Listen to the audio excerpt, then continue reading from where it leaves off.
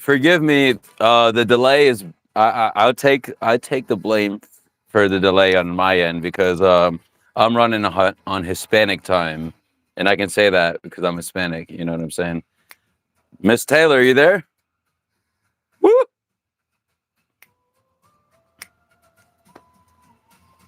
Technical. I'm Okay, here. I you're was there. trying You're to back. share it. Yeah, I was trying to Okay, share it, but let me try again. Hold on.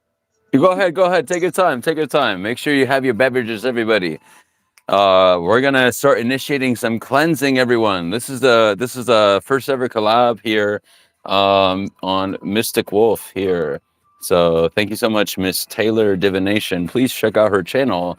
I did link it at Moonhoney2419. I'm curious if you don't mind, if it is something that is not too personal. Is there any significance to those numbers, Miss Moonhoney? What do you want me They to were address just, you as on I this didn't pick live them. podcast, by the way? No, I didn't pick them. They just kind of was a part of my handle. So I Okay. used to be Moon Honey on YouTube. Like my channel name used to be Moon Honey, and that was just like the numbers just came along with that handle. So it was just kind of random, you know, randomly Okay. placed there, I guess. You know? Did it was it one of those like generated by the algorithm? Yeah, I guess so. Because I don't think I was the only Moon Honey. I think I'm not sure, but I Now I'm don't know. curious, are you curious to see, yo, welcome, thank you for the like, whoever liked the video already, baby. Come on. Now make sure you're subscribed. Subscribe to Miss Taylor Divination Moon Honey, baby. um oh, this is confusing. Okay. I hope someone else can monitor the chat because my earbuds are Samsung. So when I try to connect, it switched over. Can you hear me now? Yeah, I can hear you. All right, perfect, perfect. All I'm right, gonna get my so laptop so I can share the live on my channel because like I'm having difficulty through my phone. Is that okay? go ahead, do what you need to I'll do. be back. Everyone in the chat, make sure you look at the description, baby. We have over there both channels. We got Mystic Wolf Oracle, that's me, baby, and we got this AI generated horse based on what she had chosen as a spirit animal. She had two options. I intuitively chose. There was a black horse. Boom! Look at that interview podcast style, baby. It's all about fun. This is a chill hangout sesh, baby. There's nothing serious. We're gonna pull some cards, and for me, I don't know about you, my love, but for me, it's all about reminding you that divinity exists in everything, my love. Divinity exists inside and outside of you. Exists in even the mundane stuff. Like put a like if you haven't already. Come on, baby. You know what I'm talking about. Are you hearing me the whole time, Miss Moon Honey? Yeah, I can hear you. What You're do you want me booming to there. address? I don't think you answered. What do you want me to address you as during this live in front of whoever many audience so we happen to have in front of us? Surprise me. Okay, gotcha, gotcha, gotcha. Please make sure you're subscribed to Miss at Moon Honey. Okay, um, and just out of curiosity, I feel this is how strongly I feel, Miss Moon Honey, about the numbers that get assigned randomly, right? Let's take a look. Mhm. Let's look. Hey, look at that. Yeah, let's look. Are you, if you're chilling, Yeah. 2419, right? We're gonna take. Mhm. Look, Medusa's looking. She's watching out for you, right? So let's see, 2419, angel number. This is kind of stuff that I do personally. That check this out. This is kind of random, but um my house, I'm not going to disclose this because I don't know if I should, but my house number literally matches the number that it's a 4-digit number, but the second digit, it's a number one, I will say that, and it looks like to me, I can say it's a semicolon in a way, but it literally matches my birth time. Like, tell me Oh, that's really? not. It really does. And my life path is 8. My life path is 8. and I am on 8th lane. I will disclose the 8th lane. Crazy, right? I don't think that's a coincidence. Angel number 2419. Are you ready for this? You want to know what that I'm means? ready. You have my Okay. full attention. You have the full attention, focusing. Make sure you like the video and subscribe, Mystic Royal Collective, please. 2419 signifies a blend of energies from the numbers 2, 4. I guess they're separating the individual energies, but representing service, balance, determination, and spiritual growth. It encourages you to trust your spiritual path and align your actions with your soul purpose. So, I mean, It's pretty legit. check it is, and check out Miss Moon Honey's channel, Taylor Divination. Type that out on YouTube and search it out. Follow her as well. Make sure you follow me too, my love. Come on, baby, and share this live with anybody you know. So we're gonna do a lot of crazy things today. Whatever, with consent of Miss Moon Honey. Thank you so much for gracing us with your presence here. Make sure, I please am check out up her for channel. She's anything. amazing. She does a lot of lives, and she's very based on me witnessing, like I'm telling you, spectator comments of what I feel with love. And it's like the vibes are good, everything's chill, and she has no problem with silence. And this is what I encourage everybody in the chat. And I encourage my Mystic Royal Collective to try to get into a state where you are not uncomfortable with silence. So, you know what I mean? Props to Miss Moon Honey. I feel that you and I, to an extent, have certain like practices that we do that are somewhat similar. And you said shamanic practices, so that's beautiful. And I feel, even if it's not officially verified for myself, I do kind of like, even my hat. It's kind of too hot right now Mhm. because it's 100 degrees where I'm at, which is crazy. You know what I mean? But to me, this gives me like shamanic vibes. And also, Mhm. it was very cheap on Amazon. And keep it real with you. You know, if someone wants to make me a handmade wolf hat, baby, come on. Rolina, welcome. Hello. Thank you so much in the chat. Make sure you Yeah, subscribe I to both of completely us. get like shamanic vibes from you. Like a lot of things you talk about, like everything being your reflection and doing inner journeys and inner work and meditation and sitting in silence. It's very like, yeah, I think you got a shamanic soul there. I, I mean, thank you so much. I'm very grateful for the privilege of being able to. And I always want to remind the Mystic Royal Collective, I don't take my streaming for granted. I know that like I am here. The fact that I even have a smartphone in general, even if it's the worst phone available, anyone that's like has a smartphone, that's a privilege. Like, come on, let's be honest with ourselves. You know what I mean? And just know that there are people that got things worse than we do. Feel the sage cleansing in the background. I'm activating it, baby. Come on, feel it. Share the live with anybody you know. Come on, baby. I love it. New subscriber. Yo, Relina, thank you so much for subscribing. Hopefully, yes, Miss Moon Honey, thank you so much. I'm about to whip out that selenite too. Thank you much, so much for doing that as well. Okay. Be your authentic self, my love. I mean, it's really important for everybody to just collectively, the more people decide to be their authentic self, the better things gonna be. You know what I mean? You're gonna evolve as a collective consciousness because at the same time, we're not working on this together. What?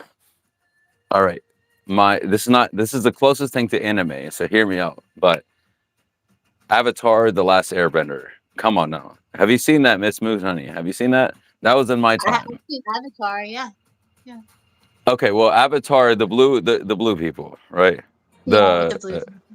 okay. That's the normal one that everybody that's not aware of the animation of Avatar: The Last Airbender. Unfortunately, Netflix is trying. Well, I guess I got to be careful what I say because I don't want them to try to come after me or anything like that. But I've yet to see it. But I heard that the live action that is on Netflix, it is very subpar. And as a millennial that appreciates, so essentially, Miss Moon Honey, I'll give you a little premise, and this is like a chill vibe, by the way. So, um, Please let me know if at any time you want to change the conversation. I do respect what you want as well, Miss Moon Honey. Okay, so please know that you're wonderful and you're beautiful just the way that you are, and Mhm. everybody in the chat should know that as well. You know what I mean? So just know that.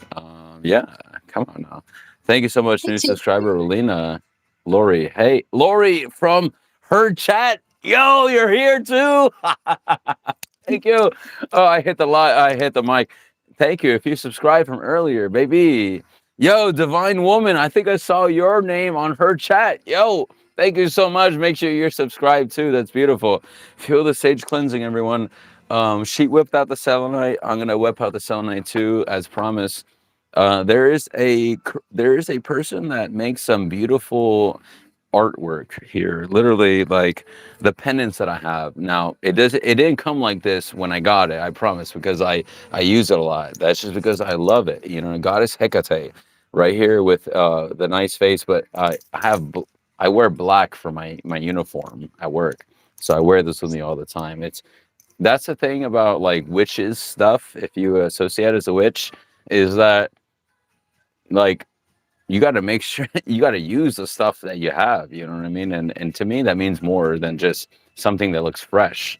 But yes, right here, but let me show you, this one is fresh and I'm trying to keep it as fresh as possible.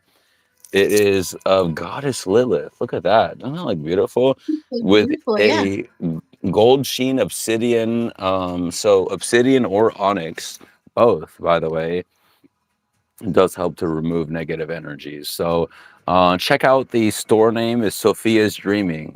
Miss Moonhoney, you may like some of her stuff too. She did make this wand, so I'm using this here.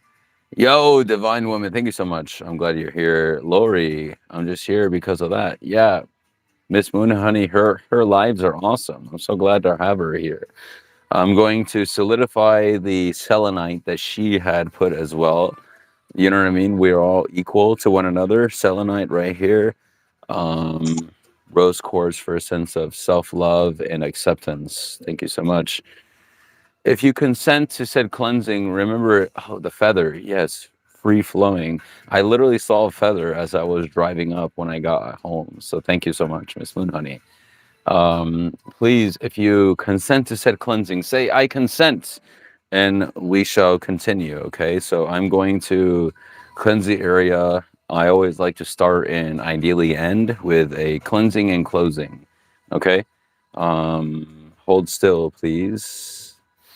Take a deep breath on count of three. Three, two, one.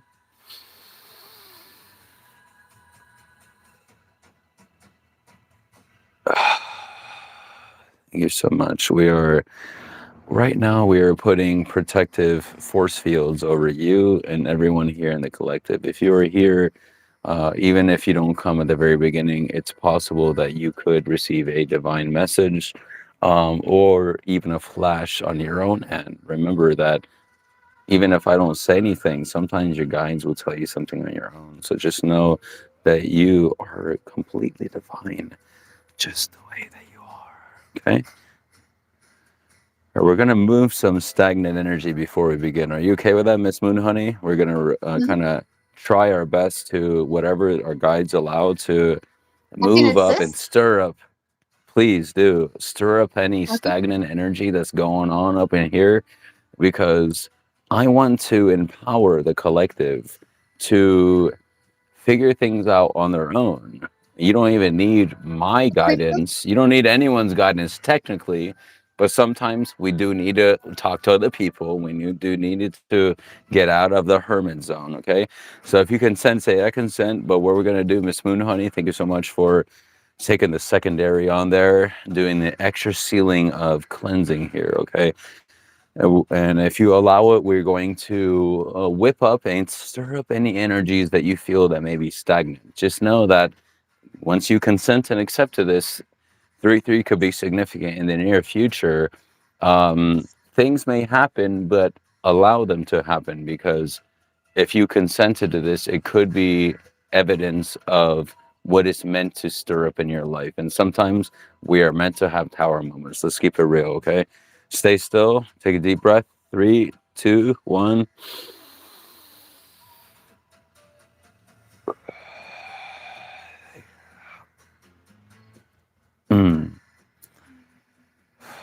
Thank you so much. Crystal, thank you so much for being here. Wonderful and beautiful. Thank you so much. Make sure you are subscribed as well. So let's rewrite the scripts. I want to remind you, I was so fortunate to find this awesome selenite pen here. Miss Moonhoney, thank you so much. We can't have enough selenite or cleansing, and it's beautiful. Please keep it going. Thank you so much. Please, just know, collective, the amount of power that things have is based off of what you give it. So if you think that everything is like BS and it ain't gonna work out, then it ain't gonna work out for you. So just keep it real with you, okay? I keep it 100. So we all keep it 100 as much as possible. We are all divine in our own ways, okay? We are rewriting the scripts. Thank you so much. Hold still if you still consent. We are rewriting the scripts on your destiny. It is a reminder that you are a divine being, my love. Okay? You're a divine being just the way that you are. And other people trying to dim your light is them trying to slow your progress. Just know that everything that is meant to happen is going to happen because you chose it to happen before you even came here. That I say things very bluntly because I want to remind you, my dear, of your divine power that you have as a immortal being. Sometimes we get so distracted with the 3D that we forget that, you know what, this vessel is not going to last forever. You feel me? So thank you so much, Miss Taylor. Do you have anything you want to say for yourself? Please feel free to chime in at any time. I do like, and if you want to collab with Mystic Wolf, reach out on Instagram for direct message. That would be ideal. Um, but reach out. I'm trying to get 1,000 on there so I can go live there too. Miss Mooney, honey, did you want to say anything? Hmm. I'm just both locked in on this feeling, you know? I love the hey, whatever you want to do in the background, we're all having fun here. Thank you so much, y'all, for the likes in the chat. We're gonna do some singing later, Miss Moon Honey, if you're still open to it. She's very gifted. She is rusty. She admits. Is that? I hope that's okay that I say, but Oh, uh, I'm very I'm rusty. saying it to try to safeguard you. You feel me? On the guitar, you know what I mean. But in my opinion, she did a really good job playing Darius Rucker. Well, he was in the original. He did a cover. It was of Wagon Wheels. So she did enlighten me in the fact that that was a cover, and I listened to the original, and it was very Old Crow enlightening. Medicine So Show. you what? Old Crow Medicine Show did it originally. And Bob Dylan, I think, wrote part of the lyric, but just like one Wait, is that part, their and they wait? kind of Where is that their name? Old Crow Medicine Shell? Is that what you hmm said? Is yeah, that their band's name? yeah. Oh, wow. Okay. Isn't Keep that going. cool? Keep going. No, keep But going. yeah, it's I like want to hear more. Yeah. Bob Dylan wrote like a part of the lyric, and I think they took that and they wrote this song and inspired this song. I don't know which part Bob Dylan wrote. It's just like a one sentence or like a lyric or something, and they made this whole song Wagon Wheel from it. Mm. Well, whenever you're ready later, I would say in probably about 15-ish minutes, give or take, I because I could don't want to rush try. I anything. You mean, know what the strings on my guitar are really, really old. Um, I mean? Are you shying on us from earlier, Miss Moon no, Honey? no, Because I'm not shy. I'm just saying, like, I'm just letting y'all know, like, it won't, like, the strings are a little old, but it does okay, still hold it's the okay, tune. it's okay, So it's okay. No worries. All right, it make does sure still you hold share the the live with tune. anybody you know. Confirmation burp right there to make sure that you do so. Okay. Just to let you know, make sure you grab a snack. It's gonna be here. We're gonna be here for. I mean, I'm cool for at least an hour minimum. Are you chill? Or a half an hour? Yeah, If I'm good for like as long as I got a lot of energy. So oh, you do. Okay, that's yeah, beautiful. it's So up to to you me, when you want to end it. So. I'm a very free flowing spirit, but I also respect the person that I am speaking to as well. So I just to let you know, like I am so hungry. I was live yesterday, and one of my guests, like literally, I was thinking about it already. I was thinking about ordering pizza. I was hungry, but I resisted the temptation because it was 1 o'clock in the morning, and the only place that was open is a place where I don't want to spend that kind of money because the pizza is, you know what I mean? So I'm gonna keep it real with you. You know what I mean? So say hi in the chat if you're here, baby. Make sure you're subscribed. Please check out Miss Moonhoney's channel, Taylor Divination. All you have to type in the chat. All you have to type. But I have a whole large pizza that has been desecrated into slices, and I will be consuming throughout this reading. And by the way, just to make this extra trigger warning for you, because I feel that a part of my sole purpose as a healer is to trigger people, I like to eat my pizza with ketchup, organic from Trader Joe's. So inject Ooh, some already humor got into the that. tomato sauce. Yeah, you got some salty, you got some sweet. If you think that's weird, come at me in the chat, baby. And I do like pineapple on my pizza too. I like pepperoni, salami, and pineapple. That's Domino's, thin crust. We have garlic sauce, extra sauce. You feel me? So this live, by the way, is kind of unhinged. So thank you so much for accepting the brave task of even being here with Mystic Wolf, at Mystic Wolf. You know what I mean? That's what it is. So, I have some cards here. Are you cool if I just kind of pull cards and just kind of keep going? And if there's anything that you want to share, please share at any time. Okay? Okay. Because that's kind of how I am. I'm really like chill. So we have the Echo Sigil Oracle deck here. This is we're tuning into that potential angelic guidance for you. Okay, collective. This is a collective messages, by the way. It's chill zone here. So make sure that you are subscribed to both of us if possible. Make sure you check her Taylor Divination and Mystic Wolf Oracle. Make sure you don't forget me too. Okay, you know what I mean. First card says Archangel Uriel. Have you heard that name, Miss Taylor? Hmm. Miss Moon Honey? I think it's reverse on your end because I want to be able to look at you. So I normally do the better camera on the back, but Archangel of Earth, energetic strength for magical workings. All right, now. Is someone trying to get a Working in little bit magic. grounded?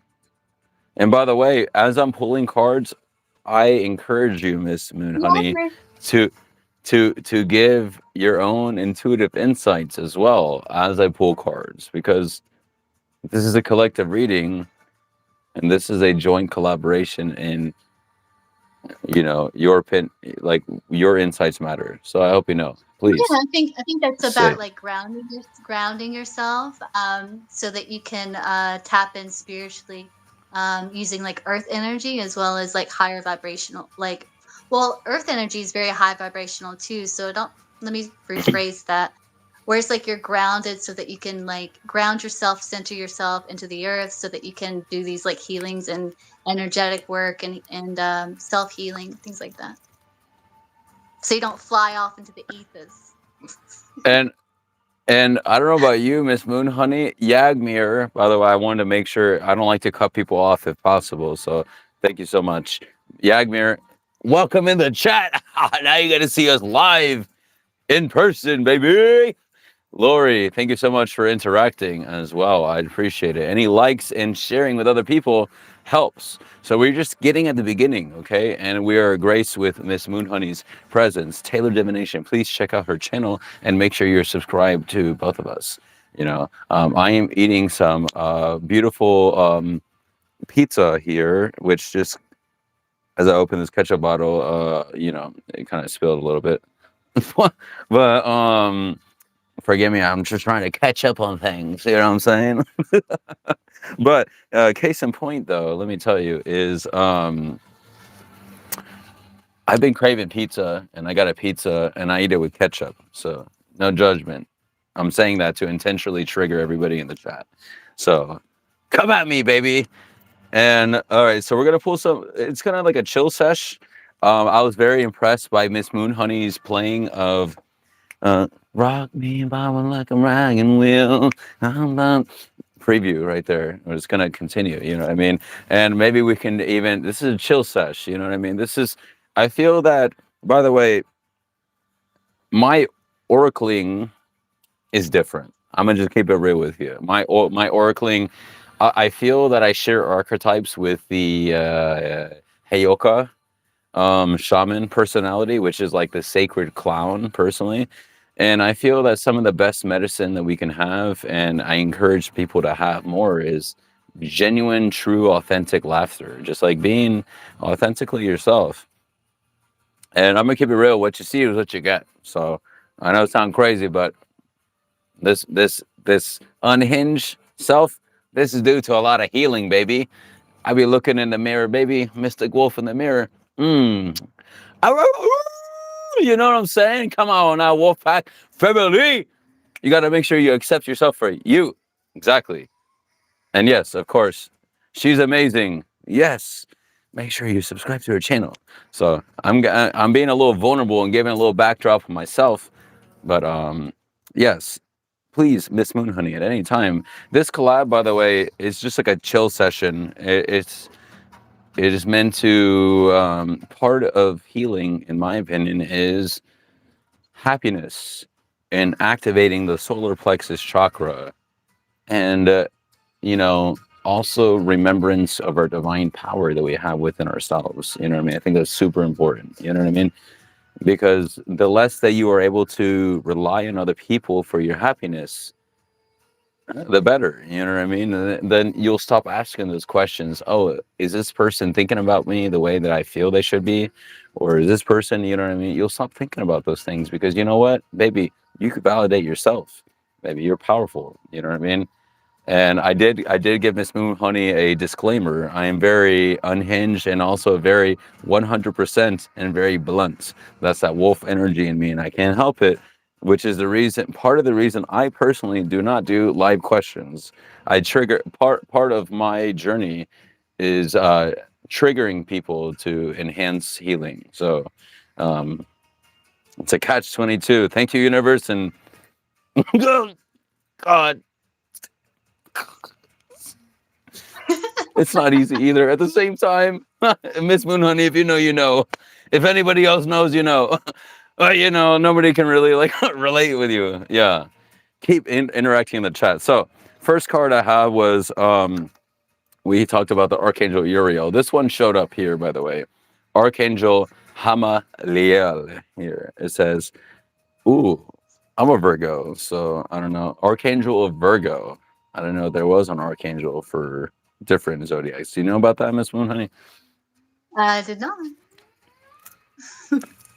And this deck, a lot of things in sacred texts that I But have we're come talking across have about taught me. yours. I mean, I'm pulling for the collective, but I'm part of the collective. So, but there's Yeah, also other Virgos other than me. So, but it says I strength to didn't. No, it's resist. not.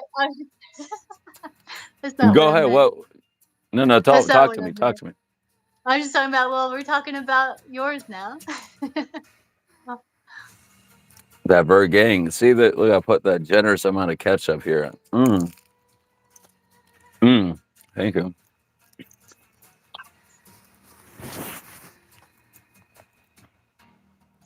Strength to resist the adversary.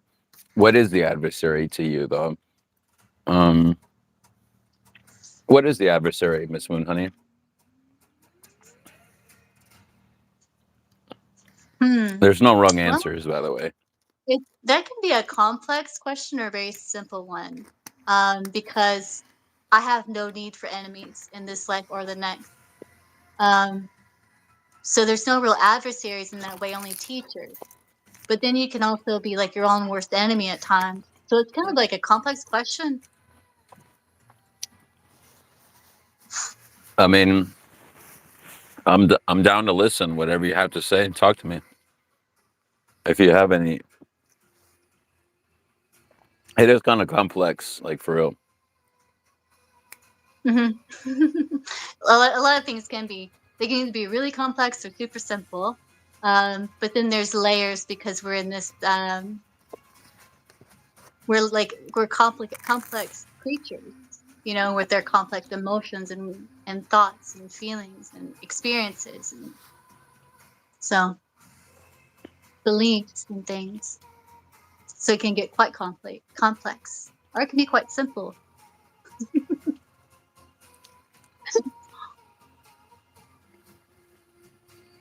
I feel definitely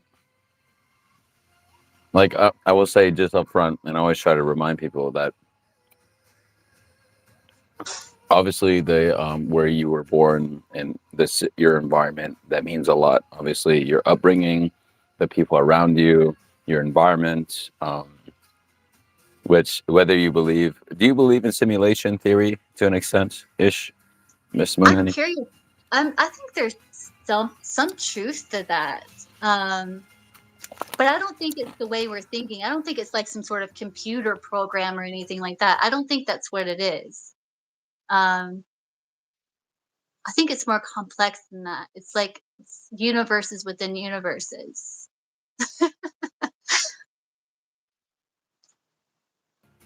And this is why Yeah. I'm opening up the floor for like these kind of conversations, because I feel that a lot of people don't think about, they just go day to day and we don't even think about these kind of questions. You know what I mean? Like the things that we consider to be important, if you think about it on a cosmic level, like how truly important are there? Like, are they whenever this, like we have things, again, not to be mission focused necessarily. It's good to have a balance and have fun, but wouldn't you want to, and this is just a general question, not necessarily to you, but I would imagine that wouldn't you want to try to advance and learn as much lessons, even at discomfort, at a cost of discomfort for a moment in the incarnation? I don't know if that makes sense. You know what I mean? Mhm.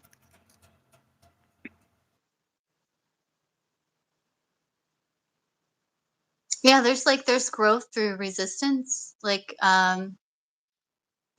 there's growth through overcoming, integration, which can be uncomfortable, but it's um it's a path to wholeness. And to I be in mean, wholeness represents is meaning of both light and dark, and integration of those things. So um even the things that are uncomfortable, it's like aspects of a wholeness. and Miss Moonhoney, may I ask, what does that mean? What does that look like to you? Because I know Wholeness. uh, of unity of a divine light and shadow, because I feel that the fact that you even said the things that you said within the past minute and a half, to me, is evidence that you have experience of that divine journey of healing certain traumas and aspects of the self through Mhm. integrations of said things that may have been uncomfortable for you. Does that make sense? Well, And I by the way, think Miss that Yagmir, thank you so much for the comments. Yeah, it's very dangerous. The more that a person knows, more knowledge. So you have to be very careful about how you dispense of it. I Continue. think integrating like the darker aspects, uncomfortable aspects of humanity is probably one of the most difficult, because it's things that make us uncomfortable, like people that lack empathy or compassion, can be very distressing for people that do experience this emotion. And it's like, for example, like the cruelty of the world, so to speak. And so I think integrating that is recognizing, like, in some ways, like, this resides within yourself. And it's a path to wholeness when you're able to accept and integrate that aspect of yourself, um, without guilt or shame or blame, because it's not about blame or shame or guilt or anything like that. It's about accepting yourself in all of your glory, the light and the dark. Um, yeah, like that's the path to wholeness thing. In so many words. Probably more to it than that, but Um, if you're open to sharing, and thank you so much, everybody in the chat. Make sure you like the video and you're subscribed to both of us, Mystic Wolf Oracle, and please check out Miss Moon Honey Taylor Divination. All you have to do is type that in the chat, pull it right up. Moon Honey 2419. I'm gonna remember that, I promise. But thank you so much. And we're going to continue to have this conversation, more insights. I'm always intrigued by other people's, other divine fractals, gods and goddesses' opinions on life and perceived life. You know, I think it's definitely very important, as you had also stated, of collective healing to an extent of people recognizing certain things for themselves. If I caught that correctly, I think you had mentioned something like that regarding like collective healing or something like that, I think. Um, yeah, yeah, basically, like it's when you heal yourself, you heal the collective, you know, because we are one, and just how we can affect each other. Like, I remember I went through like a dark night of the soul, and one of the things that was revealed to me was the ripple effect. And a lot of people can experience this through like a near death. It's very much like a near death. Like I experienced like life review and everything. Um, and they showed me like the ripple effect, like your actions, it ripples out and it affects not only them, but like that, and then like future generations. It's like, and it made me kind of more consciously self-aware of like certain actions are that I would for me to take, you know, to be more aware of that, but not in a crippling anxiety type way, of course, but where you're just aware, just more self-aware of like your impact that you have, and but that's also the empowerment that you have, like the ability to like change something for um, the better, you know, for elevation, uplifting, like a And that's smile, like also, one smile, smiling at someone on the street, you know. go ahead, go ahead. Yeah. But yeah, You're that smiling that's on you're smiling at someone on the streets, and what happens, Miss Moon well, Honey? What happens? anything can happen. Like it depends on what they're going through. Like, it can change their whole day. You know, it could change their whole experience. Um, doing something kind for someone can not only scientifically it's proven like not only does it help the person offering the kindness and the person receiving the kindness, but it can also boost the immune system of people observing this kindness. Like that's like been scientifically proven, which is really, really cool. Sort of, and thank you so much for touching on that, because I always try to remind the beautiful Mystic Roy Collective of how just their mere existence makes a difference in touching someone else's lives. And you don't have to do nothing fancy. Just you existing just the way that you are, obviously works better in a more healed stance, obviously, because you probably wouldn't be as reactive and more open to being your authentic self and not putting a mask. It's just my personal opinion. But, thank you, Miss Moon Honey. Yeah, um, it's really not an easy thing though to go through said different healing and different. I mean, I think you could probably agree that it's not an easy task to get to a place where like things don't really like affect you the same way. Is that, would you agree with that potentially? And I I mean, it's think like different for everybody, one of but the main root things is acceptance and forgiveness of yourself for your own humanity.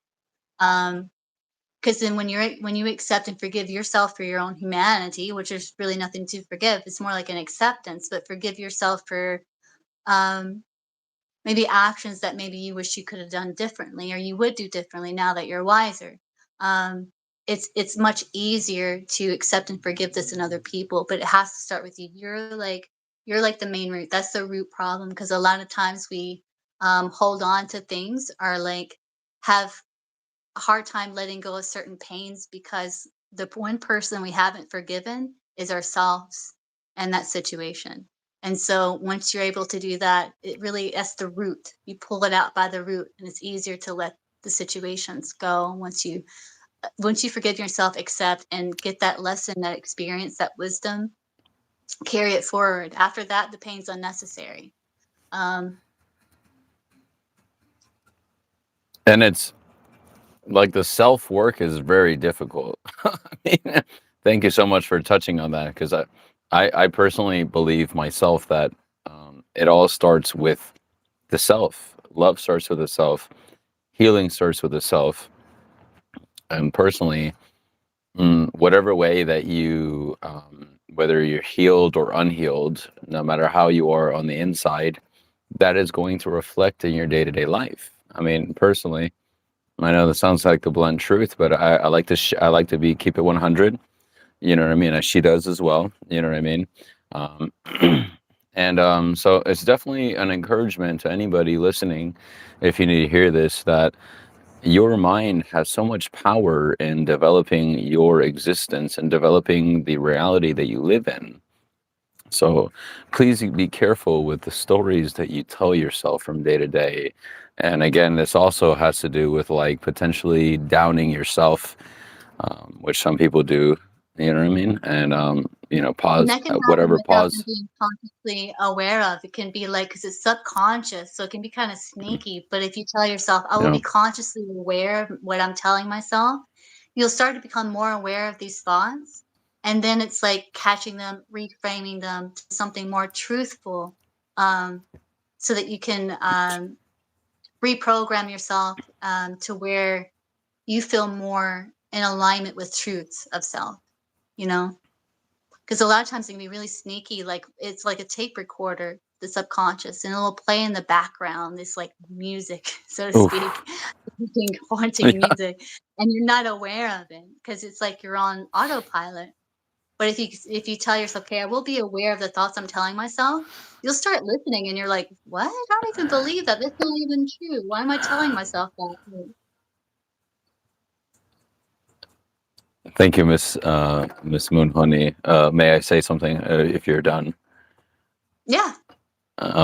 What came to mind as you were speaking was high priestess energy is what came to mind of it's that divine feminine energy, which exists in everybody, by the way, of um, separating oneself from the thoughts that come into one's mind and knowing that you are not directly identified by the thoughts. And sometimes those thought forms that come into your mind, I mean, I'm gonna be honest. Sometimes they may freak you out. I'm gonna keep it real with you. This one they're gonna freak you out, but sometimes I feel that one, they are allowed there by your oversoul, your higher self, whatever you want to call it.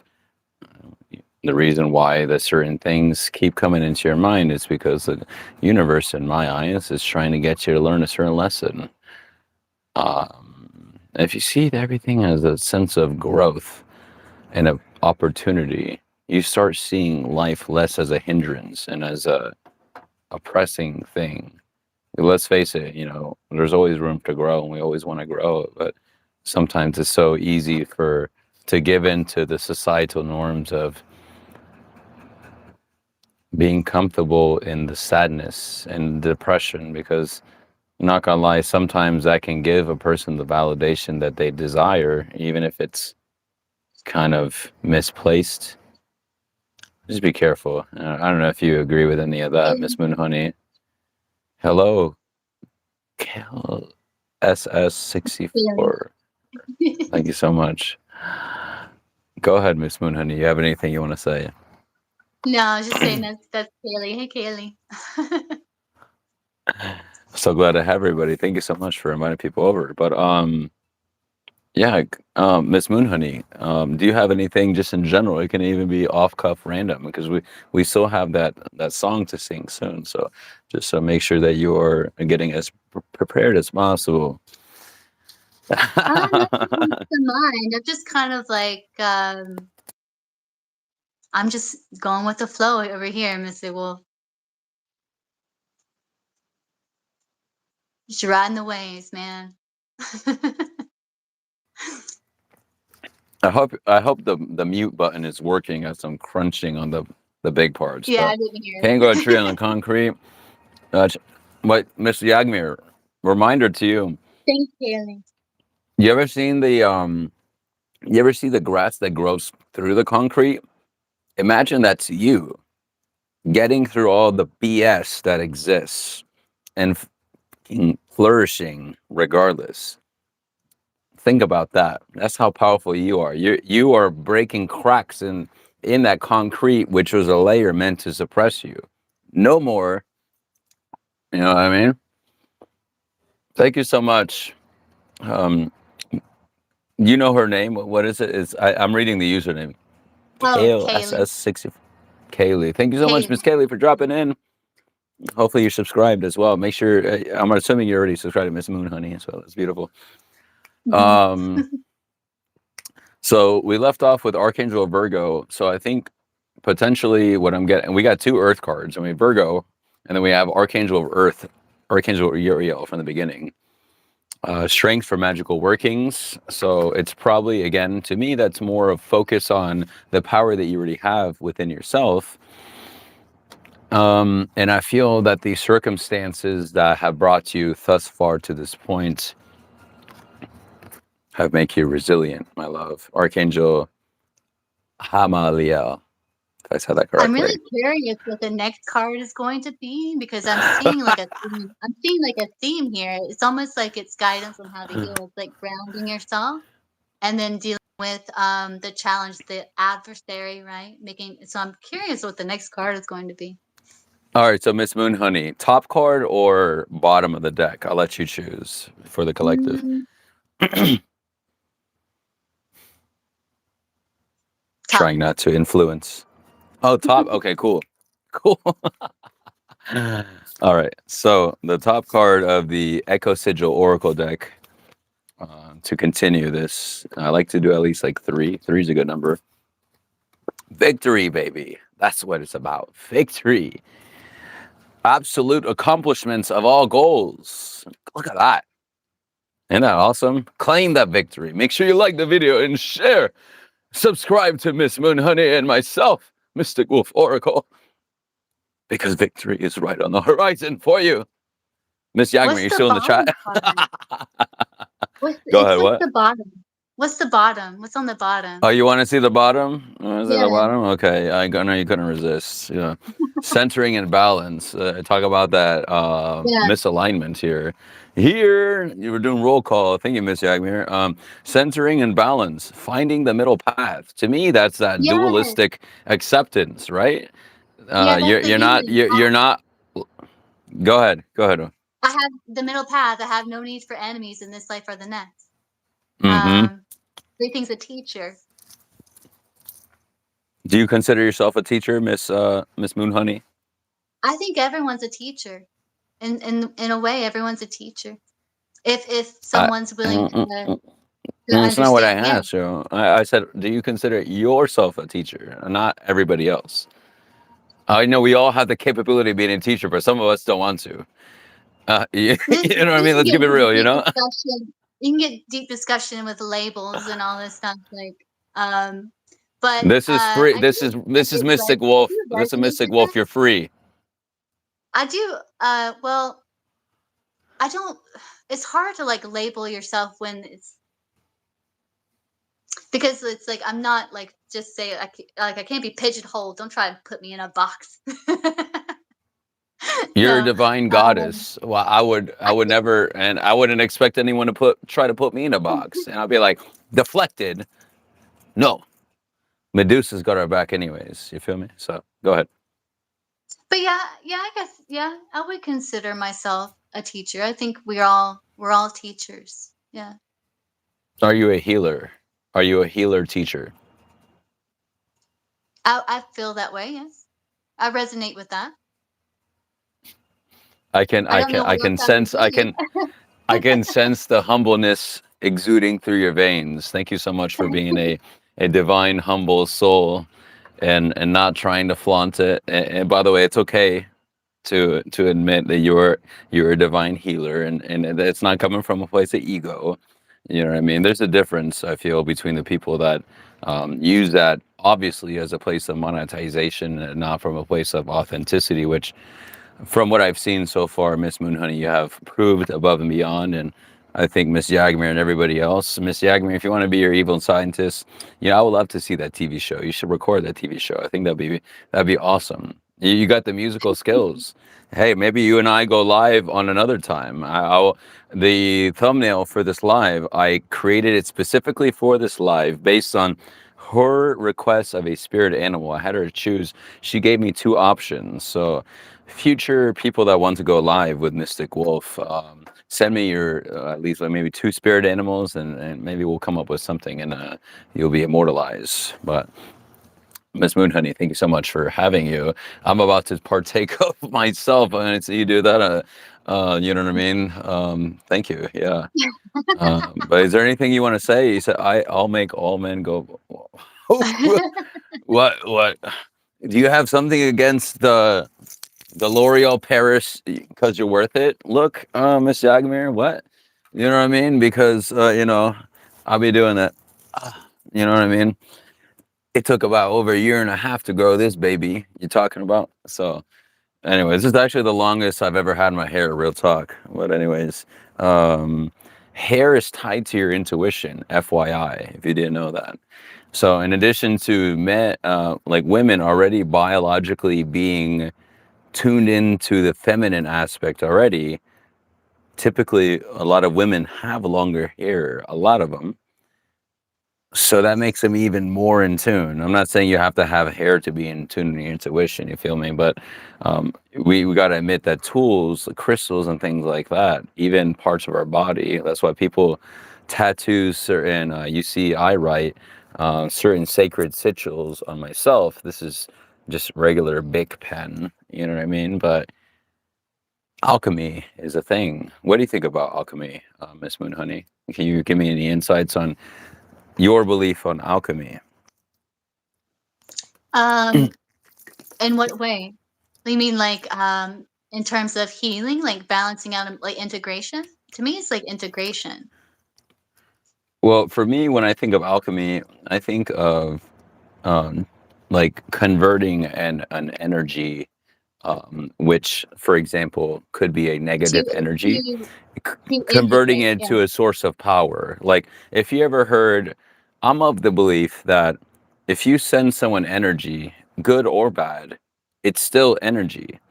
And if the recipient is strong enough to be able to convert that energy, because I mean, if you think of like, we have, like, I'm of the belief that logic and spirit nature things are true both at the same time, if that makes sense.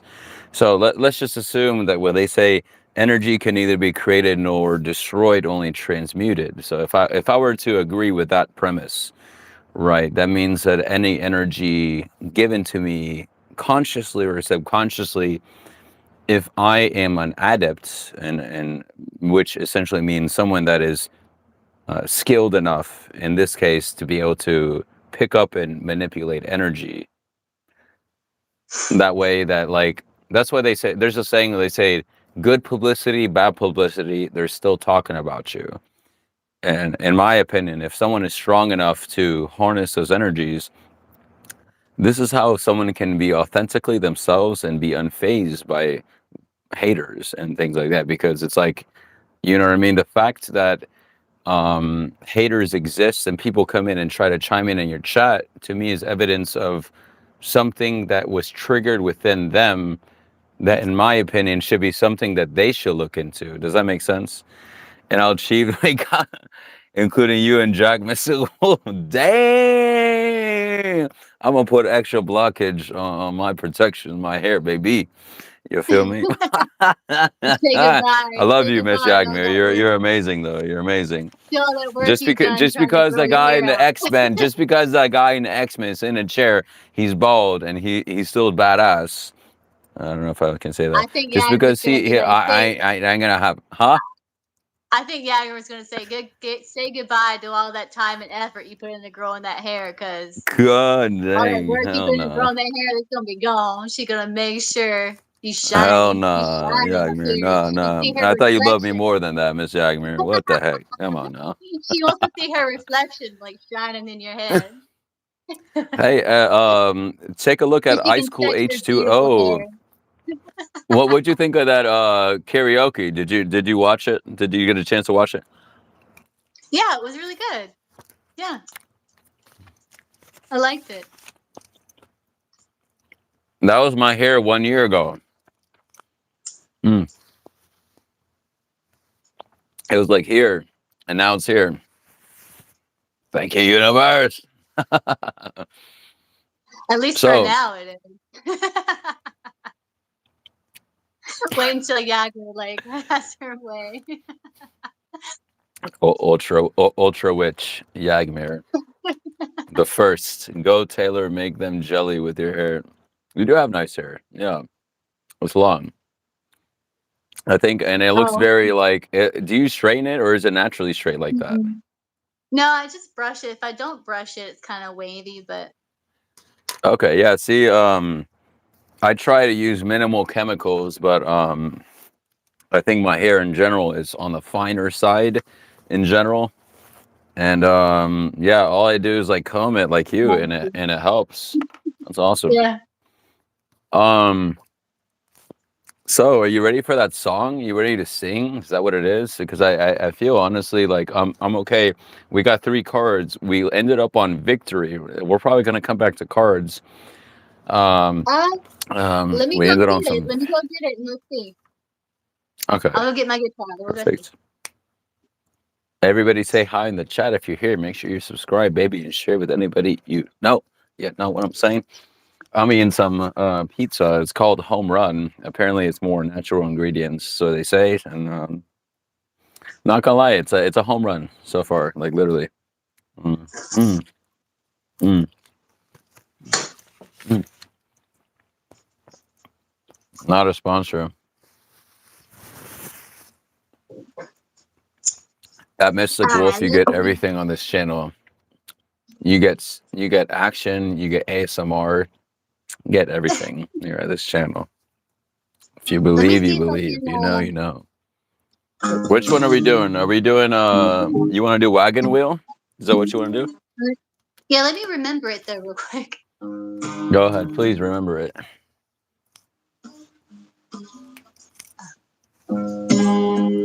Come ain't gonna help you. It's so funny, Miss Jagger. It's awesome. Oh god.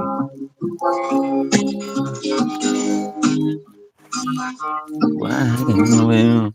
Mhm, mhm. In the meantime, Miss Moon Honey, please take your time.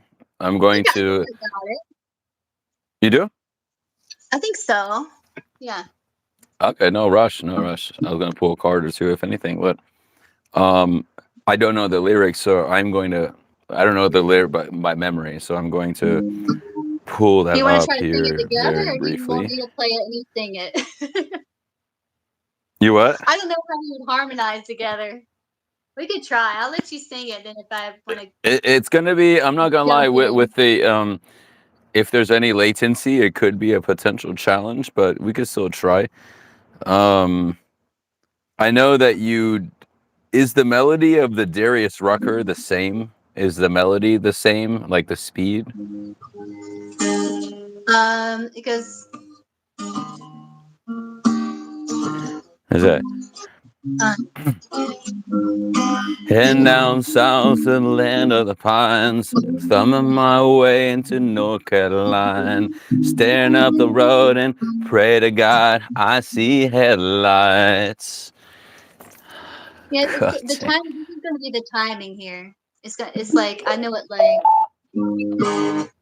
here. I'll like sing. I'll like sing it so you can get the timing, just like the first Yeah, like little maybe verse. we can both. Yes, yes, perfect. It'll be like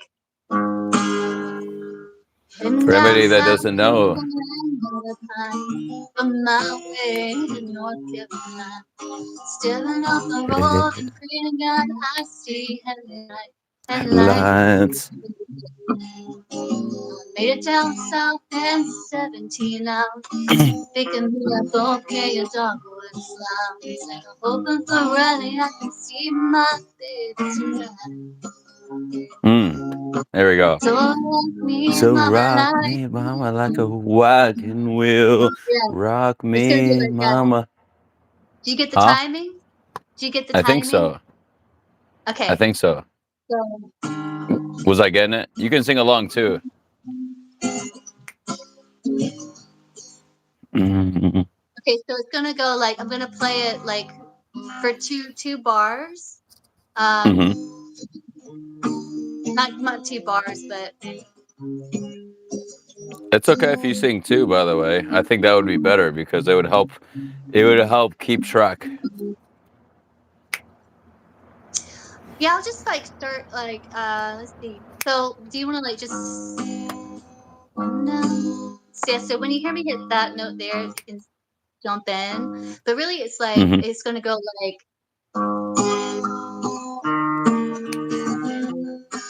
Sup, Ethereal? How are you doing? Make sure you subscribe. Thank you for being here.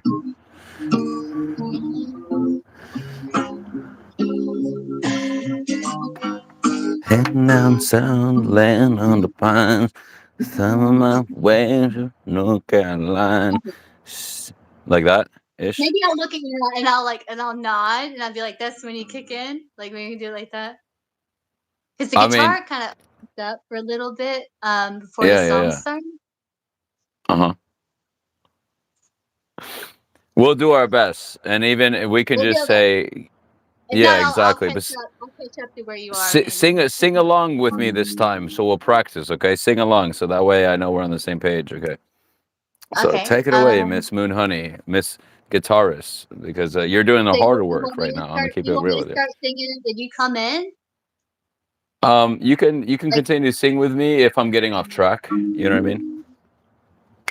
and down south to. Okay.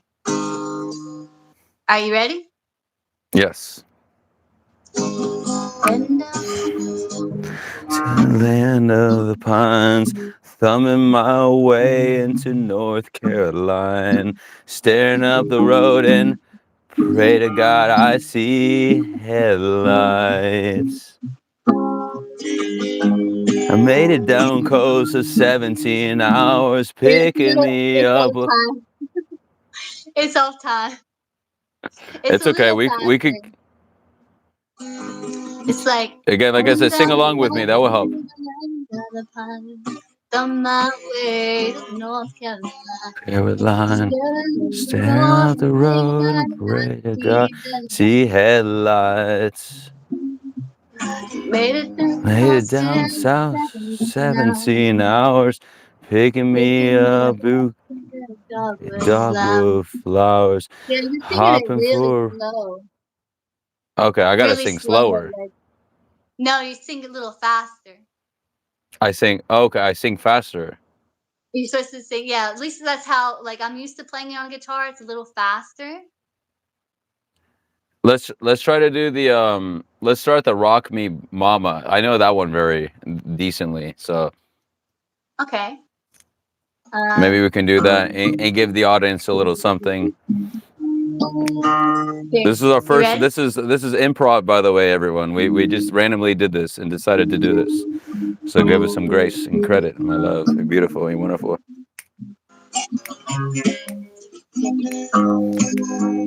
Mama like a wind in the rain, rock me, mama like a southbound train. Hey, mama, rock me.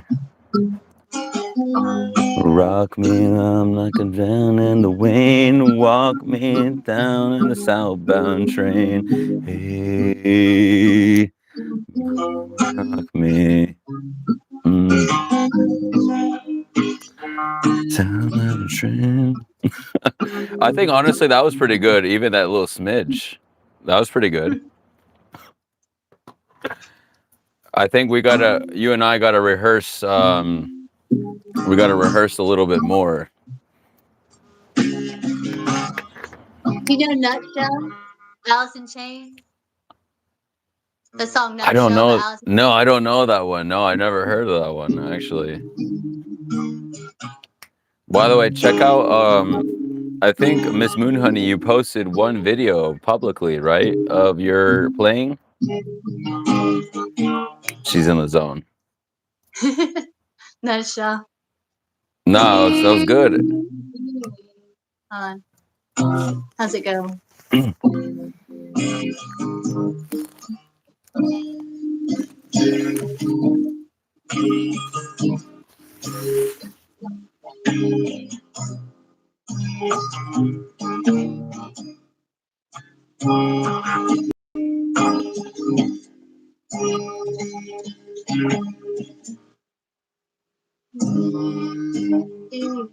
I haven't played in a long time. I don't remember how. I just remember that part. I remember it goes like.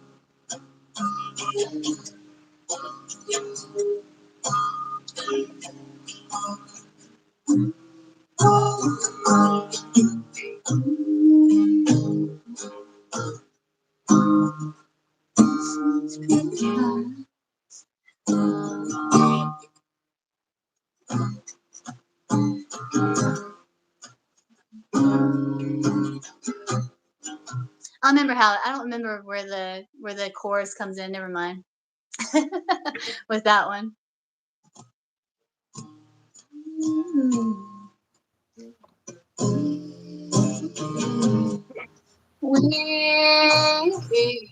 think you did wonderful, Miss Moonhoney. Thank you so much.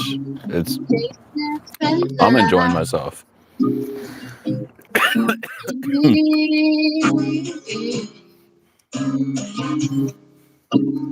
Face up at the sky, and yet I find, and yet I find that I'm alone. Oh, my finger's starting to hurt. I hadn't sung that song in a long time. Well, like you said, when you haven't played enough, your fingers aren't callous. Lullaby for the night, almost 4 a.m. for me. Love you, Miss Yagmir. Thank you so much for staying up for the Good chat. night, Yasmin. Sleep well. We delivered on a little bit of singing, for sure. So thank you so much. That's beautiful.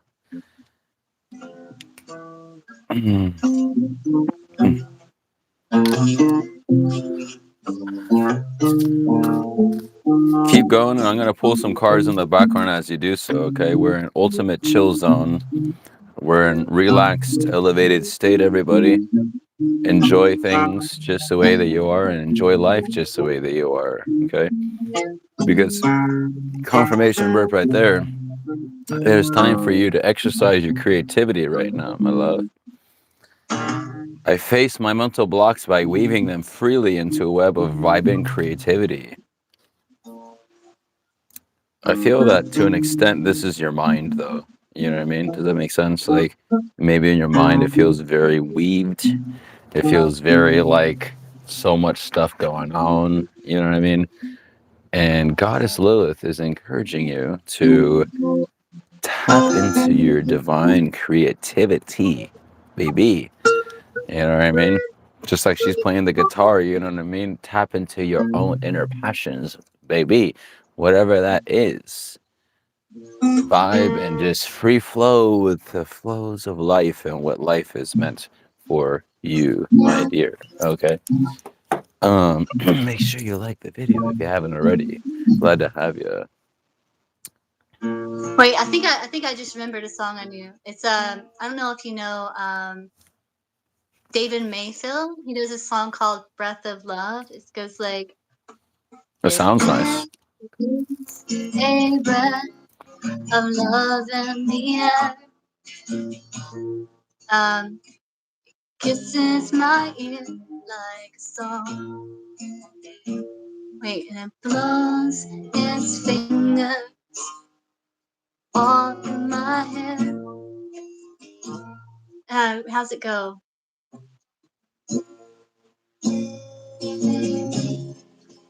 Love in the air, kisses my ear like a song.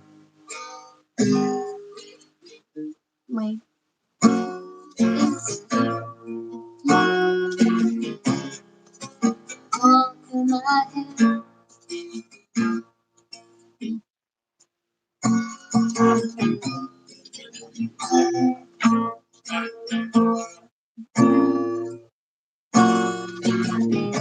There it is. There is a breath of love in the air, Kisses my ear like song, and it blows its feet all tonight. I can't remember that one either. I don't know. It's been so long since I played. Hey, it sounds like me on the keyboard. Like you did pretty good. For me, if there's any instrument, it would be the keyboard, which have a little more experience with myself. Reactivating the sage cleansing, everyone. Thank you so much.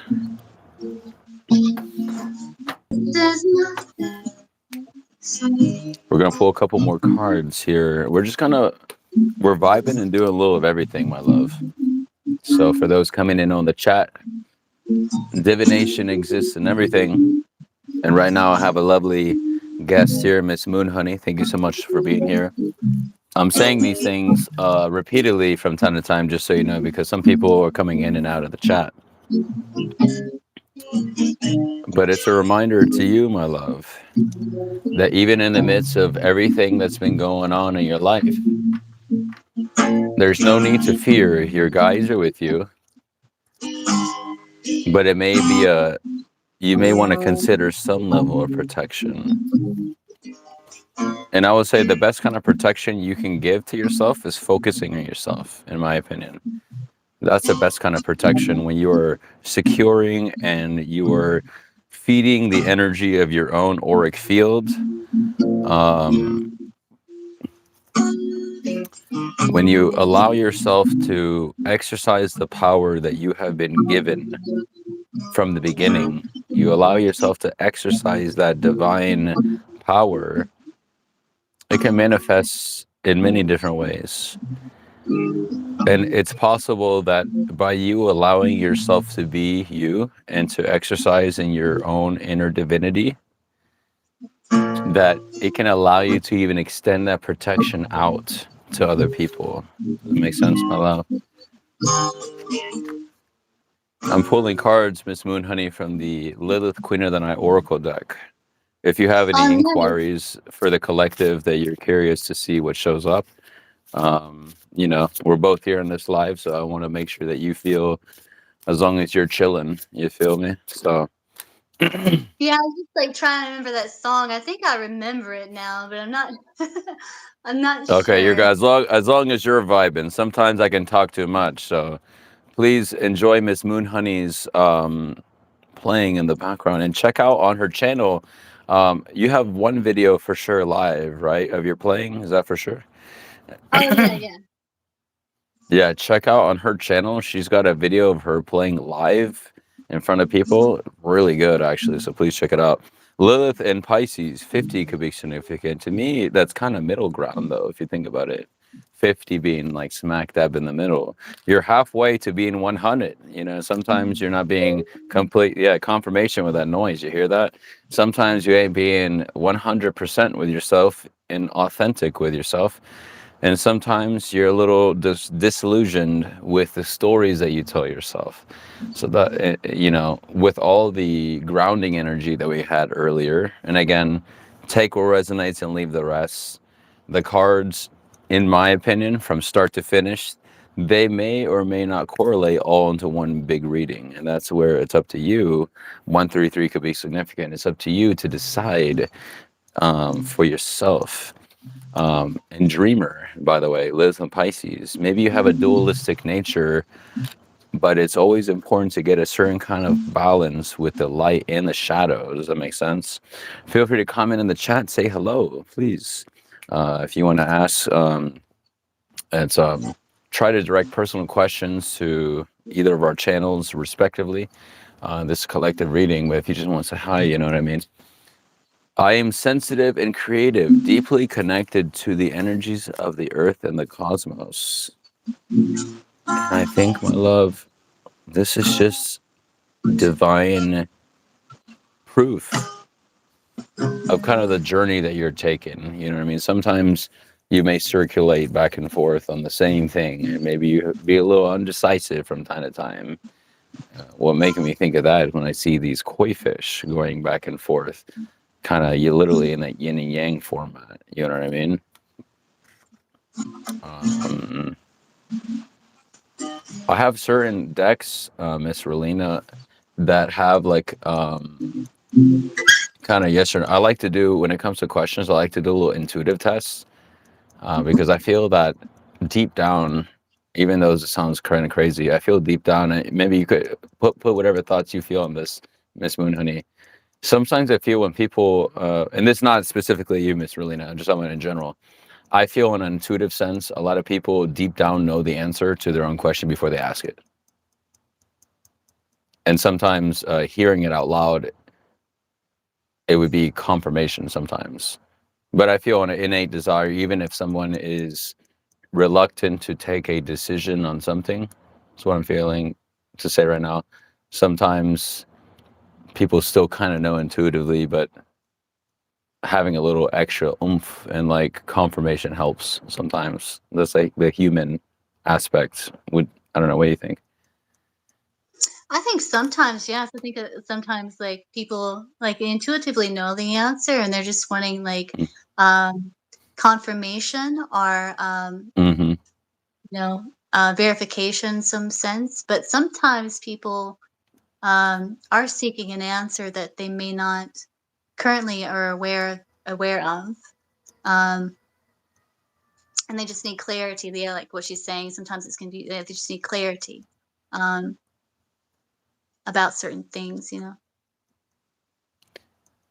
And that's totally fine, by the way. I'm not against questions, but I always try to encourage the Mystic Royal Collective that we have a lot more extra levels of insights more than we know. Mhm. But I will indulge in the question to an extent, and this is how I do questions in my life. So I have a few decks here which do give kind of little short word answers, yes or no, maybe in the near future, that kind of thing. So whatever question you have, keep it in your mind and trust that whatever answers show up, if any, because I'm gonna keep it real with you. Sometimes I don't know if you agree, Miss Moon Honey. Sometimes the guides, our guides, and if we're doing a reading for somebody slash their guides, despite how people may petition for an answer, sometimes they're not allowed to know, and you're not allowed to tell them anything. And maybe you could tell Yeah. them, but you have to be careful not to accrue karma for yourself because our words mean power. So, you know, anything we say could, depending on how healed or unhealed a person is, and taking that information and running with it. Um, you know, I'm very careful myself about giving like deadlines and things like that because as a manifester that we are, God, goddess, whatever you identify, you can change that in an instant. So Mhm. the reading, when I tell people, when I give people a reading, that reading is me picking up on your energy at that very moment on this date and time exactly from a time perspective. That doesn't mean that's set in stone because as a divine being that everyone is, they have the power to change that. However, if a person takes the information and runs with it, they will most likely manifest. And that's why to some people, the dates do work for some people because they have enough belief in it to manifest it for themselves, if that makes sense. So that's what the power of as you have more knowledge. I think Yagmir said it properly. She said with the more healing, you know, she felt that people try to come after her or something like that. And I feel that you do attract energies the more that you evolve and heal, whatever that looks like to you. Um, but yeah, I'm just saying that as a collective, I have this deck here. Oh, some cards fell out It's already. interesting Lock because in your question. then when you keep Huh? rising, though, when you keep rising, like those things, those energies don't really affect you because you've done so much integration, right? To where like it's not something outside of you anymore, you know, and Mm. it's personal beliefs. It's like limiting beliefs that you're working Yes. through on this Yes. path to wholeness. So when you get to a certain point, um, the things that use like certain like outside forces or something don't affect you anymore um, because you've done this integration towards wholeness. So it's like nothing outside of you, not giving your power away to anything outside of you. Um, it's kind of complicated, I guess, in some ways, but It. It it really is. May I add something, Miss Moonhoney? Hmm. Um, this is for me, and this is why I love. Like, I feel that this conversation in general is a very intellectual conversation, just in general. Like, I feel where two people can come in a room. This is for anybody, by the way. I always encourage critical thought. And I tell people not to even take my word or even her word or anyone else's word for you are the author and creator and architect of your own life. You know what I mean? And we are simply here as potential healers and potentially to give a message that people could resonate with. Um, but yeah, no, there's something I was going to say in response um, to you were saying, and I just like spaced it. So that's probably for a reason. When things like that happen, it's not meant to be said at that time. Um, were you going to say something, Miss Moonhoney? Mm-mm. No, I'm just listening. So if I remember, I promise I'll say it again. Anybody, Miss Rolina, if you have your question, go ahead and lock it in your mind. I'm going to head and reveal these cards that show up here to see if anything shows up, and it could potentially answer for you. Okay. The first question, first card. Are you ready, Miss Honey? As well. Hmm. Yeah, I'll pull a card too. The first card that shows up, it says, "Choose a new direction." Mm. The first thing that came to me personally was perhaps clinging on to a desired outcome too strongly. Um, that might not be essentially for the highest of your alignment, potentially. Now we have this card that came just right after. There's only 13 cards, but a total of 4 showed up. 4 is the number of stability, so that might be a good sign. But I feel that there may be some kind of decision that maybe one person or whoever I'm speaking to in the collective is weighing out, because it does say go, the time is right here. So we had choose a new direction. To me, this is kind of giving like look, and this eye is symbolizing like third eye intuitive insights, which you kind of know you probably need to like let go of the handle a little bit or choose a new direction. And this is just clarification, knowing that probably it's kind of like time is probably significant here, and it's probably something that you should probably do sooner than later for your own sake. Did you want to say something, Miss Honey? Miss Moon Honey. It's just interesting because like the card I pull is the Five of Wands. I can talk about in transition, and it can talk about a bit of like scattered focus, but it is like about a change, like adapting and adjusting to a change. On the bottom of the deck, we do have the Seven of Pentacles and then the Ace of Pentacles. Seven of Pentacles is where there's an evaluation. Is this still worth my investment, or should I move on to new beginning? I see a new beginning here, moving a new direction. With the Eight of Pentacles, so working things out, mastering some sort of skill or craft, overcoming bumps along the way. King of Cups, balancing things out with emotional balance, success through creative discipline and listening to your intuition. And the Queen of Pentacles, which is about grounding it, creating something from this, from a place of balance. Balance. Beautiful. Did I count 5 cards that you revealed just now? Yeah, I this is missed the one of first them. card. This is the one. Then I had 5 cards on the bottom of the deck. I like reading the bottom of the deck too, What but that's the which one first was cards that us? were on the bottom. I have the Queen of Pentacles, 8 of Cups, 8 of Pentacles, Yeah, I and got the Seven of Pentacles. yeah, I have the Seven of Pentacles, Ace of Pentacles, Eight of Pentacles, King of Cups, Queen of Five Pentacles. of Wands. Top- The top card was the Five of Wands. Ah, okay. So like 5, she mentioned it earlier. 5 is a number of change. Um, It's also a search for freedom. And if I'm not mistaken, I don't know, I don't remember what that card looked like. But I think doesn't the tarot, like the Wade Rider tarot, depict 5 of Wands as like strife and like a battle or something like that? It's kind of like Kind of where like there's four people like kind of battling, and there's one person with yes, one wand up.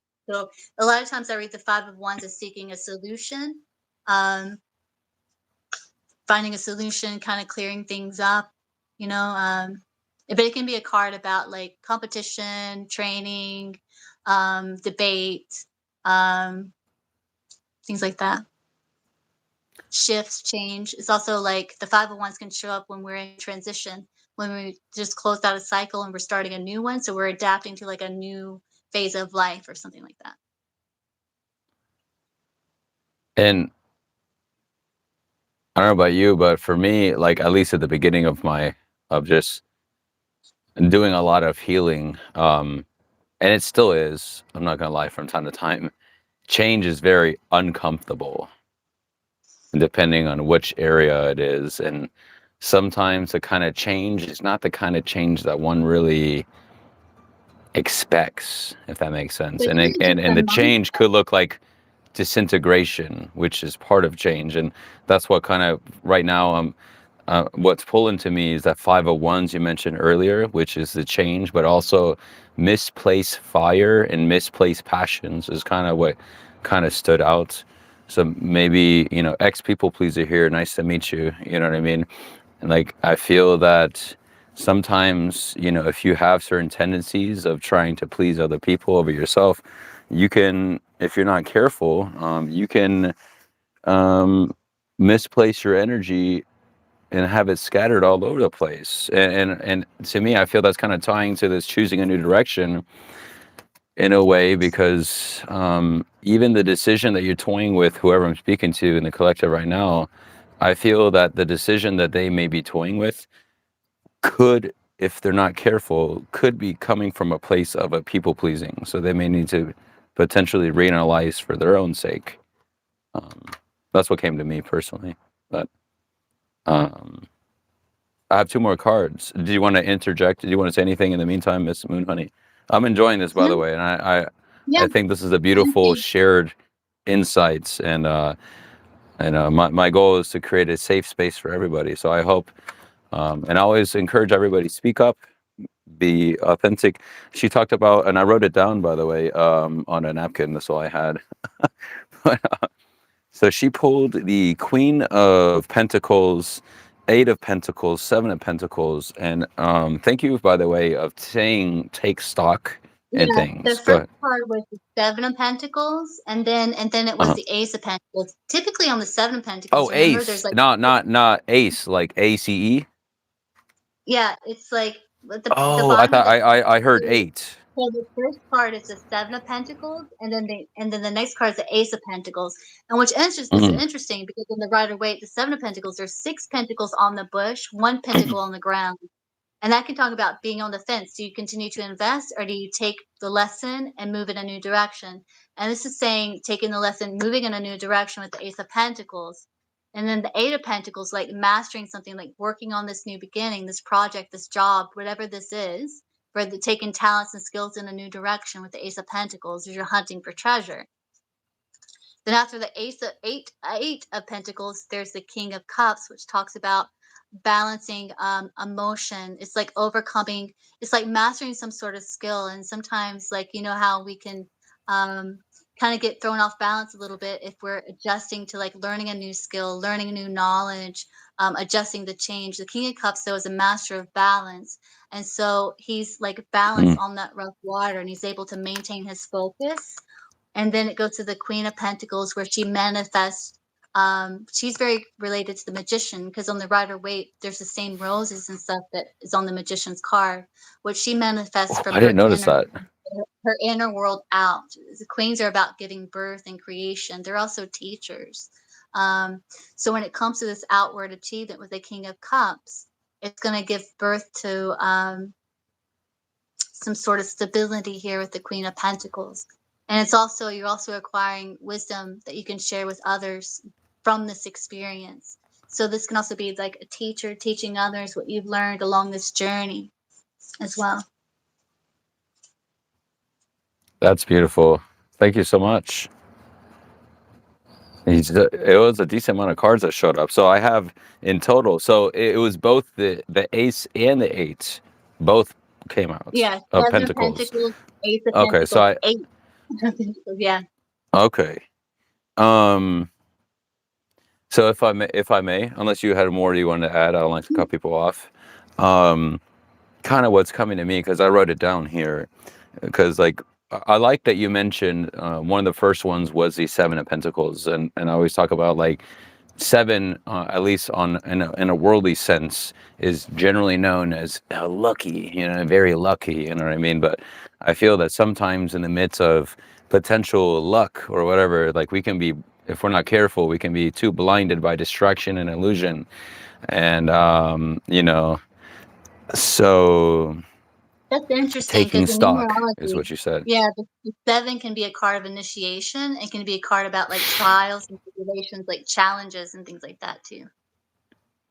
You see a lot, and I'm going to be very careful with my words here because I don't want them to think I'm, promoting any kind of um, um, wasteful, in my eyes, hobby. But everyone's got to learn their own. But um, all of these things with like sports, I mean, it's getting big. Like I feel like the number seven is kind of tied with when I say illusion. I'm talking about like feeding into dopamine kicks, and then that could be even translated like maybe who I'm speaking to could be easily distracted by the things of this world, where then you could potentially lose sight of yourself if you're not careful.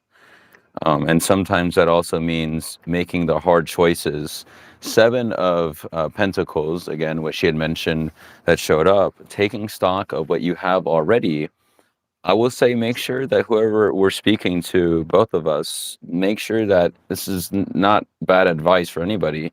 Practice gratitude in your everyday life for the things that you have. And that's, in my eyes, that's part of taking stock, especially when you talk about pentacles, that's directly relating to your foundations, which on a cosmic level, I don't know what you think of this, Miss Moon Honey, but like your foundation is also beyond the physical, is also the way that one takes care of themselves and the way that they treat themselves, because the stability also starts with the self. You know what I mean? Um, and to me, like stability is beyond material, even though obviously that contributes to it, obviously. Um,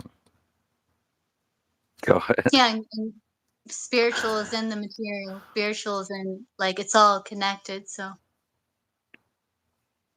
it's like the King of Pentacles, like, he connects through God, through the material, through his work, like, he expressed divinity through his work in the material world, the King of Pentacles. That's how he connects to source, is through his efforts, through his work, through, like, the gardens that he grows, the fruit that comes from it. That's how he connects to source.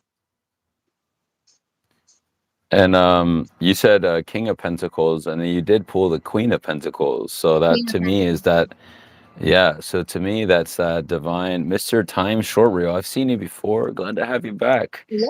Um, Make sure you're subscribed to both channels.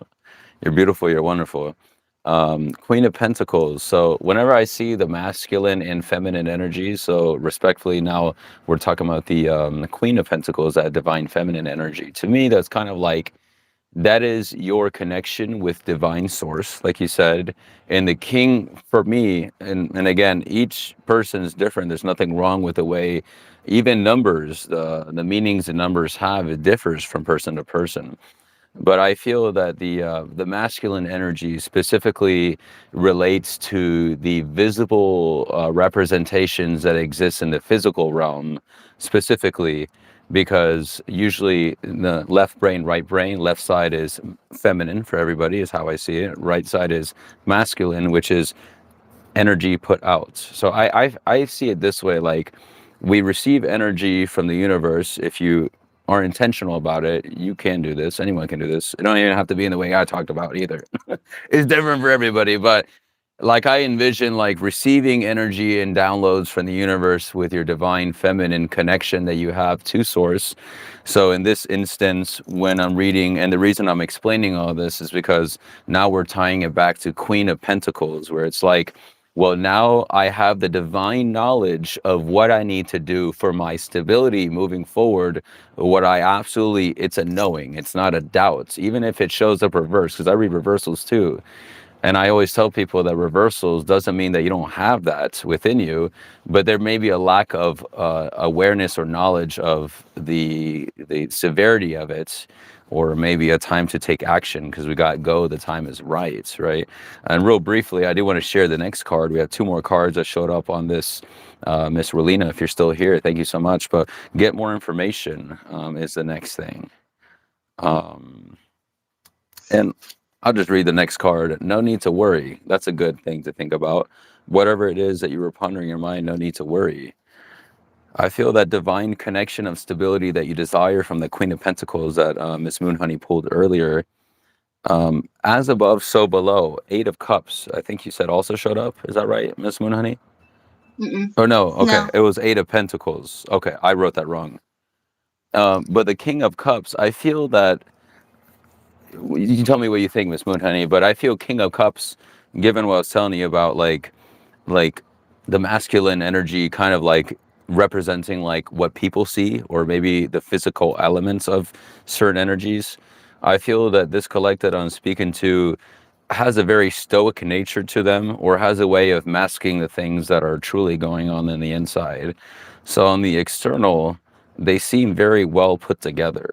And I feel that there's the King of Cups in this instance. For me, I'm getting someone that they probably have had a good sense, and they have a good sense of emotional stability through the hardships that we've talked about.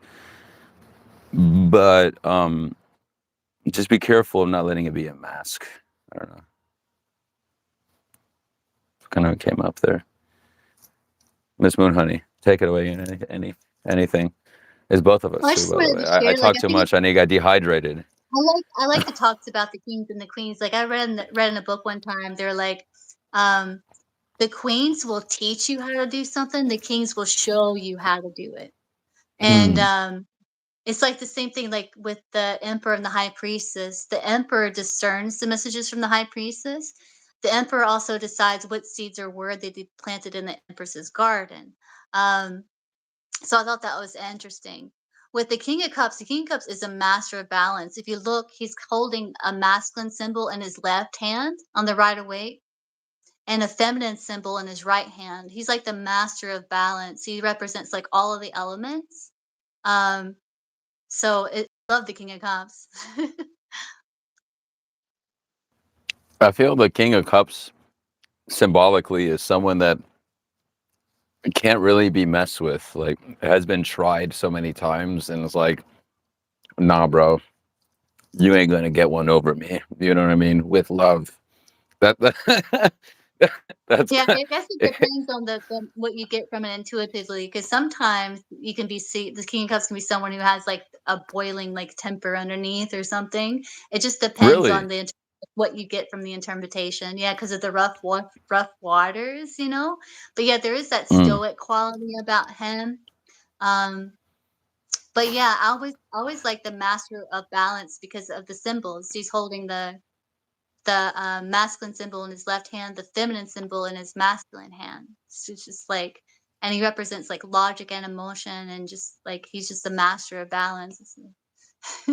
I gotta take a look at that for myself, Miss Moonhoney. Thank you for the Mhm. reminder on that. Um, so, do you feel then in this situation for the collective? Do you feel that that's a cool animation that you got on your box there? Um, yeah, that's cool. Um, do you feel that the whoever we're speaking to in the collective, that they are boiling and simmering on the inside?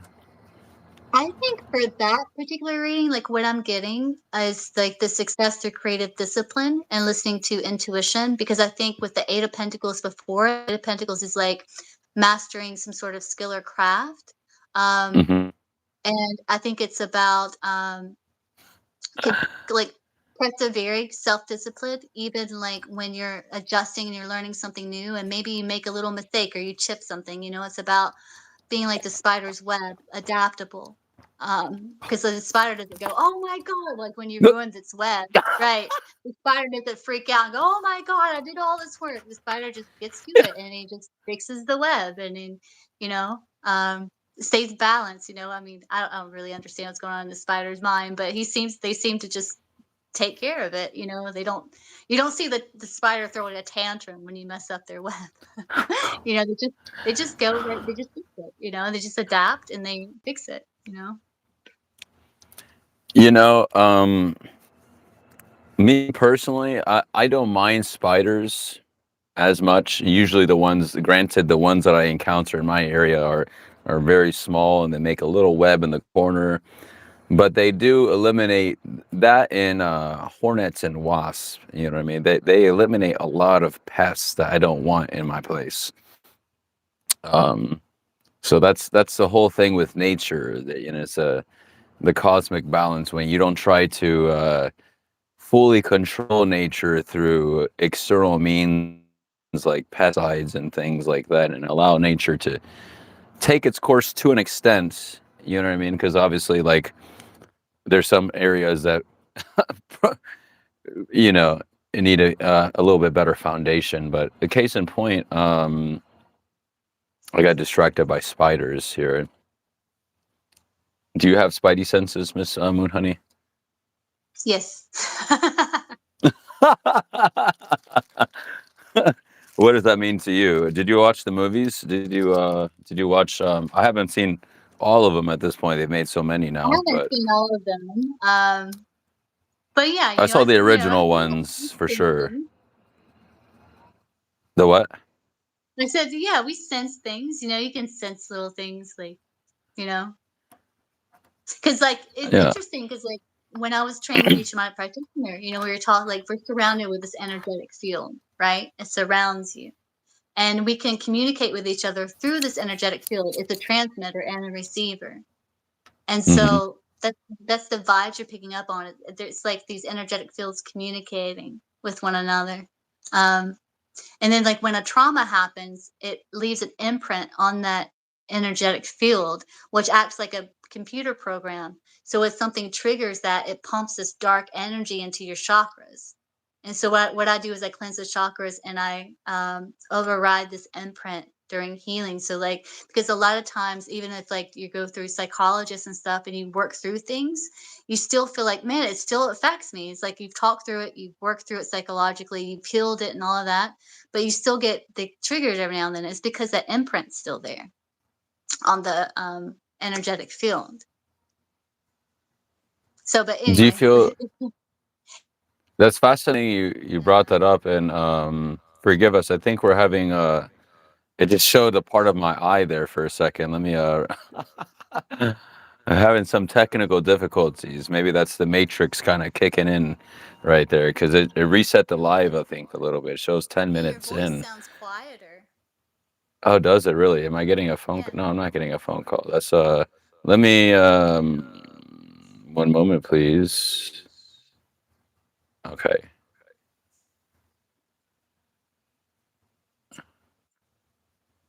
Hello? Can you hear me now? Hello. It's still low. All right, The what about now? sound still low. Oh, wow, that's crazy. I can hear my own echo. It's crazy. Yo, Casey, what's up in the chat? Glad to have you. Let me put my earbuds in. This is the Matrix trying to affect the vibe. That's crazy. But no need to worry, beautiful Mystic Royal Collective. The show's gonna keep on going. As long as Miss Moonhoney here has the stamina, we Oh won't keep yeah. her here too much longer than what she wants to be. I promise. I'm here until you're ready to end the live. Like I got a lot of energy tonight. So we're gonna go Cool. Are somewhere. you? Can you hear me better now? No, it's the same. I can hear you, but the sound's really low. Let me. I may have. It may not show the screen for a second. Give me one second.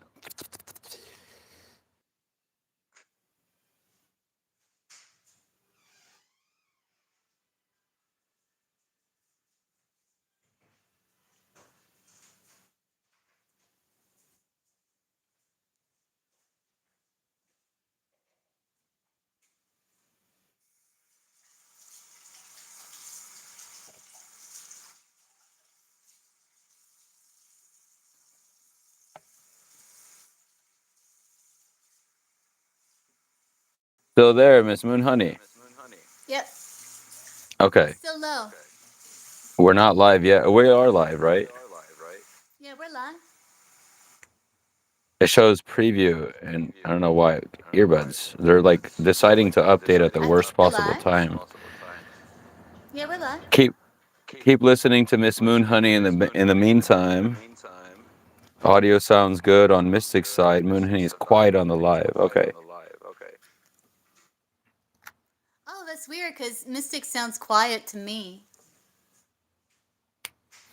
I'm glad to have you. We're gonna reactivate. We're gonna do it while this little intermission, whatever you want to call it, is happening. It says we're live, but it says preview. That's kind of weird. Okay. Make sure you like the video, y'all. It's kind of glitching a little bit, but we're gonna do an intermediary cleansing here to continue things. Make sure you get your beverage, food, whatever it is. Get comfy, my love, my beautiful Mystic Royal Collective. Yes, exactly like that. Sage cleansing, sage cleansing, sage cleansing. All right, earbuds, 70%. I'm going to show the bottom card of this 13 card deck. Unlikely. So we have choose a new direction, go, the time is. I'll start from the beginning, just in case Miss Casey, I don't think you were here earlier. Choose a new direction, go, the time is right. So I feel that with that, we had talked about someone kind of like knowing certain decision and intuitive insights that they need to probably act upon potentially. Make sure you have the proper information before you take action. Make sure it is calculated and not out of a response, is what I feel to say, because there's no need to worry either way. The card that shows up on the bottom, though, sounds contradictory. I think we're back on again. Let me put the earbuds, just look like it activated. Miss Honey, Miss Moon Honey, can you hear me? Hello. Yeah, I can hear you. You're still low though, so I guess that means I'm low. Maybe. Miss Casey, tell me if I'm echoing, because I somehow hear my echo. I don't know why, but yes. But anyways, unlikely, whatever the answer. I feel that this right here, though, the symbolism, every time I look at this, shows like a breaking of tetherings and a breaking. Yes, you're echoing. Thank you so much for clarifying. I feel that there's a certain connection. I mean, to me, every time I see this, it's kind of like maybe it's not in the way that you think it's going to happen to stop and not be so hung up and cut the tie to whatever decision or thing that you were so set up on. Allow a little flexibility. Let me reset this. Go ahead, Miss Moon Honey, take it away. You know what that symbol reminds me of? It reminds me of two like neurons in the brain. It looks like two neurons, like communicating with one another, kind of. But there's like this stuck energy or heaviness there, like a bit of a block. Like there's issues with communication.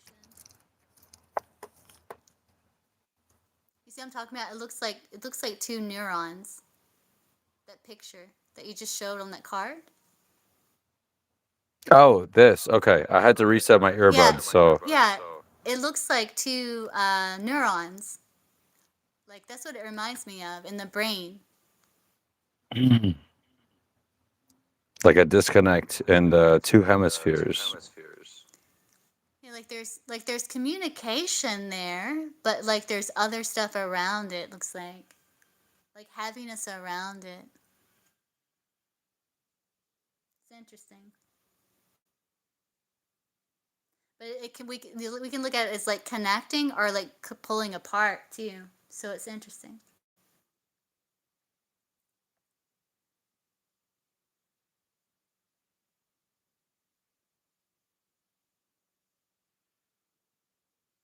Hey Mia, can you hear me, Mia? Oh, I can't hear you.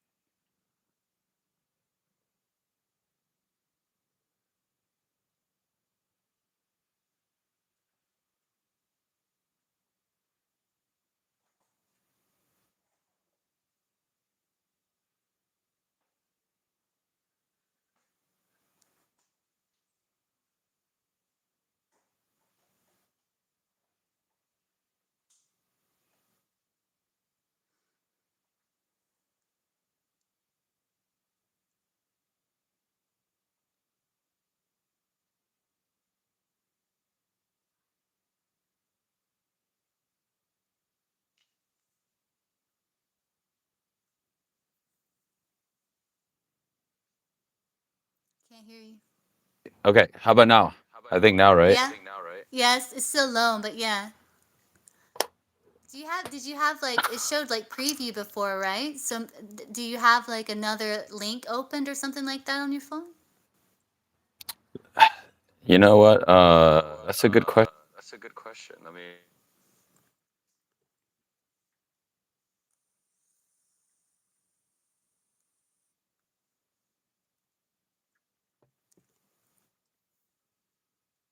Okay, so I'm just gonna roll with it for a little bit, y'all.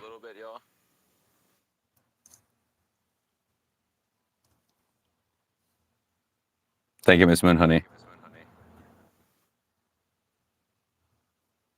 Mia says it's good. So It's okay with the echo. I like to hear my own voice from time to time. If it becomes too much, let me know in the chat. I don't know why it's like that, but whatever. We'll roll with I'm it. wondering if you have like have it open like another link on your phone or something. You have it open because usually it echoes when there's like you have the live open somewhere else on your phone. Okay, then they're saying it's good now. They're saying I it's mean, good. I know what you're saying. Do you hear the echo? No, I don't hear it. Okay, Mia, maybe do it's just you? me. Hold on, let's see. Okay, I turned the volume up. Okay, they're saying it's good. I mean, I know what you're saying. Do you hear an echo? A little bit of an echo, Okay, maybe it's just me. but it's not bad. It's okay. Let's keep it rolling. I have another pair of headphones, if any. I'm gonna step off to the side. Miss Medusa gonna look at you with love. With love, I promise. Unless you try to mess with her, then she's gonna see. I'm gonna mess with you back. You don't want to mess with Miss Medusa now. Come on now. If you know, you know. I have another pair of headphones here. I'm gonna try.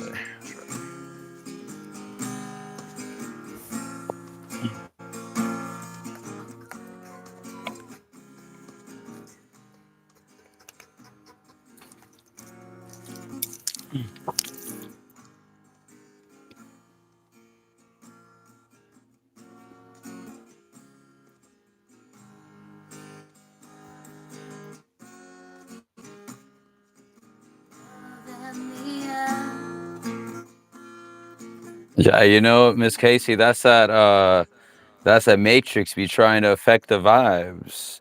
Listen to Miss Moon Honey. I got this other pair of earbuds. I'm gonna check this out real quick. Okay.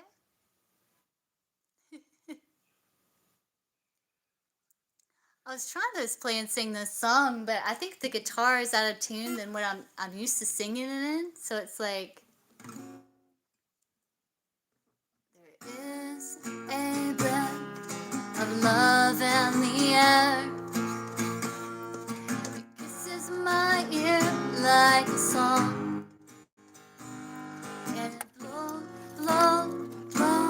blows its finger all through my hair.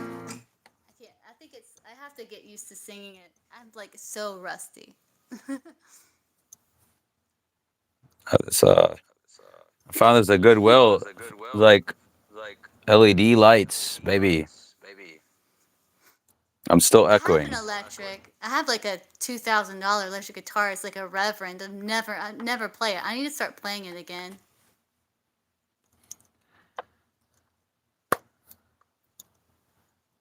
Let's pull a little. I had this Voice of the Soul Oracle. Feel free to keep playing or whatever if you want to.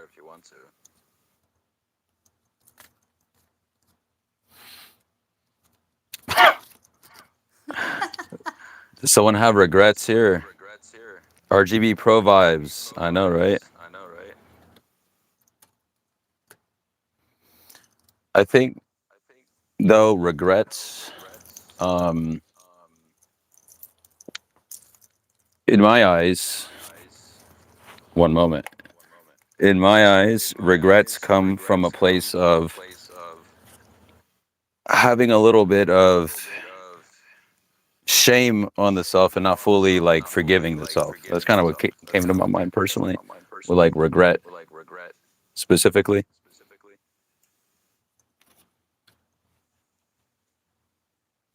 Yeah. Let's pull more these voice of the soul oracles and see what happens. Karma. Karma is only if you are. Remember that. So choose your choose your actions and your morality wisely. It's interesting. I The mean, first card was regrets, and then karma.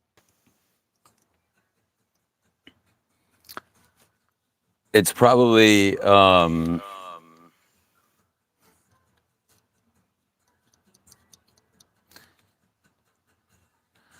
like I'm feeling in this instance, karma. I feel has already been completed by whoever I'm speaking to in the collective, meaning that you probably came through a pretty tough situation recently,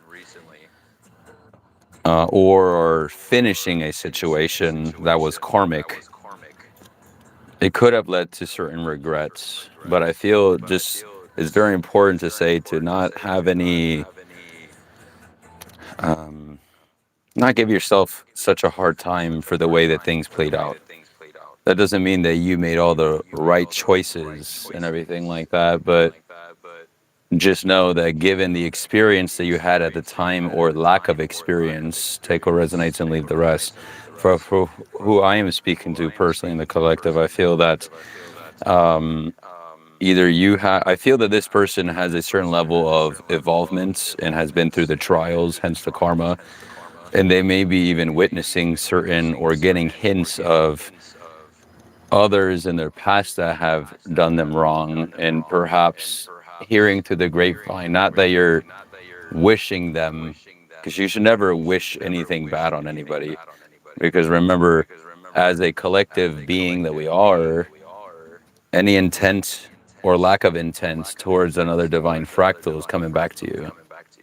You feel me? You have anything you want to say? I'm I not know liking what the it is, audio on like these regrets earbuds. and This is cheap karma. for a reason. Go ahead. Like you sparked it, so it's like, having like some guilt or something, regrets, and instead of like holding that and healing that within the self, it's projected outward, hence the karma card. It's like the battle that's being fought is actually an internal one projected outwards. Um, Hence the karma coming That's through. so true, Miss Moonhoney. That's true. Yeah. We're all divine reflections of one another in some way, shape, or form. You know what I mean? And that even means the shitty parts that we don't want to face of ourselves. I feel a lot of people, I mean, I don't know about you, Miss Moonhoney, but I've had some conversations with people, and sometimes I feel led to just lay out the harsh truths to people. And for those that know me, you know that's just how my soul as the wolf energy is designed. And that means a lot of people, they just, they try to deflect if they get too triggered. But think of a triggered experience as a moment of reflection and an opportunity divinely orchestrated by you and your guides to heal. As crappy as it may sound in some situations, like I'm telling you, as a way to potentially, you know what I mean, like see situations as a place of learning and empowerment than things happening to you. You're a divine being. It's time for you to exercise that and wake up with love. You feel me? Spot on. I love the card too. Love the card too. Please, the one I know is a guy taking a. Man, you'll whatever you intuitively get from this read. It is a collective reading, but I feel that the people that are here for a reason, and whether on this live or just in general, and we can all learn from each other. I never admit to having all the answers either. You know what I mean? I feel that those that claim to have all the answers, they fool. They foolish. Maybe you know that. You know what I mean? Bottom card, a karmic message. We this karma blasts right here all over the place. I think you kind of already know about this karmic. Let's split it because we keep getting repetitive karma. Burden of tears. It was showed up in the reverse, even though there's no reversals on this. But what kind of came to mind? Perhaps are you harboring a little too much? Karma blasts everywhere. Yeah, Miss Casey, for sure. Are you potentially withholding too much within yourself and not allowing a healthy outlets, whether to yourself or to someone that you can actually trust? And I'm gonna say it like that because not to fear anybody, you can't. You got to keep it real. You can't trust everybody. But what we talked about taking stock earlier, Seven of Pentacles earlier, right? This applies to here now. Take stock of the people that have been there for you and the energies that are working with you. What just came to mind just now is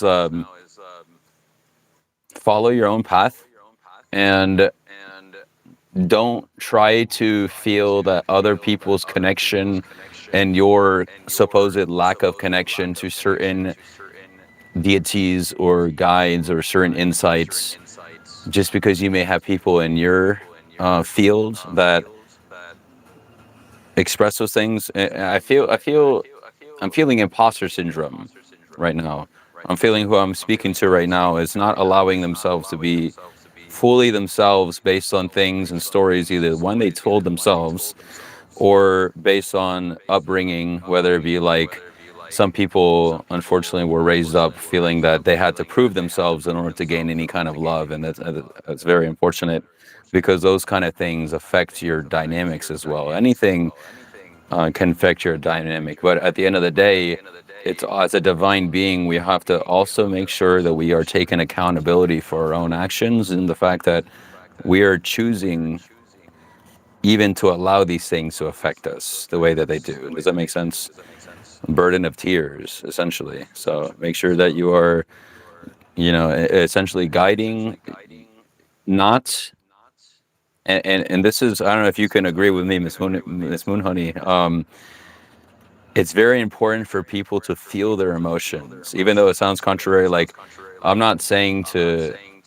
I feel that sometimes this energy of what I'm speaking of overcoming, can be seen as push it down and not look at it. But I'm telling you, look at it, face it head on, and that is fucking scary. Keep it real with you, depending on what trauma or things you're looking at.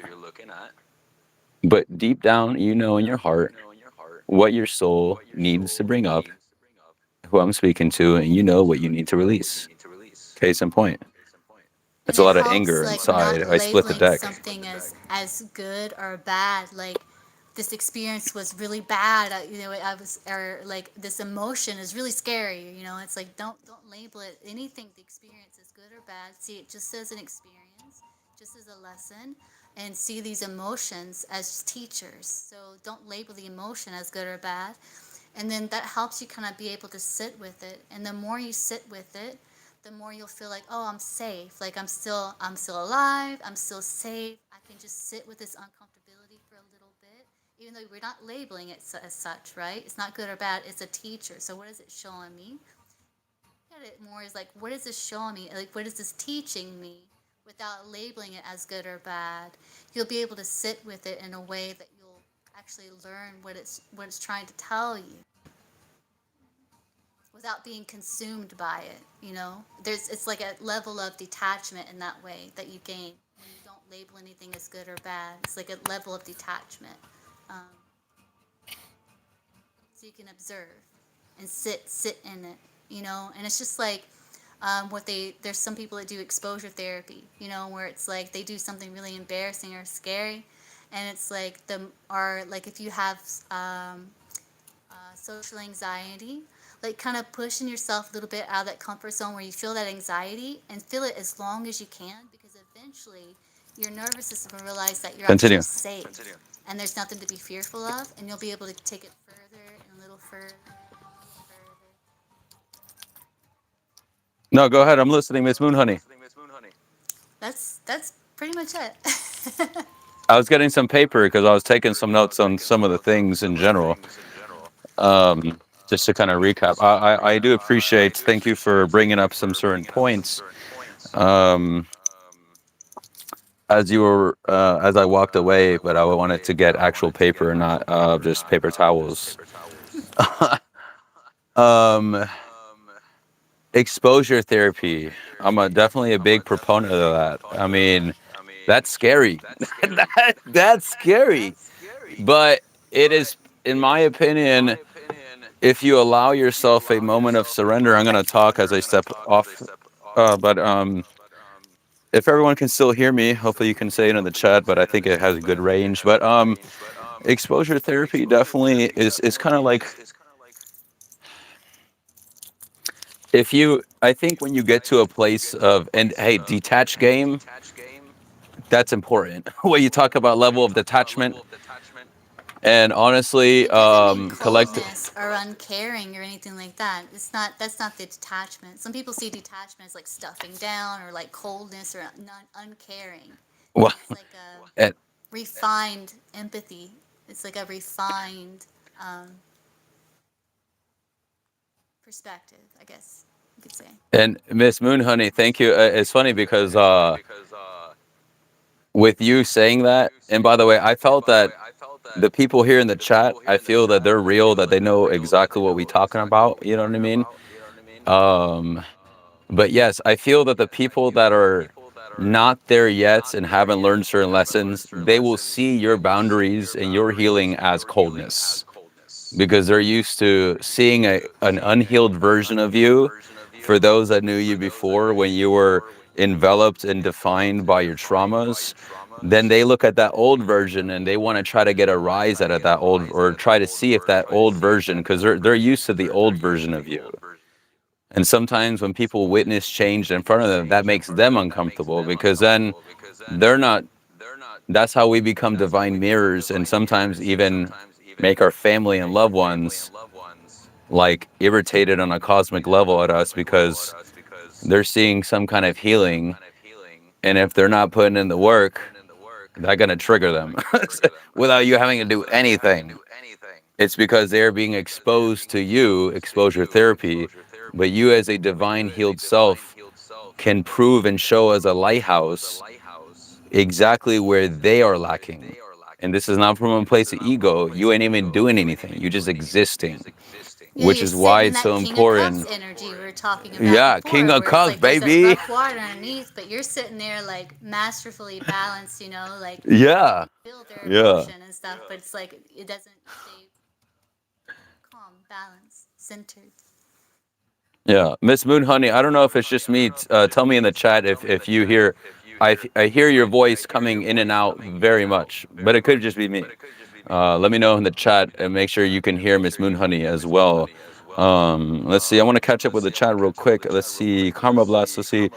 Meaningful, long-lasting connections. Feel like I'm always having to change who I am. Well, Miss Casey, if I may, and this is why I always tell, I tell Miss Moon Honey, I don't normally do personal questions because people get too triggered sometimes. Like, I'm just gonna say what's gonna be on my mind. You know what I'm saying? Reading that, if you feel that you have to change yourself to be around other people, then those people are probably not the people worth being around. Just what what it came to me. And yes, Miss Fairy And Goddess that is good comes to from a sit with place the of like things. feeling shame. Like shame and guilt are very different. Shame is like feeling like there's something wrong with you at your core. So that's like a shame wound coming to surface, Casey. Like where you feel like there's something wrong with you, like you're not good enough. That's a childhood wound, maybe even past life, possibly. And I want to give you, to add on to what Miss Moonhoney said too, as a level of potential encouragement to you when connections just randomly come and go, because that's happened to me too. Especially, I'm a single guy, and like, I still date from time to time, but then you meet people and it's like, okay, well, you thought this was okay, and then just kind of randomly cut off. But see it as a sign, and I'm not gonna lie, over time, when it happens over and over again, people doing BS, playing games, you become desensitized to it. And that's part of the training of becoming a warrior within your own right. Any trials you go through, you become desensitized. And sometimes you are meant, especially if you are a healer in this life, you could potentially wonder why you had a hard life growing up or at the very beginning. But sometimes, especially for a lot of healers,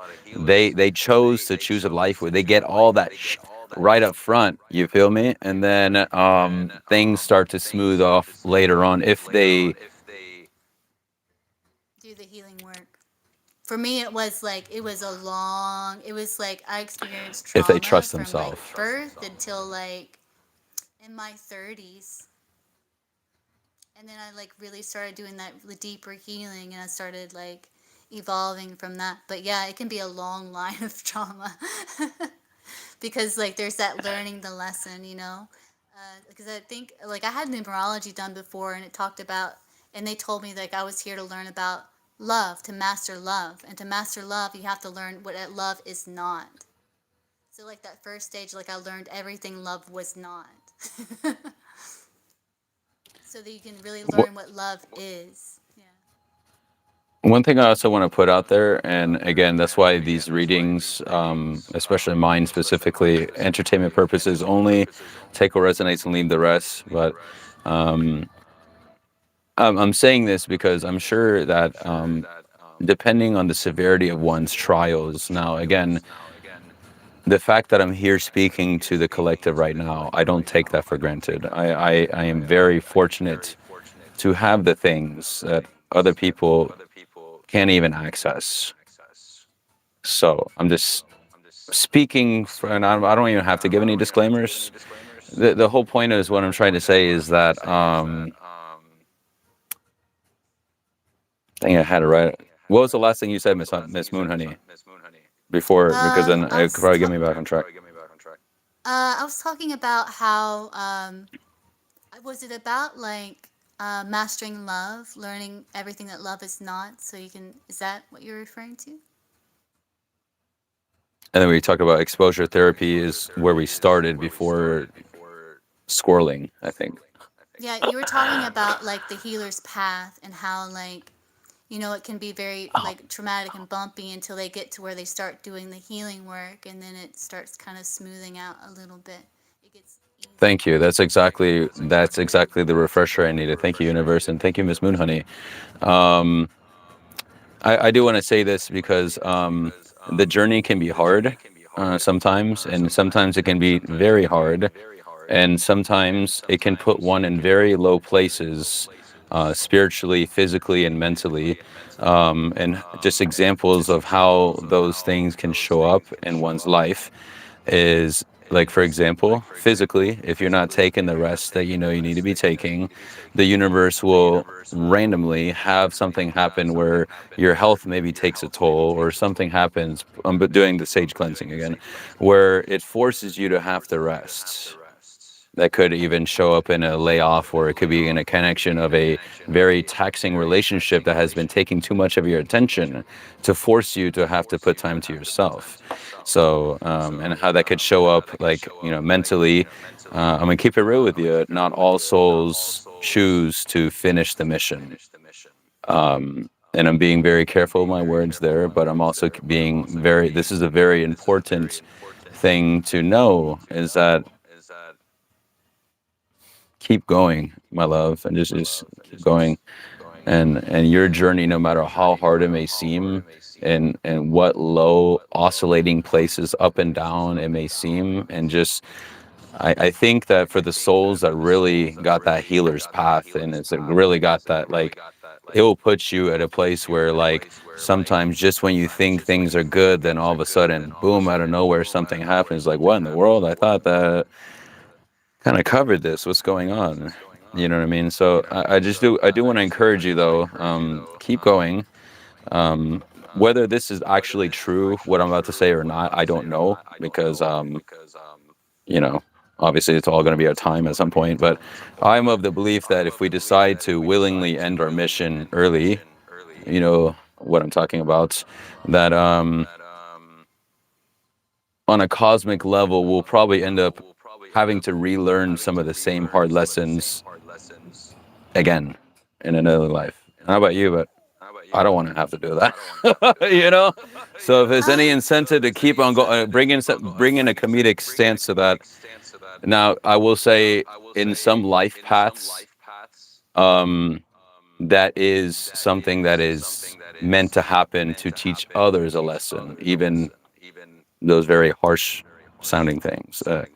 Well, we're adults here. That's why I'm talking like this. But I'm saying as a place of encouraging you to not give up in that everything is happening exactly as you chose it to be.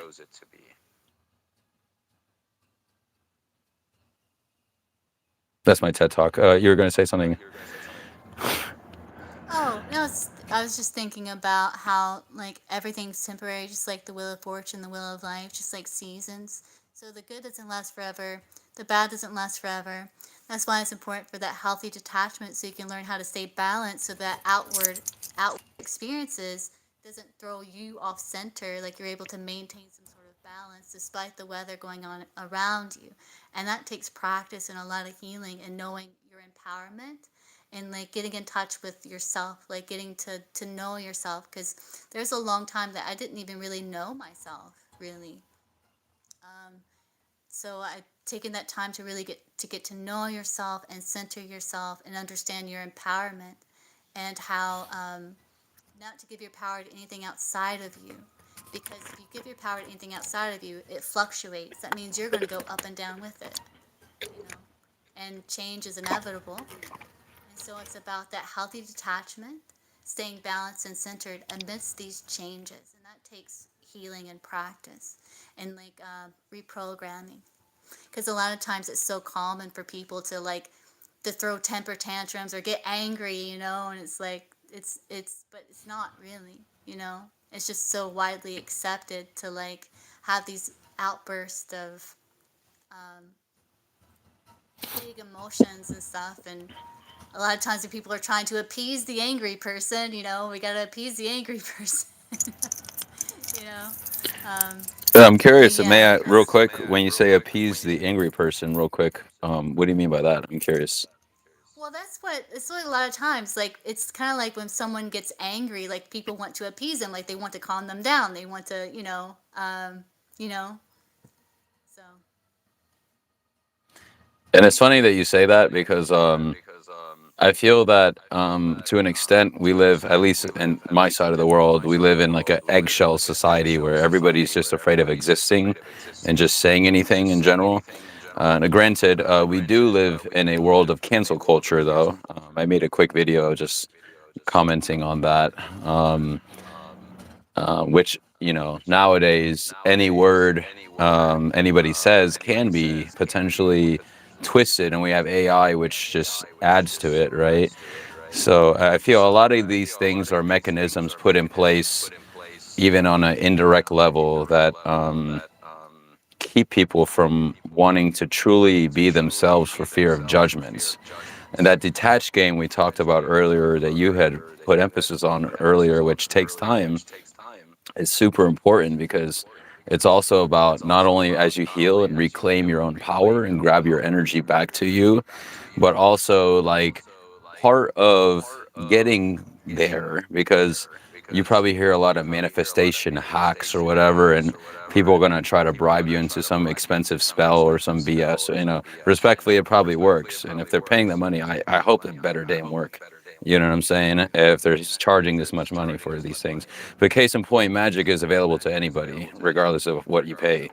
And I think that's something to realize, that um, once you get the confidence in yourself, once you get into a healed standpoint, you develop your own natural boundaries, then by default, you will naturally say F you with respect and love to other people that are trying to affect you living your authentic life the way that, if you staying in your own lane, you know what I mean? There's always going to be haters. And I think in some way, shape, or form, that's the universe's way of testing your boundaries over time, um, because sometimes we can backtrack if we get disillusioned. and Like, it's what I'll give helps with you that is understanding that it's projection from other people. It's really not personal. It's like the what hmm is it the what is it the f- was it the four agreements? Part of the four agreements is not to take anything personally. because like if it's all projection from that person, so it really has nothing to do with you. It's a understand like that's a projection, and if it does trigger something in you, that means there is something in there within you to heal. But understand like what this person is doing is they're projecting their own unhealed aspects, things they don't like about themselves onto you, um, in a way to balance themselves, but it's not really balancing, it's just pure chaos. um, but yeah, it's like when you understand that on a deep deep level, it doesn't affect, it's like water off a duck's back, you know. I'm gonna catch up real quick on this chat here. Thank you so much, Miss Moonhoney, for that. I appreciate that. Love his background. Thank you, Fairy Goddess Tarot. Appreciate you. Yeah, I made this background specifically for this live. I had her choose intuitively a certain animal, and one of the animals was a black stallion of sorts. So a mystical black horse. I chose that and punched it in a AI assist. You know what I mean? Hopefully, it didn't drain too much water, but I think there's a fine balance. Just don't overuse and depend on AI. Personally, you struggle with detachment personally, Casey. Yeah, it's definitely, especially with the people you date, trying to lose yourself. I mean, if you're seeking a connection from a place of lack because you feel that you need or want said connection because you lack something within yourself, or on an intuitive level you feel that, then um, outsourcing your validation, one, is a way of relinquishing your own power, but also sets up a potential system where, in the wrong hands, it could potentially be an opening to manipulation if you're not careful, especially if there's some sense of enmeshment, hence losing oneself. That's just kind of what came up, to just be mindful. Um, Definitely a shame thing, Miss Katie. Don't change yourself or try to shape yourself. Exactly. Yeah. Don't.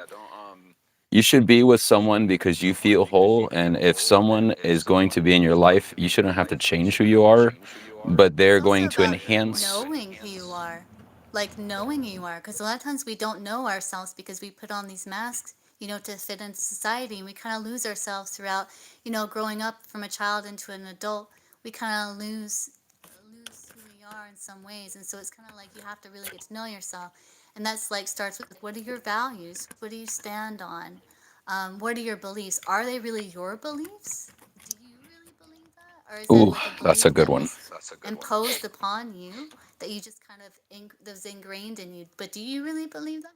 And it's like getting to know like the core of who you are, like what's important to you, what makes you happy, what lights you up, what gives you joy, what's your passions, what sparks curiosity. Follow that. It's gonna lead you somewhere. And it's like those are getting to know like who you are, your true self, you know? And it starts there. And Because Casey, it reminds me a lot of like some of my healing journey, what you're going through, Casey, and like it really helped me like to really get to know like who I was. Who am I? What am I about? What do I like? What lights me up? What are my passions, you know? Where are my boundaries? Like anger is a sign like there needs to be a boundary. Anger is a very productive emotion. If you use it, mm, like don't lash out, don't take it out on other people, but get that emotion out. But also recognize it's like showing you where you need a boundary. It's like, okay, thank you, anger, for showing me that I need a boundary there. I will place that there. You know? Um, but yeah, it reminds your case. It reminds me a lot of part of my healing journey. What you're going through here, and you know, overcoming that people pleasing. Like when you start empowering yourself and feeling and stepping in that confidence, it's gonna feel weird. Like it's gonna feel like arrogance or um, like you're like don't care about people, but that's not what it is. But it may feel like that, you know. It's like because you're used to like pouring yourself out, opening your heart, like pouring yourself out to other people, because you have a good heart, you know. But it's about loving yourself more, loving yourself enough to know that you need to have those boundaries in place, and to have that refined empathy to where it doesn't, you don't feel drained after interacting with people anymore, because like you have this boundary in between, you know? I don't know if that makes sense, if I'm explaining that well. Miss Moonhoney, thank you so much. If I may, were you finished? I just want to make sure I didn't cut you off. Yeah. Um, what came to me also is like what you were talking about, everything starting with the self, right? Um, and sometimes, at least I'm speaking from my own personal journey because I have tended to unintentionally attract people that were very similar over and over again, whether it be narcissists or certain people with certain qualities. And then I just had to finally be honest with myself and be like, hey, you know what? Why is this happening over and over and over again? So it must be, and this is when I start looking at things as what we talked about, people as being divine mirrors. And depending on how involved you believe in the matrix theory, like you could also go on a tangent, and this could give you more power if you take what resonates and leave the rest. But if you come to the understanding and thinking, well, what actually does, like we're talking here now, we're witnessing all of this, but is any of this even real, right? So I'm saying that from a loving standpoint, you staying in your own lane, but having that instance does give a little bit more power in your hands and being able to bring that magician energy back into your life, because I feel that magic back in the day, before it was demonized and blocked and a whole bunch of things happen, you know what I mean? I feel that miracles and things were very commonplace back in the day, because people were a lot more confident in who they are. But obviously, the system that, depending on which Gnostic beliefs that you believe in, certain beliefs feel that if any kind of hell essentially exists, like this is the hell we're living in, the reincarnation cycle of having to be here over and over again, potentially. I mean, it's all in the way you look at things, right? But just know it's never too late to change the course of your life.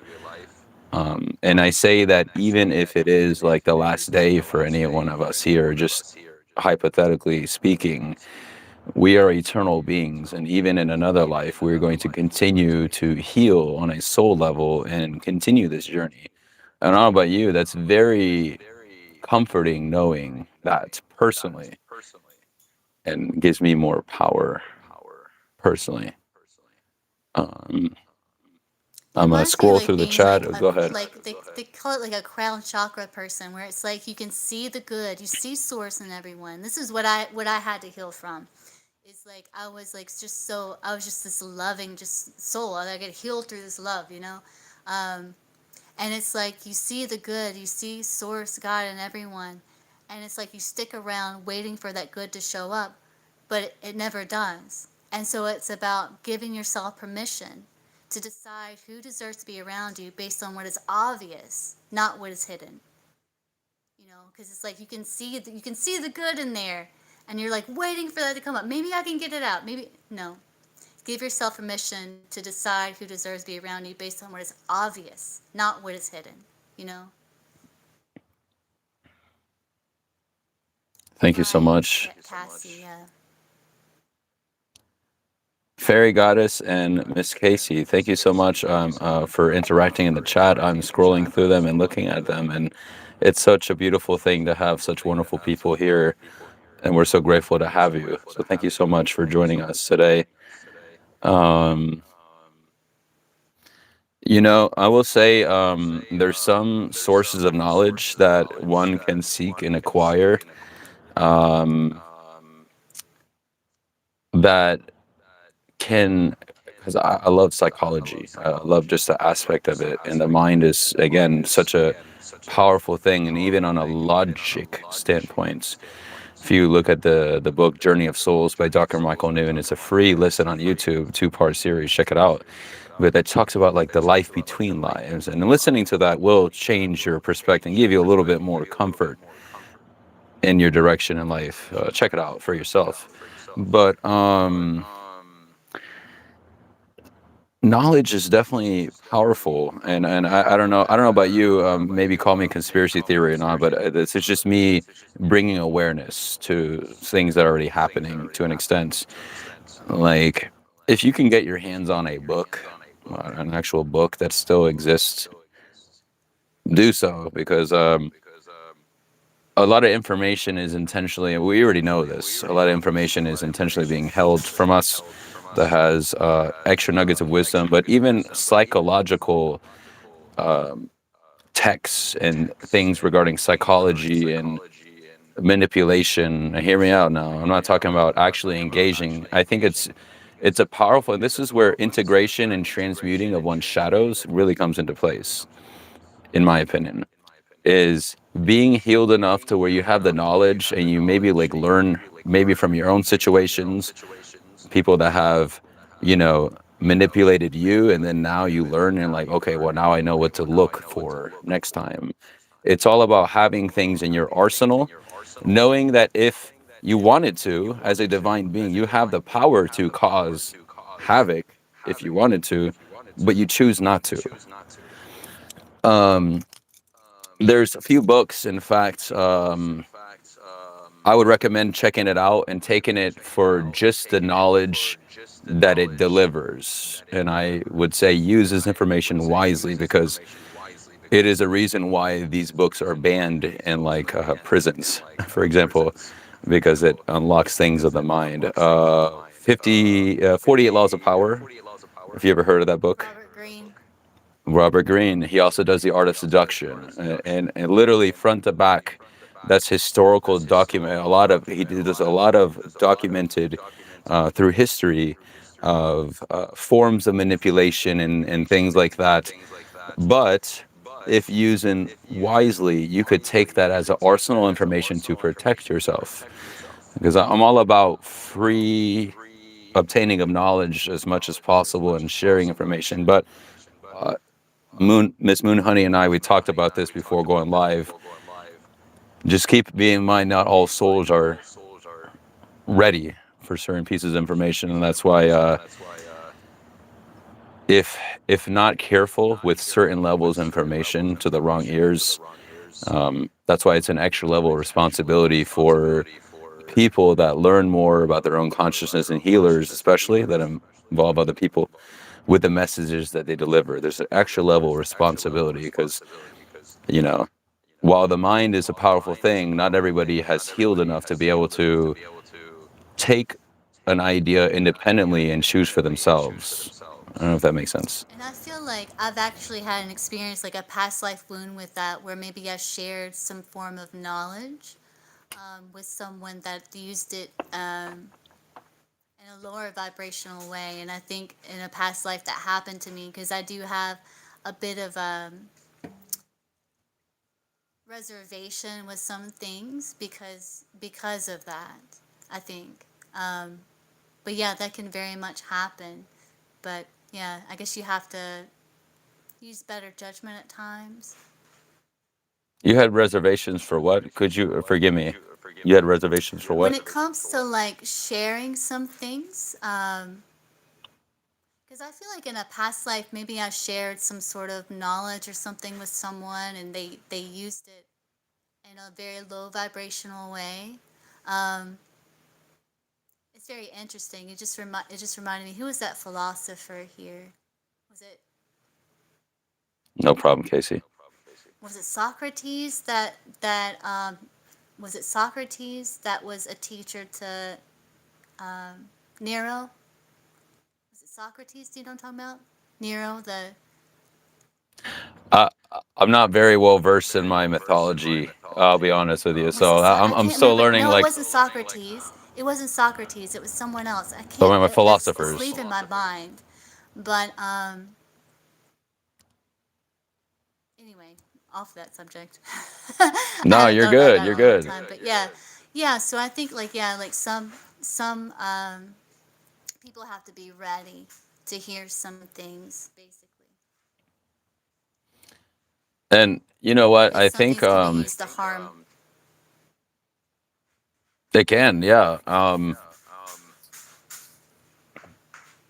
This is no shame on anybody that I've chosen to have experiences with in this life, but I've had past situations where, now I will say, I feel, at least with respect to this dimension and how we are born biologically as well, which obviously nowadays you can modify pretty much anything to your liking to an extent.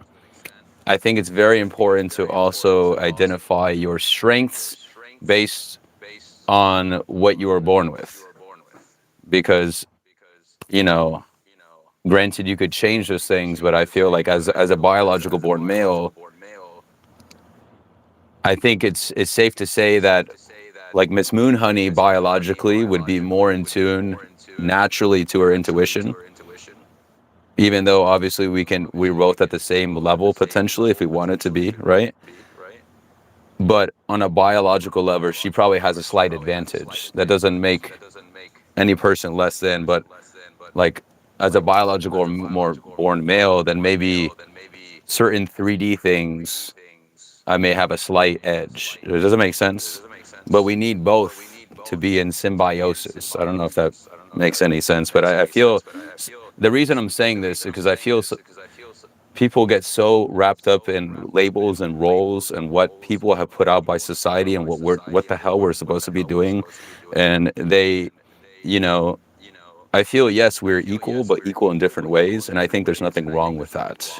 You know what I mean? And acknowledging our strengths, even aside from biology, our background, ethnicity, family, everything, we appreciate what we are given, and to me, that's ultimate alchemization to be able to take with what you have, harness that power, knowing that your path is going to look different, and also accepting that that is fine. It doesn't have to look like someone else's. And I think you mentioned it earlier, Miss Moon Honey. How do you know the decision that you make is even your decision? That's a whole complex thing to think about. You know what I mean? Because I was born and raised Christian for 3/4 of my life, and initially it was like, you ain't allowed to have any kind of fun until you're married. You feel me? And I seen my brother get married and divorced 2.5 years later. He got married at 18, and I'm not gonna lie, the energy I felt behind that is semi-desperation. I mean, if you're forcing yourself to hold out, I mean, there's a balance, I feel, and this is where the shadow side of me, it's kind of like you hear a lot of like sensual sounding music and stuff, because I feel that love for the self should be a sensual experience in general. And I think that if we keep making sensuality, especially for ourselves, a taboo thing, then if we can't even barely touch that, we're kind of like cooked when it comes to our traumas, because the first thing that people dive in the shadows is that stuff. You know what I mean? It's all over and that's what leads to a whole bunch of unhealed relationships and triggers if you're not careful giving into that. There's a balance of that devil energy. You feel me? Does that make sense? Yeah, and Yeah, some people have it a yeah, little harder because exactly. they have really like traumatic experiences around that area, which your sexual power is. It's a lot of power. It's this power within you. Um, And you can some harness people that do have to power. like work through those. They're healers in that regard, like they're sexual healers. So like they need to work through that within themselves first. But yeah, some people have a little bit of a challenge there to work through to get to that empowerment, that liberation. And obviously it's not a cookie cutter thing of what I just said, and obviously I'm speaking, and I'm speaking Nothing only really from my own is, so. experiences and people that I have learned from. Well, you said what, Miss Mooney? I said nothing really is cookie cutter. It isn't, yeah, and that's why I always encourage, like, let's bring critical thinking back into our lives. You know what I mean? Because I don't ever want anybody to take even what I say at face value. I would like for everybody to research for themselves what works for them. Let me see. Forgive me, Miss Casey. I'm a one man show, so sometimes it will flag certain things, and you know that doesn't seem that bad at all. But yeah, she talking about the you know what I'm saying. Does it show it? I don't know. I put the show it on there, but yeah. Yes, I see it. Be yourself, baby. Just be respectful and courteous is the only thing I ask. But yeah, I think I mean that is definitely there are some people obviously that have had other wounds, from bad actors externally. So I do want to make it clear to not minimize those instances because that's a whole level of trauma that's different. You know what I mean? And I would imagine would need its own love and care to deal with on an individual level. But as a whole, I feel like I mean, there's a lot of belief systems, anyways, that exist that put a taboo on usually things of that nature or explicit nature. You know what I mean? But on an energetic level, personally, and just from my own life in general, um, if you allow yourself to practice even self love, you know what I'm talking about. But just in general, though, and we're adults here, 18 plus, baby, but you can harness that power for manifesting. You can harness that power for bringing things into your life. There is a huge source of power, which is why that energy is with the two combined forms life. Obviously you need one with the seed and one with the egg, whatever, but that's just symbolic of how powerful that energy is. So imagine being able to harness that on a day to day. I would imagine, though, with the things that are promoted out in media of like promiscuity, that's misplaced. And I say misplaced because I feel there's a balance to these things, like I said. And some souls have different likings and whatever. That's to them. But if it's misplaced, then one, your energy's scattered all over the place, but also like you're completely draining yourself of vital energy and resources, which if you get a little too carried away with that kind of stuff, you can be drained and drained all the time. Um, and also, anytime that you exchange energy with someone That's what I was else, gonna say. that's a whole level of transaction on a soul level that if you're not careful, you're signing up for something on a cosmic level, even temporarily. If someone is potentially in tune, even if it doesn't go all the way, just being in that intimate energy is very powerful, I feel. But obviously, even more so if it's full completion of unity, if you know what I'm saying. But um, sometimes I feel that one can even exchange abilities or gifts temporarily with said person if they're not careful. You know what I mean? Because it's literally an energy exchange, I feel, or at least a meshing that your guides may, if you don't put proper protections or intentions, and even if you do, physically or not, um, there's going to be an exchange of some sort, either way, that your guides and your higher self will allow you to feel, if that makes sense. Because I don't think you would have been there with said person or people for no reason, even if it is just a one night thing. I know it sounds crazy. Or to It teach can you get self addicting. worth, self respect. Yeah. Well, I mean, everyone's definition nowadays is different on what that means. You know what I mean? Hey, live your own life, no shame. Just know that whatever you decide to choose in this life, there's only one of It's you. the energy And that you're in, I think. It's the energy that you embody at that time, I think. I'm curious. What, elaborate further. What do you mean, Miss Moonhoney? Well, your personal like beliefs about it, about liberation and freedom and because like healthy connections don't create energetic cords. Like toxic connections are the ones that create energetic cords. If it's a healthy connection, your energetic fields just kind of dance with one another. But like an unhealthy connection, it'll create energetic cords, which can be draining, you know.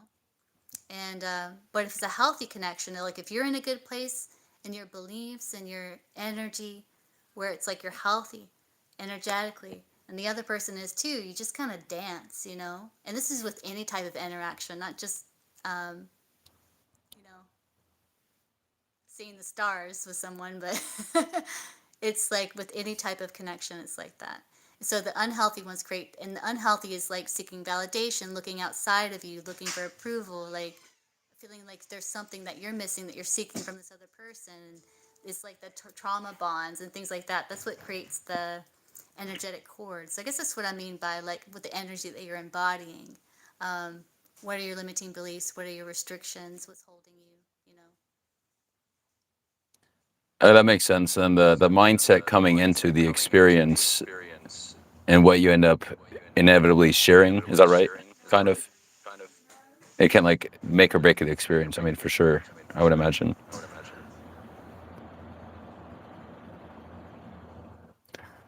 Oh, Um, that's awesome, Casey. Yeah, I think what you were saying before, like how you experience like every page of the comic book, you're definitely a healer. Like I'm getting that from you. I got that from you earlier, Casey, because it's like a lot of your experiences, a lot of things I went through, and yeah, I feel like you are a healer, Casey. And like with that collective reading that we've seen before with the King of Cups, then to the Queen of Pentacles, the King of Cups getting that achievement, the Queen of Pentacles being able to teach after that. You know. That's what that reminds me of. Don't pay attention to my cats. I love it. I Everybody know. got their little, everybody got little cat stuff. Keep Yeah. talking. I'm gonna step off frame, mute my microphone, but keep talking. I'm listening. Okay.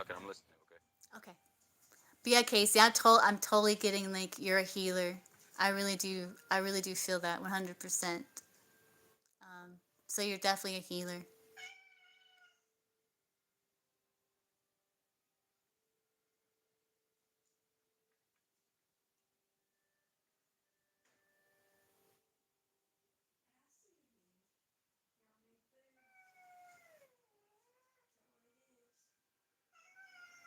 Quit. Hold on one second, guys. I'll be right back.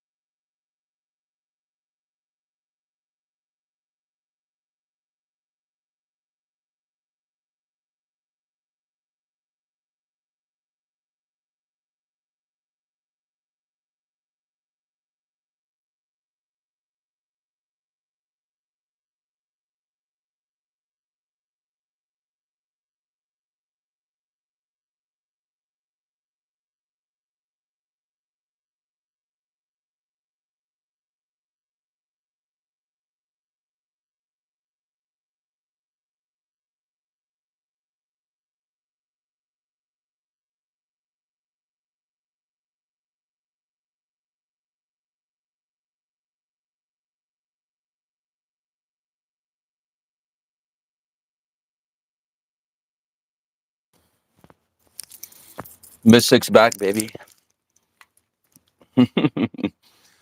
The kitties. You know, Miss Casey, I gotta resist every temptation to get a pet myself because that's literally the cost nowadays to that they charge in here in the States to upkeep. It's like having a kid, probably. Not as expensive, but it's expensive. I'm like, no. So good for you, Miss Moon Honey, for being able to have like what, 3 cats? Yeah, 3 cats.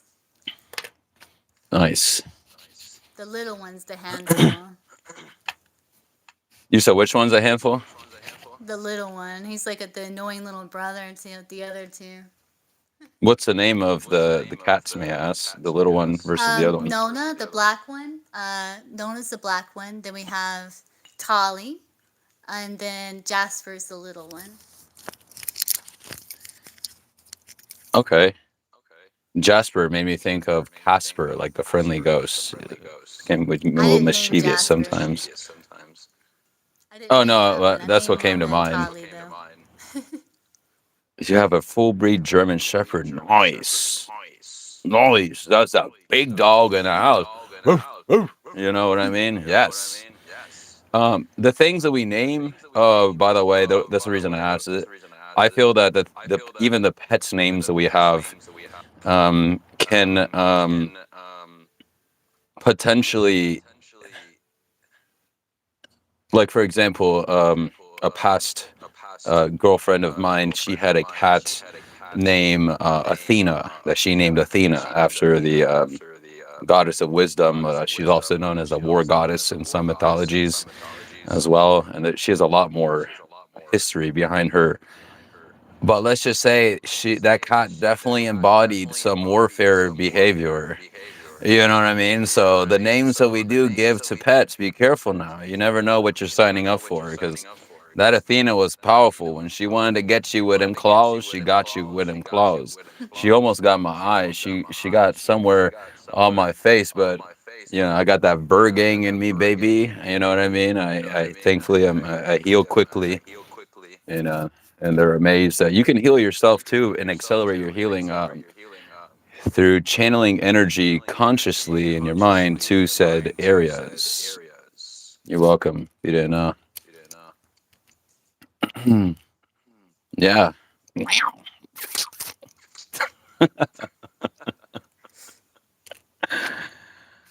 Yeah. Um, Empowerment. We're reading the bottom card on the deck here. Lilith, Queen of the Night, Oracle Grimoire. I embrace my shadows and turn my fears into wings that lift me toward my true power. Thank you, Goddess Lilith. And that's even the that is actually the cover card on the deck. It's funny because we had earlier, you talked about the spider. I showed you this card with the spider web. We talked about the dreamer, yin and yang kind of stuff right there. Talk about protection, but this card showed up here.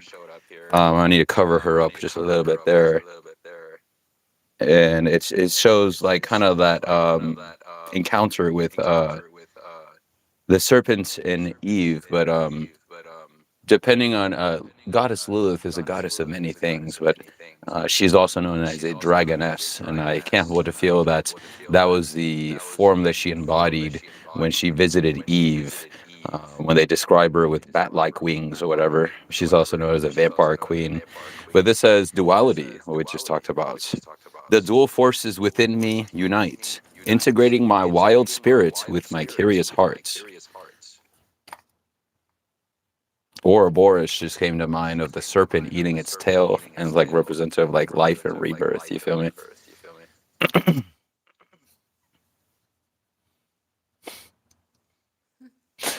Yeah.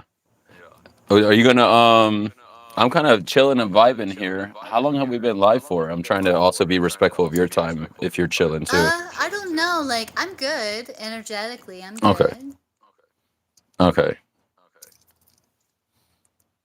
Because I have more cards I could pull as well. But I wanted to see if you had some cards that you wanted to head pull as well. As I am restarting some of this in the Pull some background cards. here. Pull some tarot for collective here.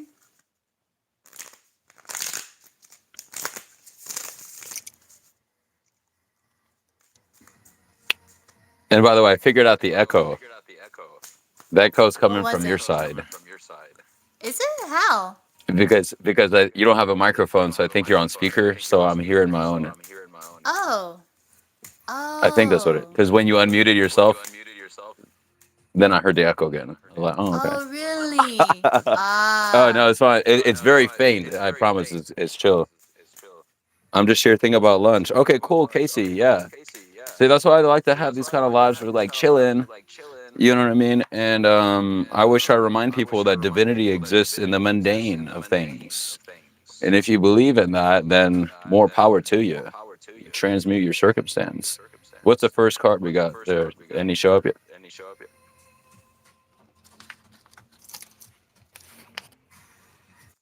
Oh, for me? Ooh. Mm-hmm.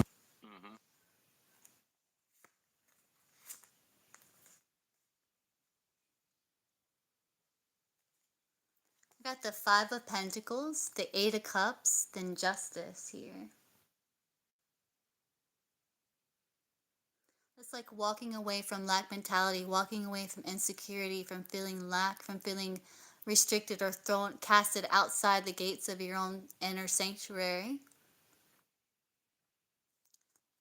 to leaving that behind and going on a journey towards more balance, where it's like you're using your logic and your intuition, you're understanding your core values and who you are. And this is about like having this protection, this watchful eye upon you. Um, and again, there's the white raven and the black raven here. I think it's about like this is talking about integration, right? Because the Eight of Cups, it doesn't say like this is closed out. Like they think the Eight of Cups is going here to discern the proper balance of what's in alignment with core values. Not only that, but spiritual laws as well. This is what the eye represents. And it's like going back to integrate and to heal this aspect of the self.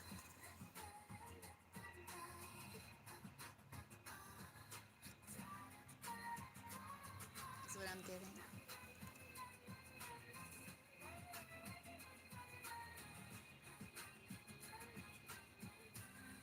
Thank you,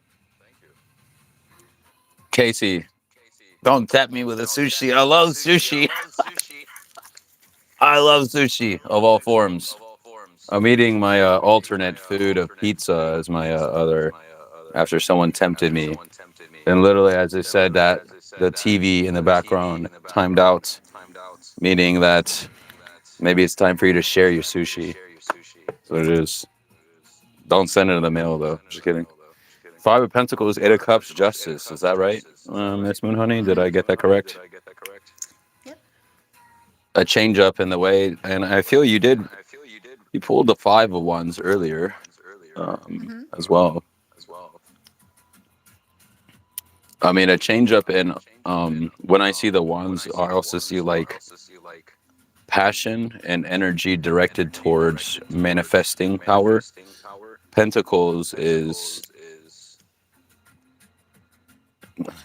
excuse me, confirmation perhaps, but Pentacles, earth energy, the way that you change your energetic focus could change your sense of stability to an extent, which does reflect with the cups that she pulled, the Eight of Cups. I don't know about you. I see eight. I think of a very powerful, like, especially since we've been picking up all this duality. Um, like eight, I think of kind of like four being stability, and that's like that done twice. And I feel that's like very symbolic of like infinity too, if you tilt it over, right? Like to me, every time I see eight, I'm thinking that's like potential balance in both physical and spiritual. You know what I mean?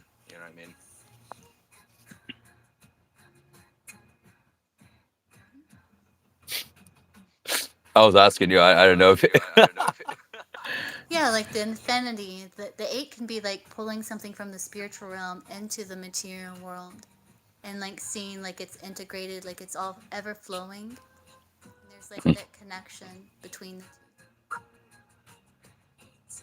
the Justice card coming out. I mean,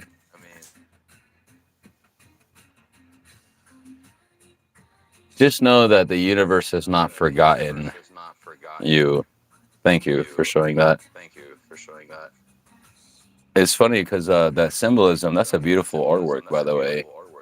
But looking at that more, I'm thinking of someone that has probably like minimized their existence or minimized themselves to an extent. And maybe at times you may have felt afraid to ask for what you want from the universe. But just know that with divine justice, which card is that? That's the Five of Pentacles, and what's beautiful with that is Oh, there's a little bit of growth right there. It's like a few little berries or something on a plant. oh, I see it. Yeah.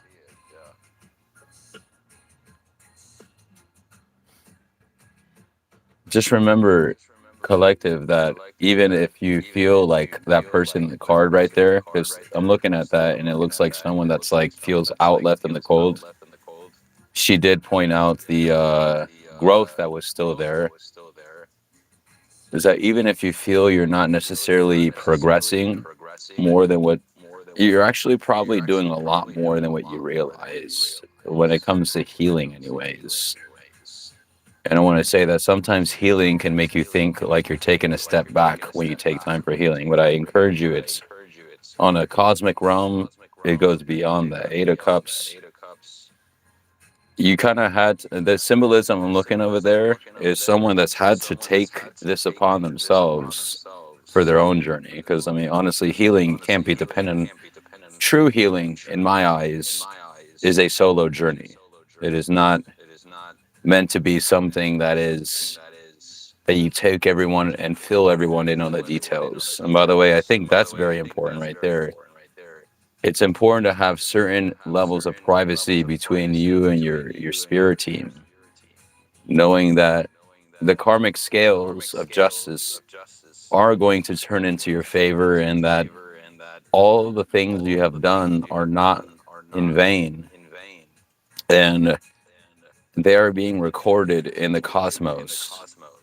The question is, are you trusting enough and allowing enough patience for these things that are already yours, by the way? Let me remind you, is that for it to come into your mind as a goal means that you already chose it in advance, is how I see it.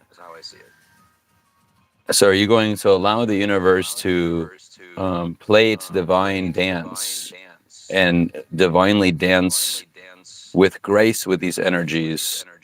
Or are you going to resist potential change just because it's uncomfortable? It's the bottom card. Oh gosh, swords. Swords, Yeah, which is I like the see. despair, the despair that leads to healing. The Nine of Swords. We have more snake symbolism there too.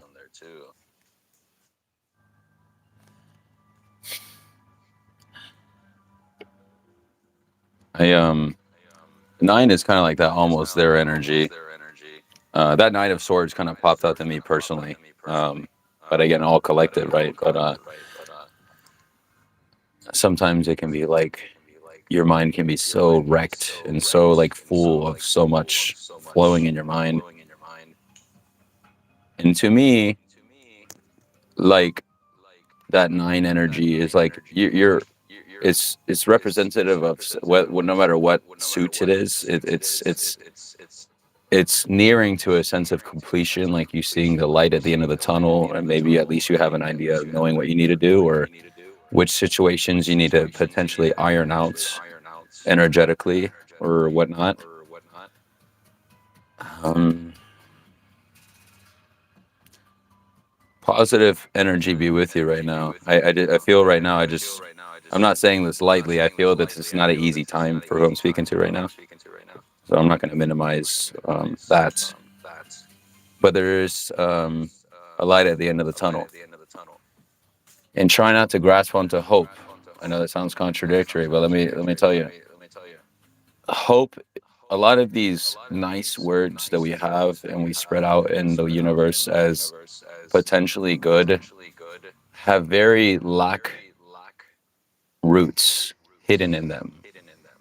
Hope sounds really good on the surface, but the more you hope, the more you're putting your mind in a place of a position that you don't have something. Be careful. Does that make sense? Because if you hope for something, you're like you're putting yourself in kind of like a surrendering position, yes, to an extent, and trusting the universe. But if you hang on to the idea of hope, it's kind of diminishing the own power that you have within yourself. Does that make sense? Yeah, because you're not present anymore. Yeah. We're casting spells with every word that we speak. They call it spelling, right? For a reason. Hope is a beautiful, wonderful, beautiful thing, and it got me through a lot. Um, but hope, in some ways, can also be a distraction from facing the deeper issues of being more present with your present situation and your emotion, and kind of taking stock of the map and seeing where you are and like where you've been and what you've overcome before, and you're empowering yourself with like past successes and things like that, to get you through, so that Mhm. you can move forward from a more present state. Yeah, definitely always make sure you're giving yourself grace through every like learning period that you go in your life, and don't expect that. I feel this is where the shadow of imposter syndrome really comes into play. If you compare your journey with someone else's too much, then you might put a hindrance for yourself inadvertently. You know?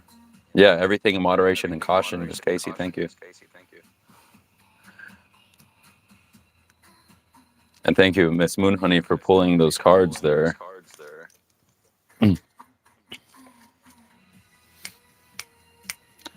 I have a deck here.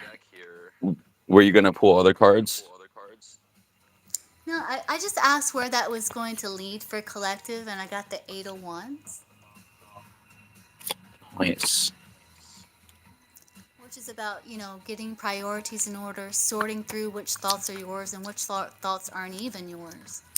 What beliefs are yours, your own energy with someone else's energy, getting your priorities in order so you can move forward with less resistance because you've worked through that resistance. You've worked through those insecurities, those feelings of lack, and you've restored order in yourself and your own inner equilibrium, um, where it's like you've integrated. So now you're moving forward swiftly with no resistance because you're in this healthy detachment. And that Eight of Wands is a fast moving energy too. It's Mm-hmm. fast. Hold on 1 second, I'll be right back. You're good. Eight of Wands energy. I'm gonna continue. Thank you, Miss Moonhoney. And I hope you're having a great time, everybody here in the chat. Thank you so much for being here. Just kind of like a chill sesh, and just kind of vibing. You know what I mean? Um, Eight of Wands is it kind of gives me like night energy in the tarot because that's also fast moving. But usually you look at like the Wade Rider tarot, you see like a bunch of wands. They look like almost like missile or something like that, just kind of going in, raining down from the heavens. What also came to me too is it could potentially like the feeling that everything is raining down and coming in from so many different directions. Sometimes it's probably hard to keep track of everything that's of where everything is coming from. I don't know if you've ever been in a place like that, but sometimes, you know, I speak from experience personally, but you know, what I feel led to say right now is kind of like sometimes with that Eight of Wands energy, someone could have like a lot of stuff coming in from so many different directions. Um, and if you're not careful enough to take enough proper self care to acknowledge your needs before other people's, because you can't fill from an empty cup. I pulled from the Sun Tzu Art of War Oracle deck here.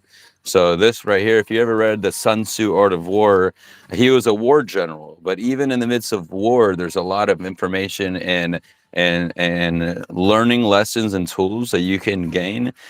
Yo, thank you so much, Fairy Goddess. Yeah, that's why I'm gonna keep it real with you. I can't really. That's why I have to direct the personal questions in a different way on the chat. And just, and I want people to practice their own divination too, which is why like I'll have them keep a question in their mind. And because I want to, if possible, encourage other people to know that they have the power to do this stuff themselves too. You know what I mean? So I play a little intuitive games and stuff like that. But yeah, that's the wolf energy, baby. You're gonna tell how it is, and if they ain't reading the room, then they have the power to walk away and be a lone wolf for a moment until they find the right tribe. That's why the symbolism of the wolf is very powerful, in my opinion. But and obviously very ingrained for me personally. Hence, Mystic Wolf Oracle and everything you see.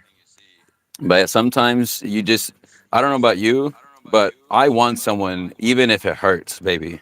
And maybe that's just, as a guy, like I can probably handle like certain, you know what I mean, whatever, but through healing, that's how you handle things. Through healing, though, because I'm not gonna lie, I didn't take criticism good back in the day. I got defensive, and then I start getting, you start interrupting people because you start getting triggered. Let's keep it real. No one perfect.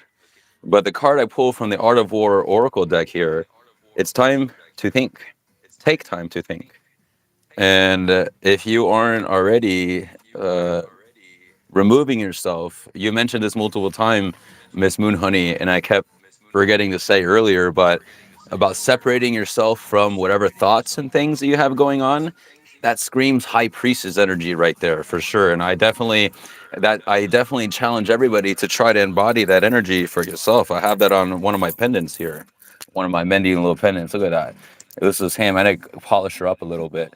But you got the two pillars and you got a little lapis lazuli over there. I think it's pretty cool. But yes, so take time to think. It says, how often are you alone during the course of a day? Hmm. And able to think through important decisions. Sun Tzu's advice is to give yourself time and space to think, to meditate on any serious issues you may have at home or at work. This will not replace your instinctual thoughts, but will give you enough quiet time in which to hear them. Drown out the noise, what came to mind. If you allow yourself to, I mean, obviously I have music in the background on a live perspective, it keeps it more engaging, um, at least for anybody just popping in, right? But ideally, you want to get yourself in total silence mode when you're trying to meditate, if possible, and even to get as disconnected and detached game, what we talked about earlier. I feel that also applies to you being able to how well you can remove your mind from your current circumstance without falling apart. And I think meditation, there is a process of surrender in meditation. Like that's why some people are like, oh, I got so many things to do. I don't have time to meditate. You know what I mean? And they don't even get 5 minutes, but they'll give themselves 5 minutes to go to the store and get like junk food and stuff like that. You feel me? So priorities, baby. It's about accountability and accepting that you make time for things that are important. Develop self-confidence is the next card. But Miss Honey, Miss Moon Honey, go ahead. I feel you have something you want to Yeah, say. I I see it think in you. that Come on. yeah, because for some people they don't feel safe in the body because of all the trauma and abuse, so they become very hyper vigilant, where they leave their body so they can tune into other people's energies. And so when they try to meditate and go within, it liberates fear and anxiety because they're not aware of what's going on around them. They're tapped into what's within. And that's what takes like healing and kind of sitting with it long enough, like we talked about before. You start realizing, okay, I'm safe. It's okay, and you just feel safe. And affirmation, I am safe and at home within myself, because that's most beneficial. I found that affirmation helps to add that, because like a lot of times our brain is thinking, no, I have to be aware because that's most beneficial, because then like I'm aware of what's going on with other people. But that's actually not most beneficial, because if you bring yourself back into your body, you can listen to your intuition, you have more clarity. It's like being a warrior, where you're like, you sit in the stillness, and the answers will come from within. In that moment, like you will get those answers, that clarity. And if you don't have that anxiety and fear and worry about what's going on outside of you, it brings about more clarity within the mind, so you can think clearer. You listen to your intuition, your body clearly, more clearly. And so that's, I think, a lot of times for what people to like work through. I know that was with like meditating and sitting in the stillness. It brought about anxiety because I wasn't aware of what was going on outside of me. And so that takes a bit of healing and like working through that, so that you do feel safe and home within your own being, because that's most beneficial. And adding that's most beneficial really helps the affirmation, because it makes sense logically as well as intuitively in that way. Thank you. You said something very powerful, Miss Moon Honey, if I may. Um, People not feeling safe in one's own body. Wow. That That is a powerful thing to think about for some people, especially depending on how low they think of themselves already. I hope that whoever's here in the chat, they don't think themselves that low. And I want to remind you how much of a divine being, even in your lowest, how much of a divine being that you are. And you have not chosen anything more than what you're capable of handling, no matter where you are. So I want to give you that little peace of mind, even if it seems difficult. And I'm not acting like I know exactly what you're going through, because that would be hypocritical of me to say that. Um, it is a very uncomfortable thing whenever you get, at least for me, whenever I started, and I'm speaking again from my experience, whatever I can share with others that will help others in their journey. But when I started trying to get into stillness practices myself, and that is complete and raw honesty with the self, and that is, depending on who it is, it can be very, very brutal. That it's you admitting to yourself that you potentially harbor some of these same tendencies that the narcissists and the other evil people that exist in your life as divine mirrors. In my opinion, sometimes we are meant to go through certain situations to learn that maybe there's an unhealed part on us, and not recognizing that we have the capacity to do those things also, even though we choose not to. And I feel that us facing to some certain sort of people, degree, yeah, to some but sort of also degree it's and some like, sort of variation, yeah, absolutely. well, I feel like for me, it's more so like the universe presenting an opportunity for you to be like, hey, like you can also choose to stoop down to the same level as this, and just know that these things exist within you too. Don't deny even these parts. Now, once you've recognized it or learning to recognize it, what are you going to do with that information?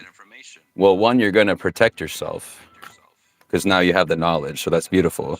Sometimes you need to face, or we're allowed to face certain things to make us stronger. But now, one, that puts you in a place to be stronger for yourself, but also for others, because now you have the knowledge and tools to you even be a teacher in the littlest ways that you think is not important.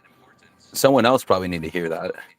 You know what I mean? So now, through your experience, think of it as like an achievement that you have unlocked that someone else maybe going through a situation has not yet unlocked that for themselves. And maybe it's you saying a quick hello or how are you doing when you felt randomly led to go somewhere, that could potentially open up an opportunity for you to be able to potentially share what you learned with other people. So I say all these things because I feel that some people, they go through life in such a mundane way from time to time, is they don't recognize the simple power in like the basic things, and saying and being kind to somebody, and saying hello, acknowledging someone's existence. You know how many people you know I. I don't think anything of it. That's just the way I was raised personally. Like maybe Southern hospitality where I'm from. You know what I mean? And saying hi to people. But I have an aunt that she's like an aunt to me. She lives up north, and they're all about business. A lot of them. They're all about quick and get to the point. I'm trying. I barely see her. She came to visit one time, and I'm over there at shopping at Sam's Club, aka Costco for some people. And then I'm just myself. Hey, how you doing? To the people, whatever. She'd be like, she'd be like, hey, why are you trying to talk to everybody and be like, blah blah blah blah? We gotta go. The case is like, and even in that was probably a learning lesson for her. That interaction. I'm gonna keep it real because like she's probably so used to just going about and just being involved in the matrix.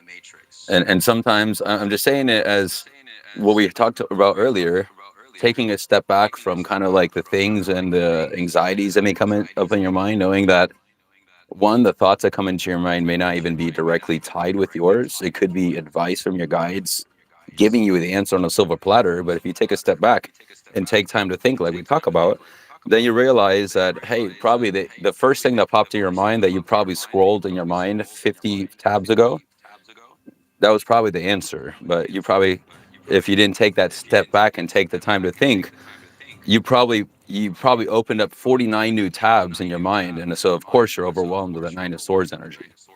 And with more confidence in yourself, developing self-confidence, you will have, and with practice, you will have a little bit more attunement with your own energy, which is different than our energy, by the way. The insights that Miss Moon Honey gets is divinely, the way she receives them is divinely, uniquely unique to her. It's her energetic imprint that is her relationship with her cosmic guides. That's how I see it. Same thing with my gifts and the way that I receive insight. It's not going to be the same as who I'm speaking to in the audience. And I'm saying this as, don't compare your journey with ours. Like, at least where I'm coming from, as much as I can, I would like to be a catalyst to those that don't already know the information. And sometimes even the haters that pass through and said, F you know what I mean? And I'd be like, hey, I love you too. I'm sending you with love, baby. You know what I mean? Because they don't know yet the things that I know. And I'm not saying that I am better than anybody else, but when I Because involve you more were there at collective one point too. consciousness, you what? Because you were there at one point too, in some I variation. was. I was. And I was very, especially when I was like wrapped up. And again, no offense on anybody that still was practicing, but when I was involved in religion for myself, it makes it like a he against other people type mentality. It's like, if other people don't believe exactly what you believe, then we're supposed to, like, I get these sometimes when I'm serving people on my job. You know what I mean? Because I'm open when I'll tell people, hey, I read tarot cards and whatever. I don't care. You know what I mean? And I do get some of these. I get some of the Jesus loves you. I know he loves me. He's a cool dude, like literally. And I'm saying that with reverence and respect because he's an ascended master. He and Buddha and all of them, they're ascended masters. And I feel that the certain powerful players, and this is very, it's controversial to some maybe, but if you do your own research, like, I fear a lot of these institutions wouldn't exist without a certain level of fear that's keeping the flock at bay. If you don't have something for people to be afraid of, you wouldn't have an audience, personally. You know what I mean? You wouldn't feel the need for these things because you would find the power within yourself. I don't know if that what I said, but thank you, Miss Fairy Goddess. Yeah, You know, the that's like bluntness. the I've dark lost night a of the lot of soul. connections. What? The dark night of the soul is about finding that light within you. And the dark night of the soul is rough. Have you been through dark night of the soul? I would imagine so. Yeah. I'm gonna keep it real. I think mine was probably through a little mushroom trip. You know, um, it was very transformative. Real quick though, before I forget, because I want to read this card just real quick, but I am gonna get back to that because I do have more I want to add. But let me catch up with the chat too. Miss Fairy Goddess, yes. I think we need more people to be more upfront and not be apologetic about speaking the truth and saying what it is. Yes, the cancel culture exists, but you see how many streamers and how many people that are talking about very controversial things and are still online and people love them. You know what I mean? I don't do politics on my channel. I don't do none of that stuff because all those are mechanisms of divide. So I try to remove myself from that line of programming because that's a programming based on division. So for me, I ain't about that personally. I prefer when it hurts is the best way to learn. Exposure therapy. Didn't we just talk about that earlier? Sometimes you got to get through the rough in it. And like as a server, I remember one time I worked at a place. If you know this place, it's called BJ's Restaurant and Brew House. Nothing against the restaurants itself. Unfortunately, I feel I didn't have the best management. He's kind of an a-hole. But that was one of my first serving gigs. And I promise there's a whole point to this because sometimes you have to get through the fire and get thrown into the fire so you can be reforged into something stronger. So you hear the analogy about the coal into the diamond and the olive oil into being extra virgin and pristine. Forged in fire. I love Forged in it. fire, baby. I've been Yes. forged in fire. In all different ways too, baby. You know what I'm saying? But yes, we all been forged in some way. And I kid you not, this is the term is weeded in the restaurant industry, if you don't already know, is when you are completely overwhelmed. And that's the term called in the weeds. Well, not only did the weeds overtake me at that moment, the weeds smothered me and smushed me down to the ground. So I couldn't even, like, I had at one point like 11 to 15 tables at one time. And I literally like did not know what to do because I was a new server at at that moment, and that restaurant was not built. Yeah, that was crazy. But case in point, though, I learned from that. I learned a lot of things, and this is part of the self confidence we're gonna get back to, and I promise. All these little segues, and just stick with me, stick with us. Um, have a reason, but from that experience, I was definitely not as I wouldn't consider myself. It's probably like 10 years now. So I definitely, and I was still was rocking the Christian mindset at the time. So I feared everything personally with love. A little joke there, but as a Christian, I remember is rebuke this, rebuke that, rebuke everything. You're afraid of everything somehow, and everything is oppressing you, and you're a victim. Not always, but I don't know. I feel I get that a lot from people. But that one meltdown taught me a lot. And there's also a mindset among servers that if you know you're a good server, not from an ego standpoint, you do your job. The way to not get in the weeds is to not care as much. I'm just gonna keep it real with you. And so that instance taught me a lot. Even though I thought I was gonna lose my job, I didn't. I, I probably could have lost my job because I don't know how many people, they comped food for during that time, but whatever, I'm still here. The case is a matter of fact is that transmuting those energies and the trials that have been presented to you, what are you going to do with that? Take that as a way to develop your confidence. And remember, failure is just a first attempt in learning. So, I'm of the white belt mentality I like to have. I don't ever consider myself to have the answers. And I would love for someone to talk to me and maybe I learn something. Like I feel I'm learning a lot from Miss Moon Honey. And the reason that you're here today, you're probably learning a lot too, right? Or you just loving the vibes, and that's beautiful too. You know what I mean? I don't know, Miss Moon Honey, I'm talking too much.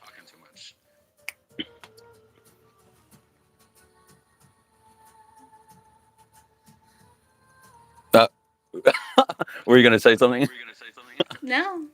I was Uh, just thinking that was really sweet what you just said. I was like, oh, thanks.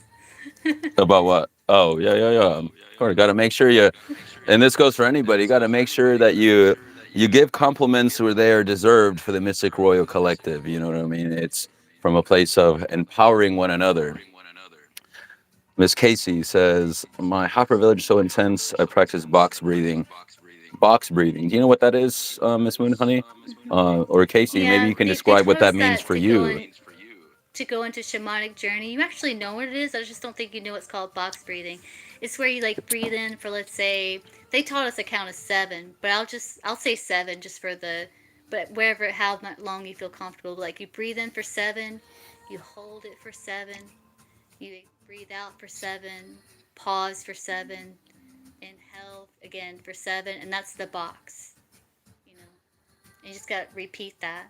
Like they taught us that to Mm. go deep into shamanic journey. So you know what it is. I just don't think you knew it was called box breathing. Thank you so much. Yeah, Miss Moon Honey, thank you for clarifying that. And thank you, Miss Casey. Is that right, Miss Casey? You've mentioned that in the chat. Thank you so much. Other people can be so frightening sometimes for empaths like me. Also recognize what type of empath are you. There's different types of empath.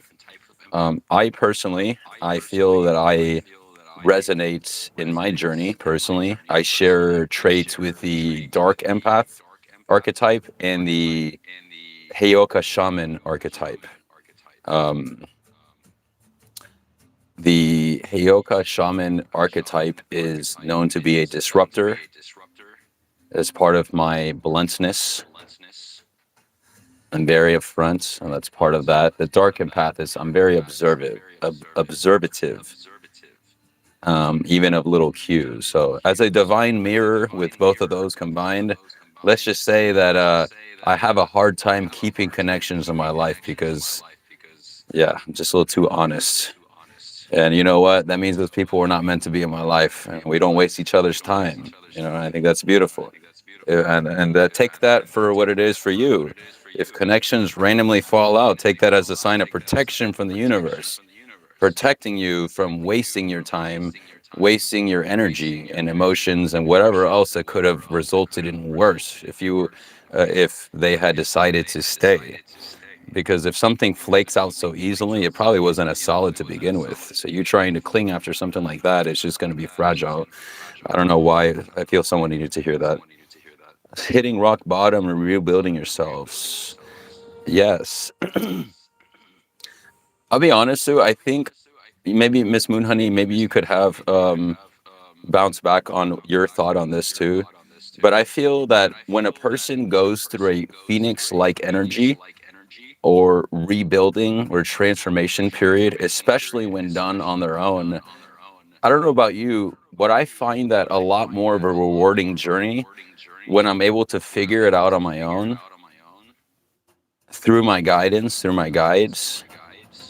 Sometimes I enjoy that than if I heard it from someone else. I don't know if that makes sense, but I think that's part of that mastery energy that it takes time for one to develop and trust in that self-confidence. And to quickly breeze through this, just and then we'll talk more. It says self-confidence is an individual's trust in his or her own abilities, capacities, and judgments. When you are feeling better about your capabilities, the more energized and motivated you are to take action and achieve your goals. If you lack confidence in yourself, others can detect it. Divine mirrors, right? You won't reach your full potential or inspire others. Um, I'm reading the comments. If there's anything you wanted to say, or if we're still just vibing, Miss Moon Honey. Well, were you talking about like the phoenix energy, um, and like just gaining advice and guidance from others? That's perfectly fine, and that helps a lot. And it saves a lot of time, if you resonate with it. But the phoenix energy happens like when you transform that knowledge into wisdom. And even if your spirit guides give you that guidance and that knowledge, it's like you transmuting it into that wisdom. That means getting that deep into your bones, where you understand it on a deep level. Like we can understand things intellectually, but like to really like that awakening, something visceral is something it's beyond the intellect, you know.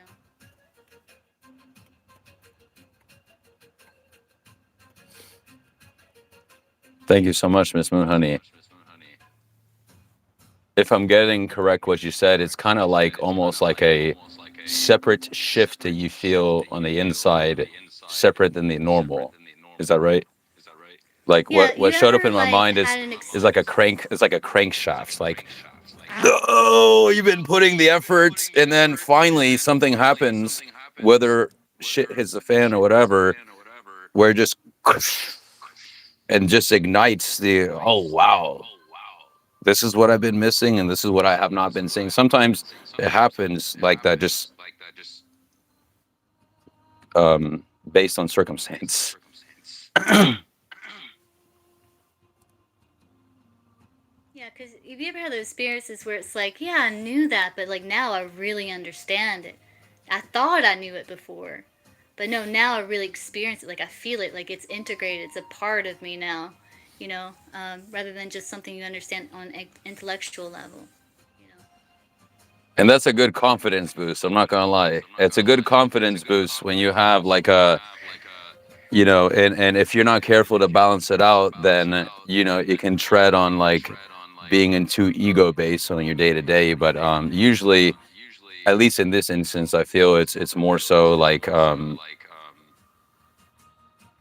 I feel the collective that we're speaking to is more from a humble standpoint, if that makes sense, regarding their confidence. I feel a lot of people lack, um, they have not found that key that has opened up to who they truly should be.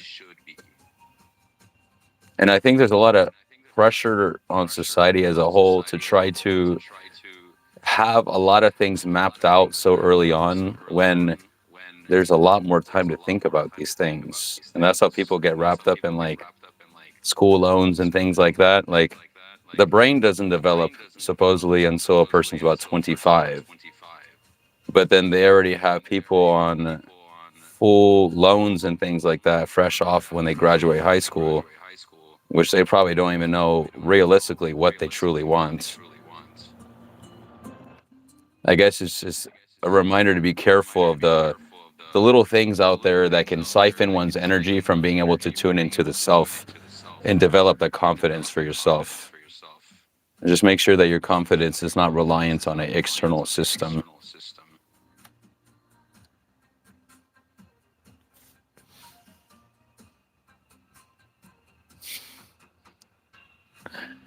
I was laughing, Miss Casey. You talked.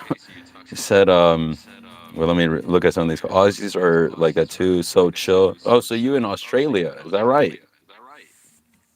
Did I'm reading that right, Miss Casey? You told me. How's the internet? Well, I don't want to get you in trouble, but I hear there's a lot of restriction internet-wise on people accessing. Like you have to have an ID or something nowadays. I could be wrong, but most down, chillest female ever, and I'll be blunt and want to push your limits.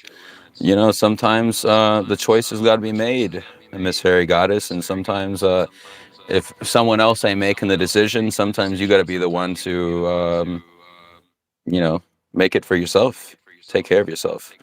Rub the Buddha belly. Be full of luck and prosperity. Nice.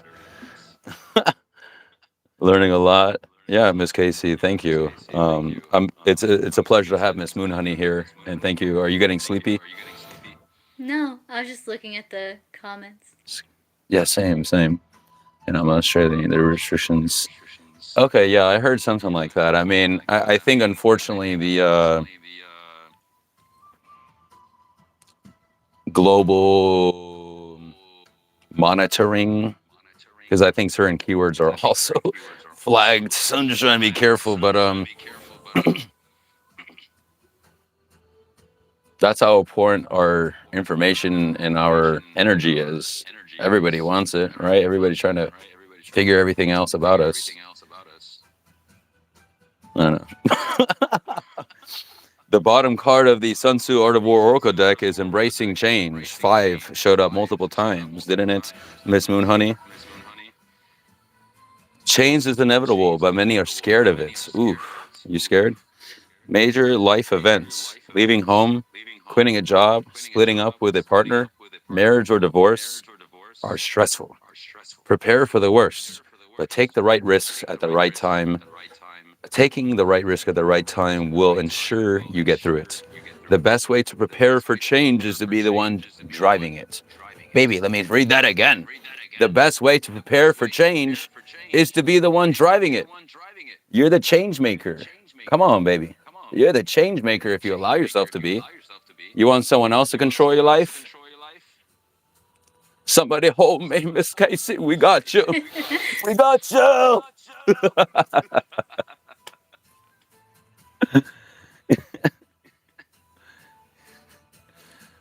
Yeah, I think like part of it is like steering it is like getting that healthy perspective about change, you know. It's like instead of seeing it as something fearful, see it as something exciting, you know, like transmuting that anxiety into one of excitement, you know. Like does the benefit outweigh the fear type thing? A common one is like getting late to work, right? All right, let's boil down the common scenario for some people. They wake up a little too late, maybe 15 minutes later, and that 15 minutes is the time you need to get to work. Okay? I'm painting a story, just hear me out. So you being late can be interpreted in many different ways. To the common person, that's probably like trusting the matrix reactions and just going with what everybody else would normally do. It's like, oh my god, oh my god, I'm shifting in acting mode. Oh my god, oh, fuck. I've been there, done that. Like, man, I'm late. What? Freaking out, right? You're gonna lose your job or whatever.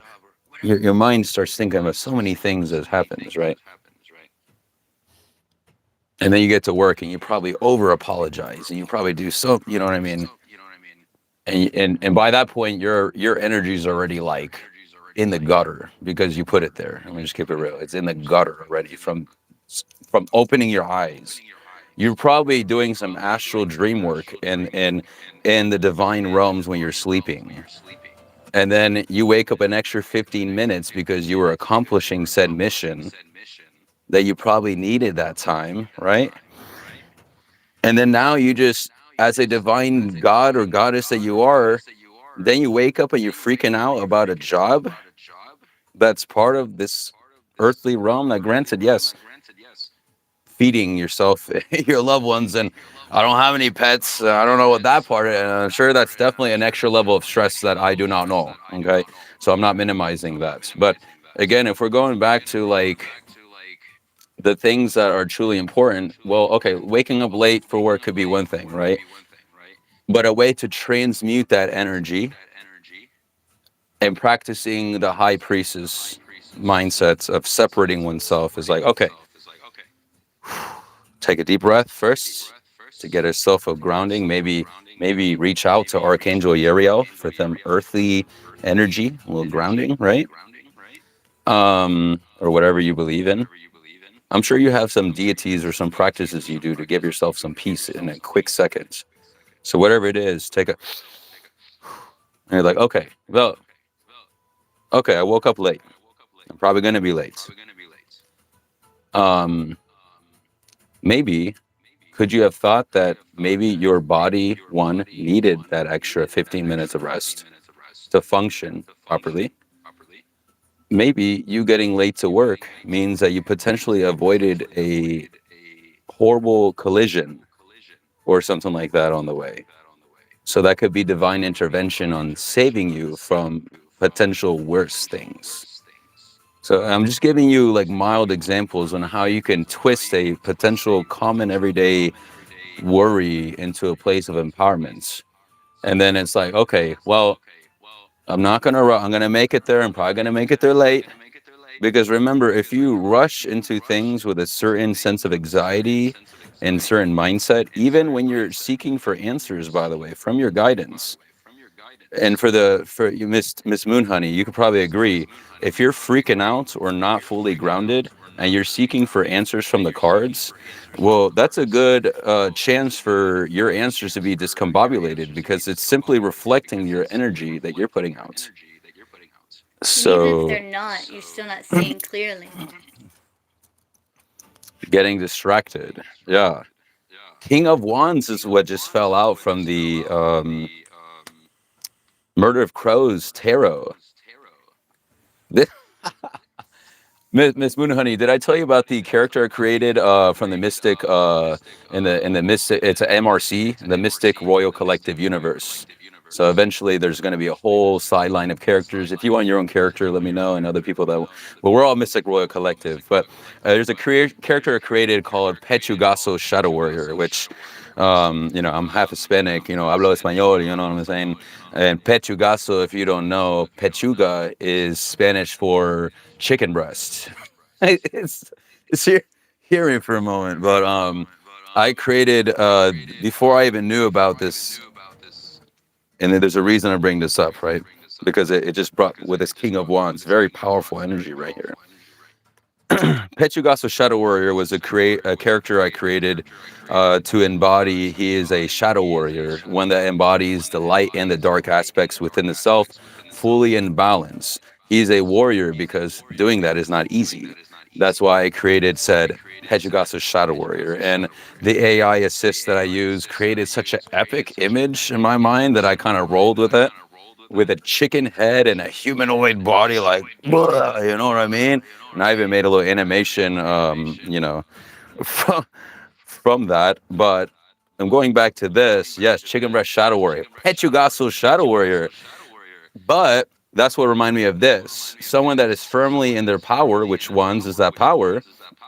Now, ironically enough, I created that character not knowing that there is a deity that already exists that practically looks and embodies the same characteristics of everything that I just created with this Pechugaso Shadow Warrior.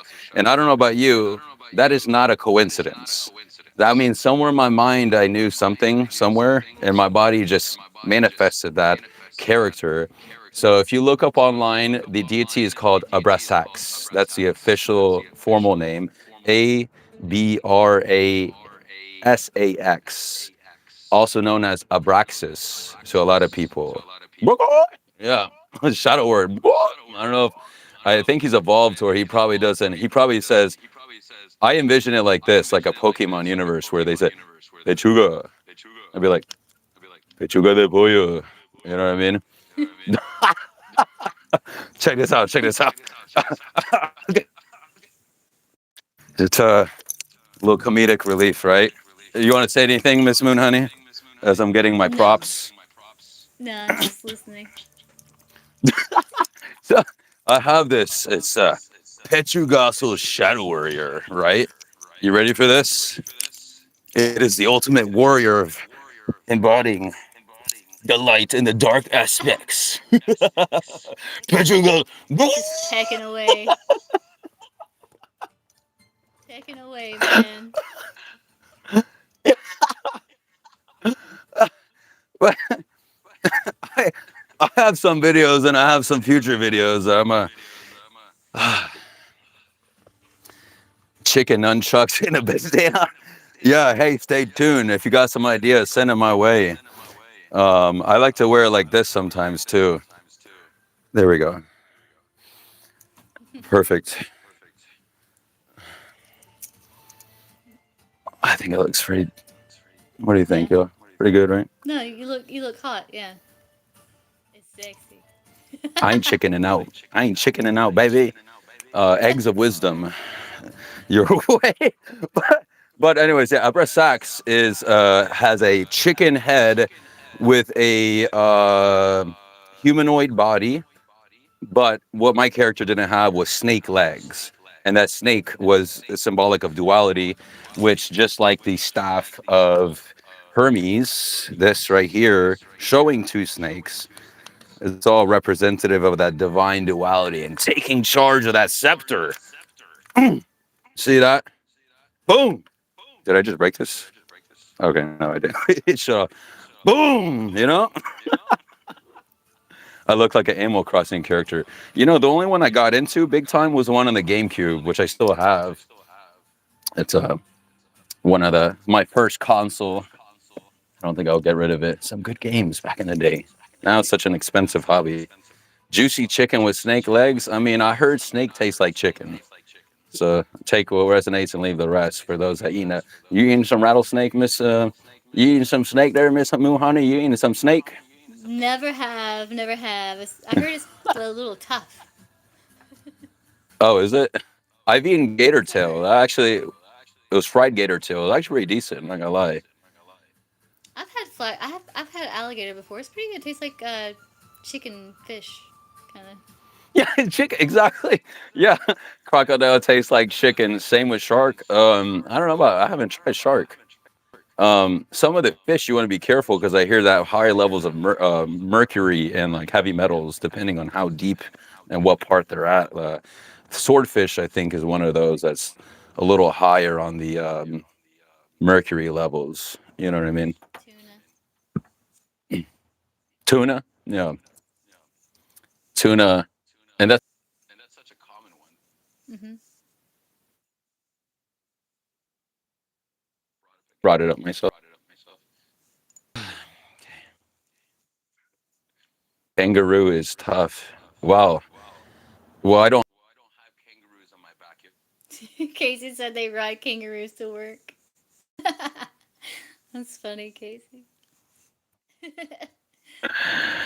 Uh oh. Here we get it. Take this. I think I hear a little bit. Are you I'm here. You just kind of froze. There you are. You're back. Ah, yeah, I know. It said preview, and now I'm back. Yeah. King of Wands. You want to add something to that, Miss Moon Honey? That's what I showed up at the No, bottom here. it's just talking about like overcoming challenge, being the visionary, um, mastering the fire so you don't burn yourself out. Yeah, I mean, if you think about it, if you mess around with fire, you end up finding out in the wrong way, don't you think? Yeah, fire can both purify and burn. And destroy. Any Avatar Airbender And heal and fans? destroy, yeah.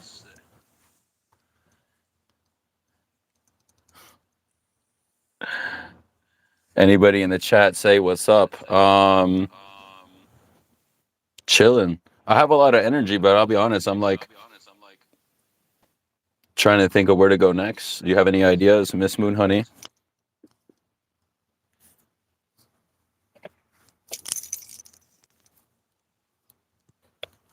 Um, I love I don't Avatar. know. I just kind of going with the flow, I guess, over here. Yeah, chilling, chilling. Well, I think maybe um I'm gonna probably pull a little bit more cards, and if you're okay, I don't mind taking probably kind of chilling it with a live, and I would love to do more collaborations, but Yeah. I'm also trying to be mindful of make sure we don't burn ourselves out. You know what I'm saying? Mm-hmm. Aang is cute. Oh, you're an Aang fan. Um, Hi, Forrest. water bending, I thought was the most broken ability. If you just had to isolate a singular element as bending style that was powerful. I mean, they could bend blood. Bending what? Through the water in the blood? That's crazy. And you think about it, like I can chill my food and heat my food on demand because I can heat the water and steam food and cook food. So yeah, water bending is like very powerful. Yeah. If you were to bend elements, Miss Moon Honey, what would be your bending style? Hmm. You mean between air, fire, earth, and water? Which, by the way, as Miss Casey just put it on there, some of them have subtypes. Metal Yeah. bending is pretty awesome. Like Toph was able to master that because it's part of the earth.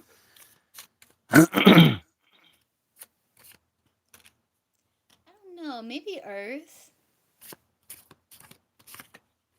Maybe earth. I just feel really connected to the earth energy. And within the earth is all things, so all the crystals, all the metals. So if you can bend earth, you can bend Oh, just about everything. crystal bending. I didn't even think about that. That sounds pretty awesome.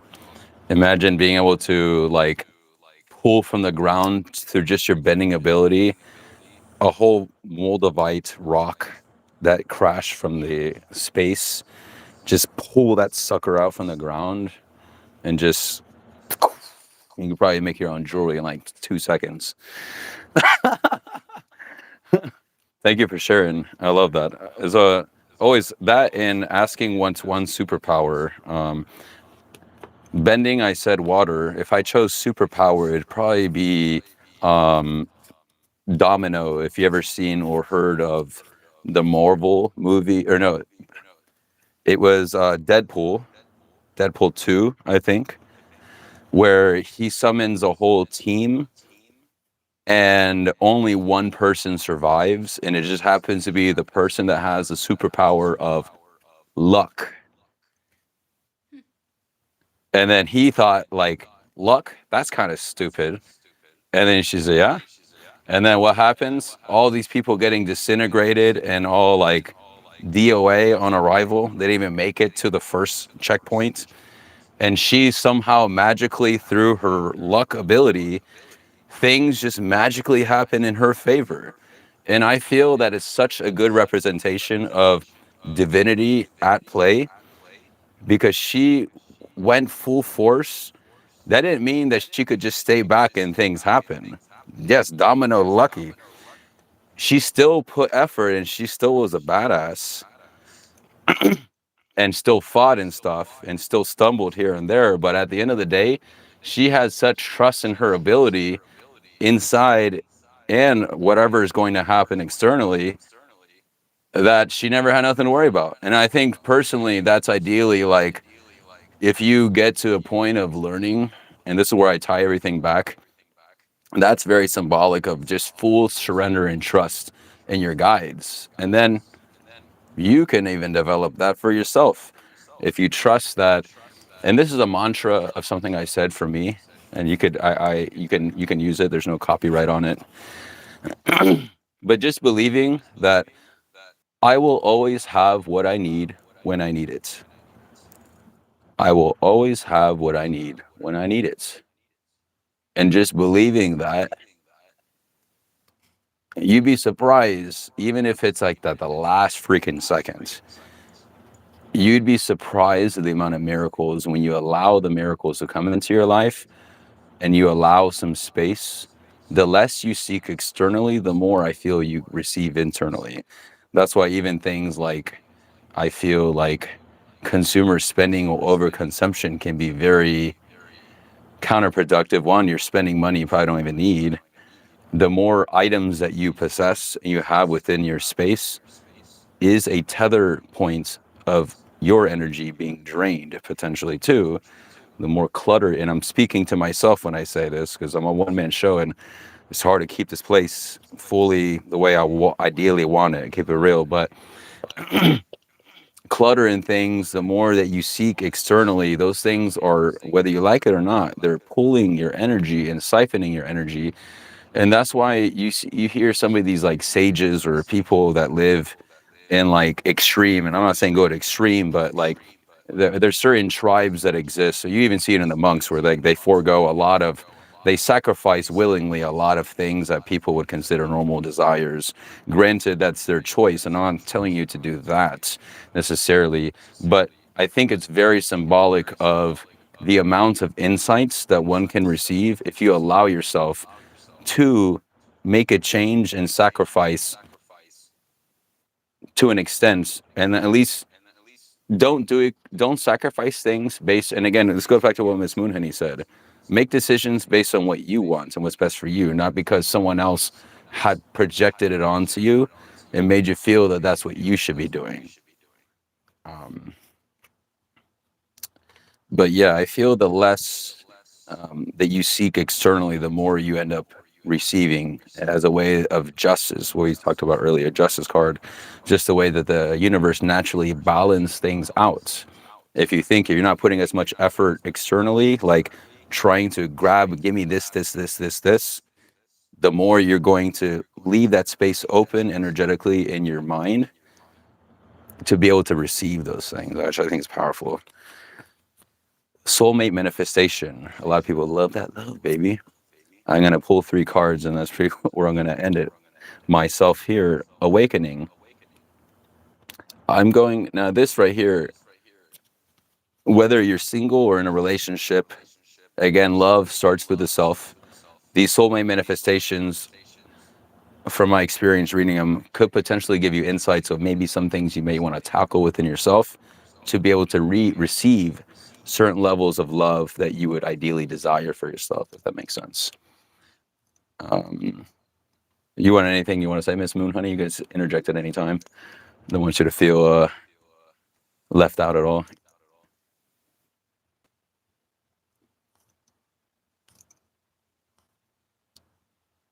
You're good?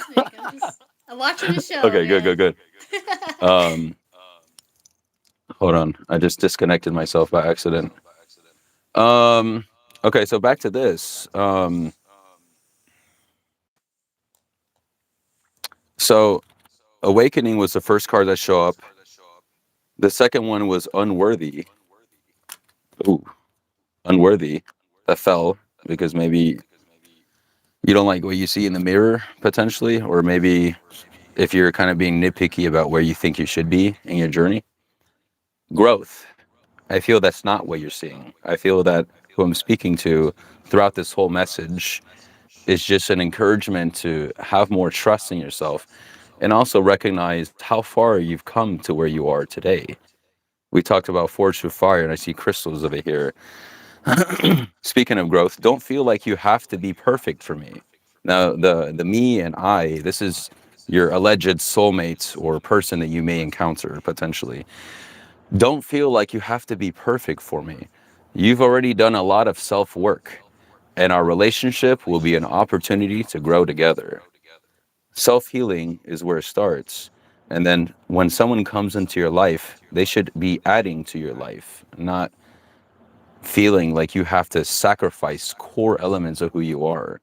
I feel there's a difference between healthy compromise and boundaries and complete and utter self-sacrifice where then you become like a servant or something like that. And people then take you for granted.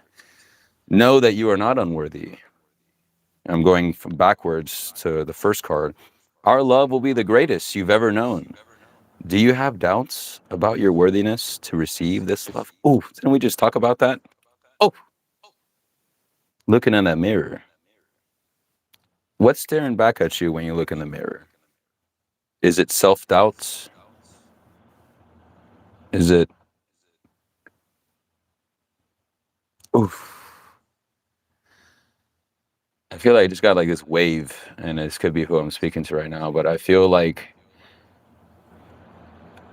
oof. And if you feel this way, I'm sorry. I'm sending energy your way, but I'm getting like an energy of someone that's like looking in the mirror and they literally don't like what they see. That's painful. God damn. Sorry. I feel for you. Awakening right there. I'm going through a spiritual awakening right now. That's probably where you're going through right now. Getting like churned. And that's like that nine of swords, like so much shit coming at one time. I'm going through a spiritual awakening right now. I'm transforming into the person I've chosen to become. One thing that came into mind is before you seek anybody outside of yourself, if you desire to seek anybody or any connection, make sure you become the person that you want to find first. You know, Culture NV, welcome in the True. chat. And you're coming near the end. Near the end, make sure you're subscribed to both of us. I feel I've seen you before, so glad to have you. So glad I have Miss Moon Honey in the chat. But we literally were just talking about, and I'll just fill you in real quick. Culture. And this is kind of just summing things for everybody. But you know, as you were going potentially through a potentially tumultuous, potentially awakening and purification and fire forge process, it is eventually, if you allow it to be, it will be the very thing that makes you the very person that magnetizes exactly what you want in your life, if you allow it. It all starts with you. And I think that's what I have.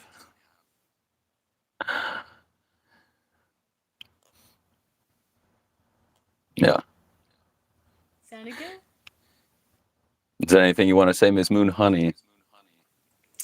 Just looks like it's an awakening, like awakening to your power, awakening to your true self, and then going on that healing journey where it's like you heal your self worth, you heal your self value, and then you meet that person, and then you may still struggle with like self worth, but it's like learning how to fully accept yourself, light and shadow, flaws, because we all have them. No one's perfect, and it's like finding that person that doesn't judge you for those things, but actually loves like all those aspects of you, or at least tolerates them, because because they uh, because they want you in their life, you know. And as long as the person ain't trying to change you, I mean, because I mean, sometimes we can end, if you decide to be with someone, of course, you can naturally trigger your partner and whatnot. But I think it's also making sure that you, as a unit, is important. Is that people as a unit see something as a challenge to overcome and not something that can. This is where it gets me a lot. I mean, and I think it's a little bit different at least based on what I was raised with when it comes to like relationships. But I think society has made it so easy to have a back door and to exit any situation when things get tough. And they incentivize that kind of behavior. In fact, to where now anytime anybody gets triggered, it's almost like an immediate threat to cut off a dynamic, or you know. And I feel that's a when it that's a very Or dangerous to precedent, by the way. teach When them a lesson, so to speak. Yeah. yeah, and that's all part of these games that are getting put out there as something that is socially accepted. But in my eyes, like I first of all, don't stay with any connection longer than what you truly feel, but also don't let someone pull you around and try to manipulate you back and forth. Make sure you stand your ground, and know who you are. um it's And when you get to very that important. place where you do that healing and you know yourself, you know your boundaries, you know you have your self worth, self respect, you won't be attracted to those types of energies anymore. Yeah, and probably you'll probably stop.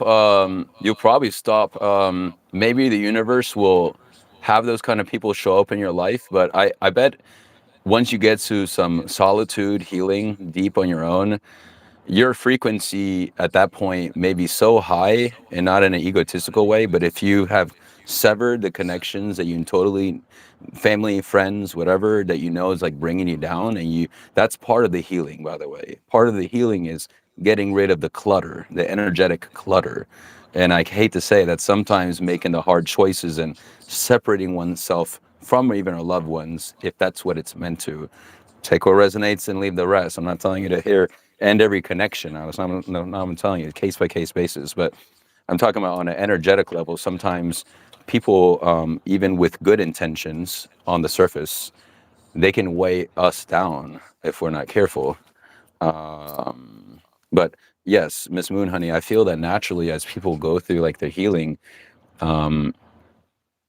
less situations happen where they'll attract those kind of people. Does that make sense? Like your frequency is resonating to where now you may pull those kind of people from time to time, but it comes not nearly as often. And a simple test from the universe is, hey, do you remember where you came from? Do you remember this lesson? And some person will slide up in your DMs or something like that and try to, trip you up. You feel me?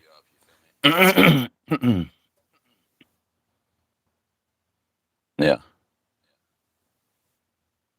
Making sure you keep yourself no matter what. Don't lose sight of yourself. That's important. Um, I know a lot of people are very understandably so, could be desperate for love.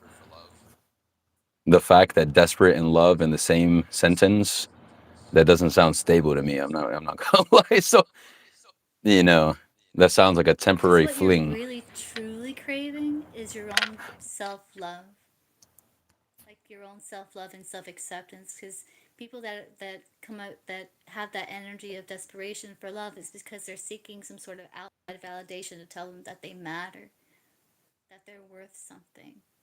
And but what you're Oof. really craving is that from yourself. And if you can get yourself where that your cup is full with that self love and self acceptance, that's one of the reasons why those other energies won't be as attractive to you anymore, because you're like, no, no, you know, I don't need someone to tell me that I'm valuable or that I'm worthy of love, because I am love, and like I give that validate myself in such a way. And that exactly what you said, Miss Moon Honey. Also, um, there's the narcissists, which obviously are very upfront, like me, me, me, me. But there's also people pleasing, which usually is the one that attracts the narcissist, because people pleasing is a shadow on its own of an unhealed part, meaning that you can't feel safe unless this person or someone else feels safe, which is a very hard thing to deprogram. But I'm not gonna tell you that it's easy, but whenever also like that in and of itself, seeking the validation externally can also take a toll on the relationship. um, in a couple ways. On the narcissist end, usually with the, and I'm speaking based on narcissist people pleaser, which usually is a very common, and usually the ones that come to places like this, very often than not, this is not going to show up for a narcissist that knows they're a narcissist. This live and this kind of information is probably the person trying to get away from said narcissist and heal. But I hope the narcissist will see this and maybe have a slight change. But so the narcissist will see. I was getting to a point on here. I promise. That last thing you were saying, Miss Moon Honey, before I started going on. Give me a click on it. I blanked. About not seeking someone else to tell you that you're worthy or that you matter or have value. Thank you.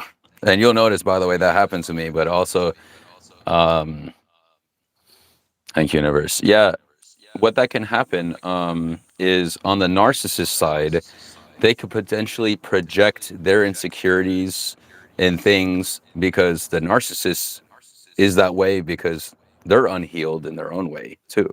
They have their own lessons, and we got to think these people are not our enemies deep down. On a cosmic level, we're all part of the same whole, right? And this is where I like. This is where thinking this way for me has helped me to exercise a little bit more strength and resilience when dealing with these kind of people, but also a little bit more It's sense a of compassion and personality disorder. It's a personality well, disorder, and some empaths get with narcissists thinking I can change them, like I can heal them, but you can't. It's a personality disorder. Like they can have like slight improvements, maybe, like in terms of being able to regulate their emotions, maybe a little better. But it's a personality disorder. It can't. They can't not ever be a narcissist. I mean, I think that some eventually in the same incarnation they may end up changing, but I mean, obviously that would take a pretty brutal overhaul in one's life. I don't think anything's impossible is what I'm saying. To truly change, it requires self reflection. And narcissists really can't do true self reflection because it takes being honest with yourself and your flaws. And so that would totally break down this construct, this false self that they've created, and it would cause an ego death where they would go back to being like a child because it would break down the whole personality that they've built. So they can't do that real honest self reflection. So hence they can't get that deep healing, unfortunately. Um, but they can understand things like cognitively, like cognitive empathy and stuff like that. But to actually like do that deep healing, it's just their brain won't allow them to do it because that would be a breakdown of that personality. It's like when they start to be like, oh, well, maybe I was wrong. Their brain's like, nope. It goes right back to that false self. It's just a personality disorder. I'm not disagreeing with what you're saying, and this is what I think is beautiful, by the way, because we can all sit here and talk and have different nuances and take different things. You know what I mean? I myself, I try not to think of it as like disorder. You know what I mean? If you, in a way, it is disorder. If you'd separate it disorder, like dis-ease, your body is at dis-ease, disorder, right? Something not in balance. I feel to an extent there's a lot of people that are not going to learn the lesson in the same lifetime, especially if they are like heavily embodying that archetype. I do feel that to some, they may change, usually through drastic means. There are certain archetypes, though, that really put the narcissist in their place. And this is also, and not in a bad way, but this is also in other videos you may have heard me, like, again, me talking about being straight up and 100 and being very blunt with people. Some souls need to hear that way because they wouldn't listen otherwise. You know what I mean? And also with certain like archetypes, like the narcissistic archetype you're talking about, they're already so resistant about hearing anything that challenges anything that they. But there are certain archetypes that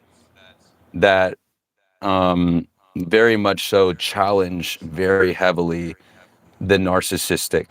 And this is about that equipment and equipping ourselves with the knowledge, not from a place of competition or taking someone down, but also in a loving way. Maybe if you embodied some of these healing and archetypes, maybe you can be the one to help change like you're not trying to change the narcissist. We're not trying to change anybody. That shit, I mean, I'll be honest, we shouldn't get into a dynamic trying to change anybody, period. We should be fully accepting for who they are. And if we really love the person, we will love them unconditionally. That's ideally. But obviously, unconditional love is very much like synonymous to a lot of people as lust, which when it's not the same thing, obviously. But like the narcissist can essentially, you can be in a situation with someone where it's all about them. And we talked about kind of like the um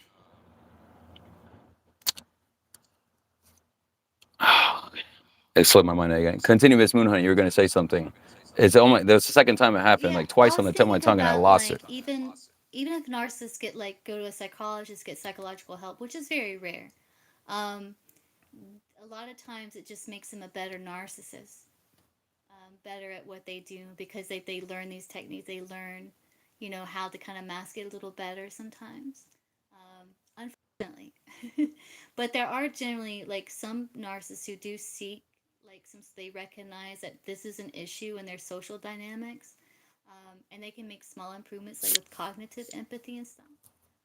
But a lot of times, if the a lot of times it just teaches them to be better at what they do. Unfortunately, that's kind of goes back to what we were talking about. How like some people can use knowledge in a more lower vibrational aspect. And thank you, Miss Moon Honey. I think with you saying that, like definitely if you're not careful, the information and things within your interactions could be weaponized against you if you're not careful. Especially usually the narcissistic mentality is usually part of the game is accepting the trust first before really like executing the plans. You know what I mean? And that's how they feel. But like archetypes like dark empath and things like that and the other archetypes that we talk about, those are some archetypes that can challenge very much so the narcissistic because and unfortunately the narcissist will never intentionally pair with a healed person. They usually want to go for somebody they know they can manipulate typically.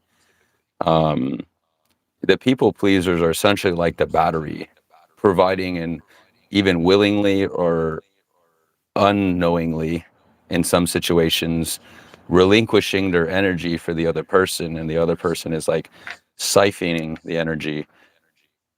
I feel part of that developing the self-confidence is also um, knowing your value and knowing your worth with these people,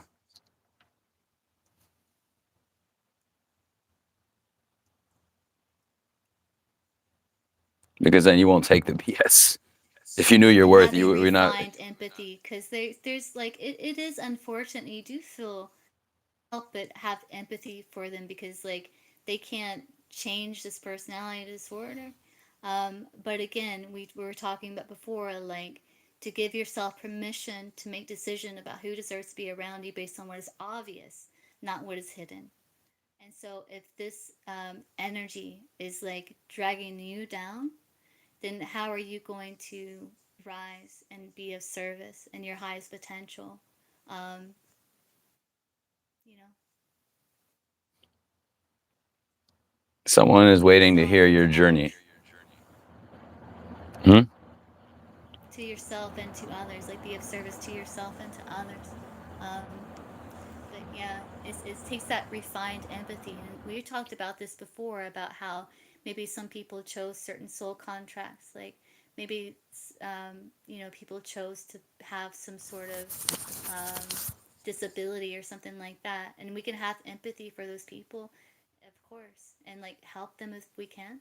Um, but that refined empathy is being able to observe it with respect and reverence for that individual soul's journey, um, without feeling like, oh, there's something wrong with them, or oh, like this is like so terrible what has happened.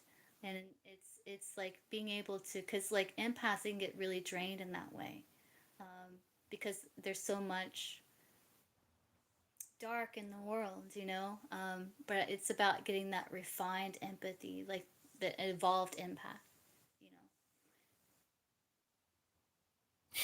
And it doesn't mean that you don't love any less. It just means that you've reached a state of balance and you're not only in the physical world, but also in alignment with what's happening spiritually. That goes back to that justice card. Justice, baby.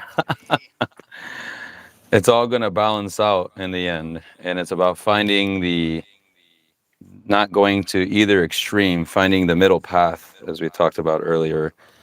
One last card that showed up on the top of the tarot is Three of Discs. It's in your DNA and probably in programming that's been put onto you to always have to hustle and always have to keep a certain like thing going. And sometimes that's generational, by the way. Sometimes there's generational expectations on who we should be. And sometimes those situations, exactly like, you know, you think of some cultures where it's like forced marriage or something like that, or expected based on, you know, things or whatnot. You know what I mean? Um, I see the wall back there that's unfinished, that's kind of coming back to me. This potentially could be three. Usually I think of like mind, body, spirit, mind, body, ether, those kind of things, whatever you want to call it. But I feel this is like, this is where all this is taking place of this shakeup of awakening. See this lightning bolt? And it's probably forcing you to have to put down some things that you thought was going to give you the stability that you needed, and then you realize that you probably put in the walls up in the wrong place. The walls that you're putting up were probably actually keeping you from opening up, um, and allowing the space for the universe to act naturally. It is your divine. This reminds me of like a DNA structure. I don't know what all these elements mean. I think there's something astrology. I think there's a black moon Lilith, I think, right there. Is it? No, I'm not sure. Mercury. Oh, Mercury. Thank you so much. Yeah. But to me, this is kind of like remembering your cosmic DNA, or attempting to remember who you are beyond beyond the scope of this world.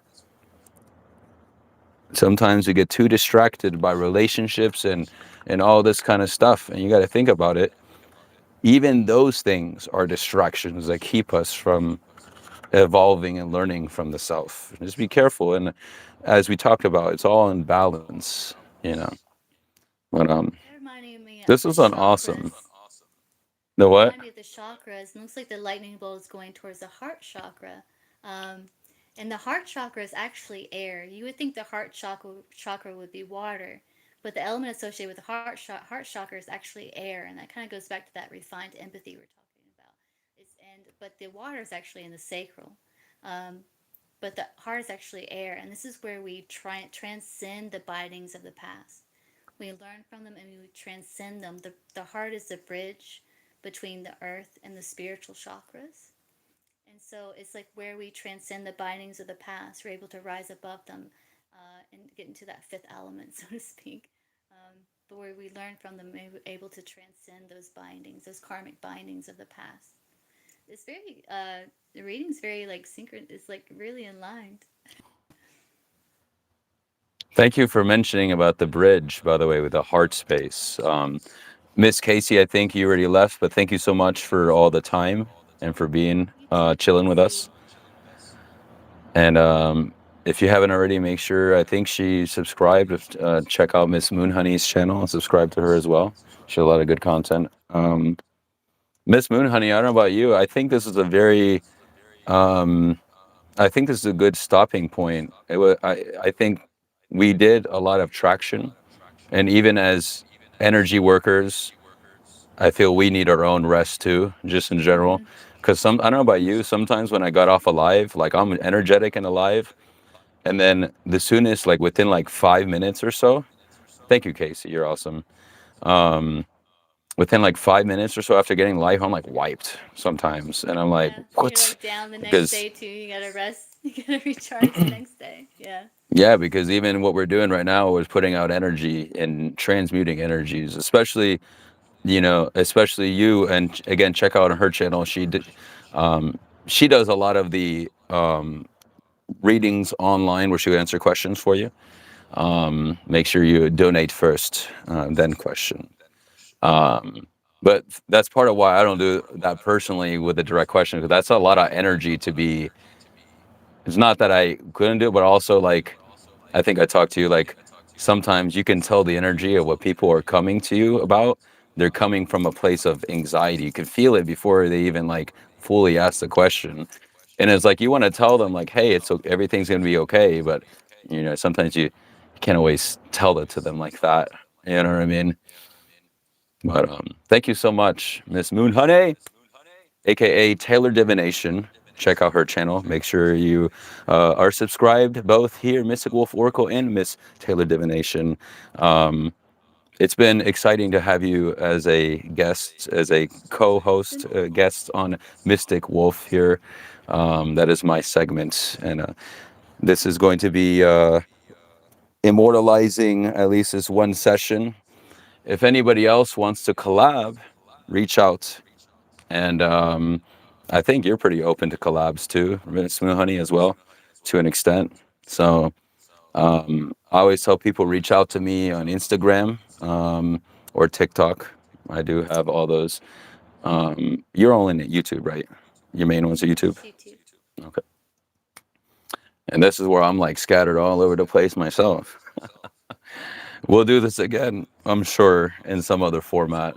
I would love to. It's been a pleasure, and I'm grateful for your time, Miss Moon Honey. Same. Is there anything that you wanted to say to the Mystic Royal Collective, which is all of us, anyways?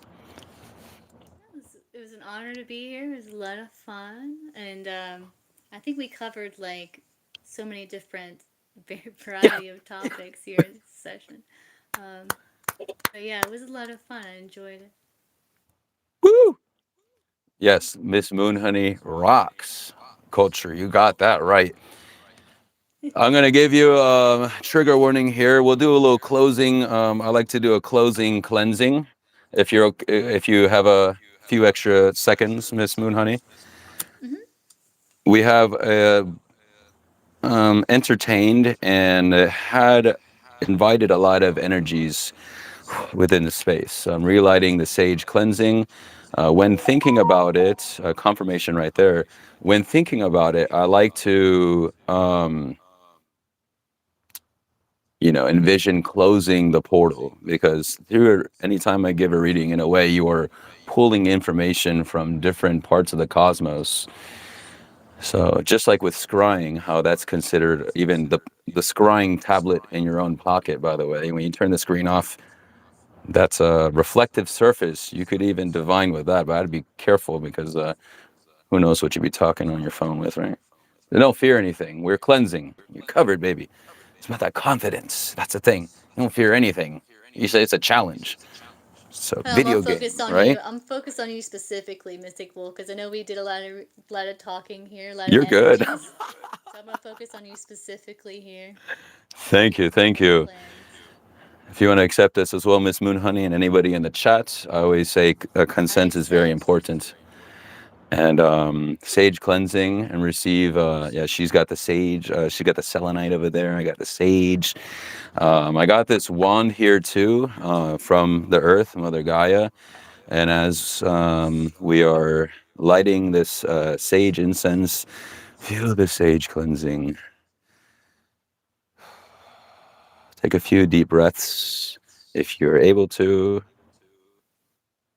1, 2, 3.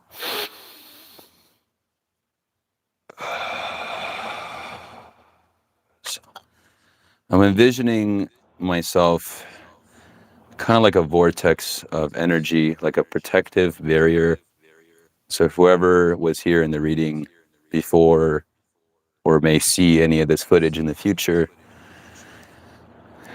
may you be sent off with a sense of peace and as much positive energy that you're allowed to receive, even if you think everything is BS. Sending you with love. with love. Hold still. Okay, we're gonna do one up. Bring out this one here.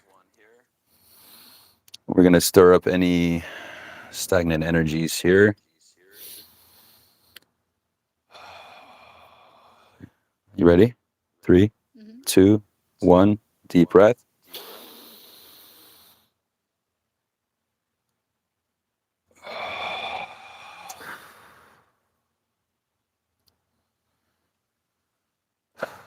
Got that, yeah. Thank you, universe. We are the masters of our own destiny. The wand is in your own hand. Rewrite the scripts. I love you, Mystic Roy Collective. You're beautiful. You're wonderful. Thank you so much for tuning in. Um, stay mystical, my friends, and check both of our channels out. It's a lot of fun, and maybe do something like this more in the future. So, um, anyways, um, thank you so much, Miss Moon Honey. Have a beautiful evening. And to the Mystic Roy Collective, we bid ye farewell and a beautiful night. Ciao. Talk to you soon, everyone. Bye, Miss Moon Honey.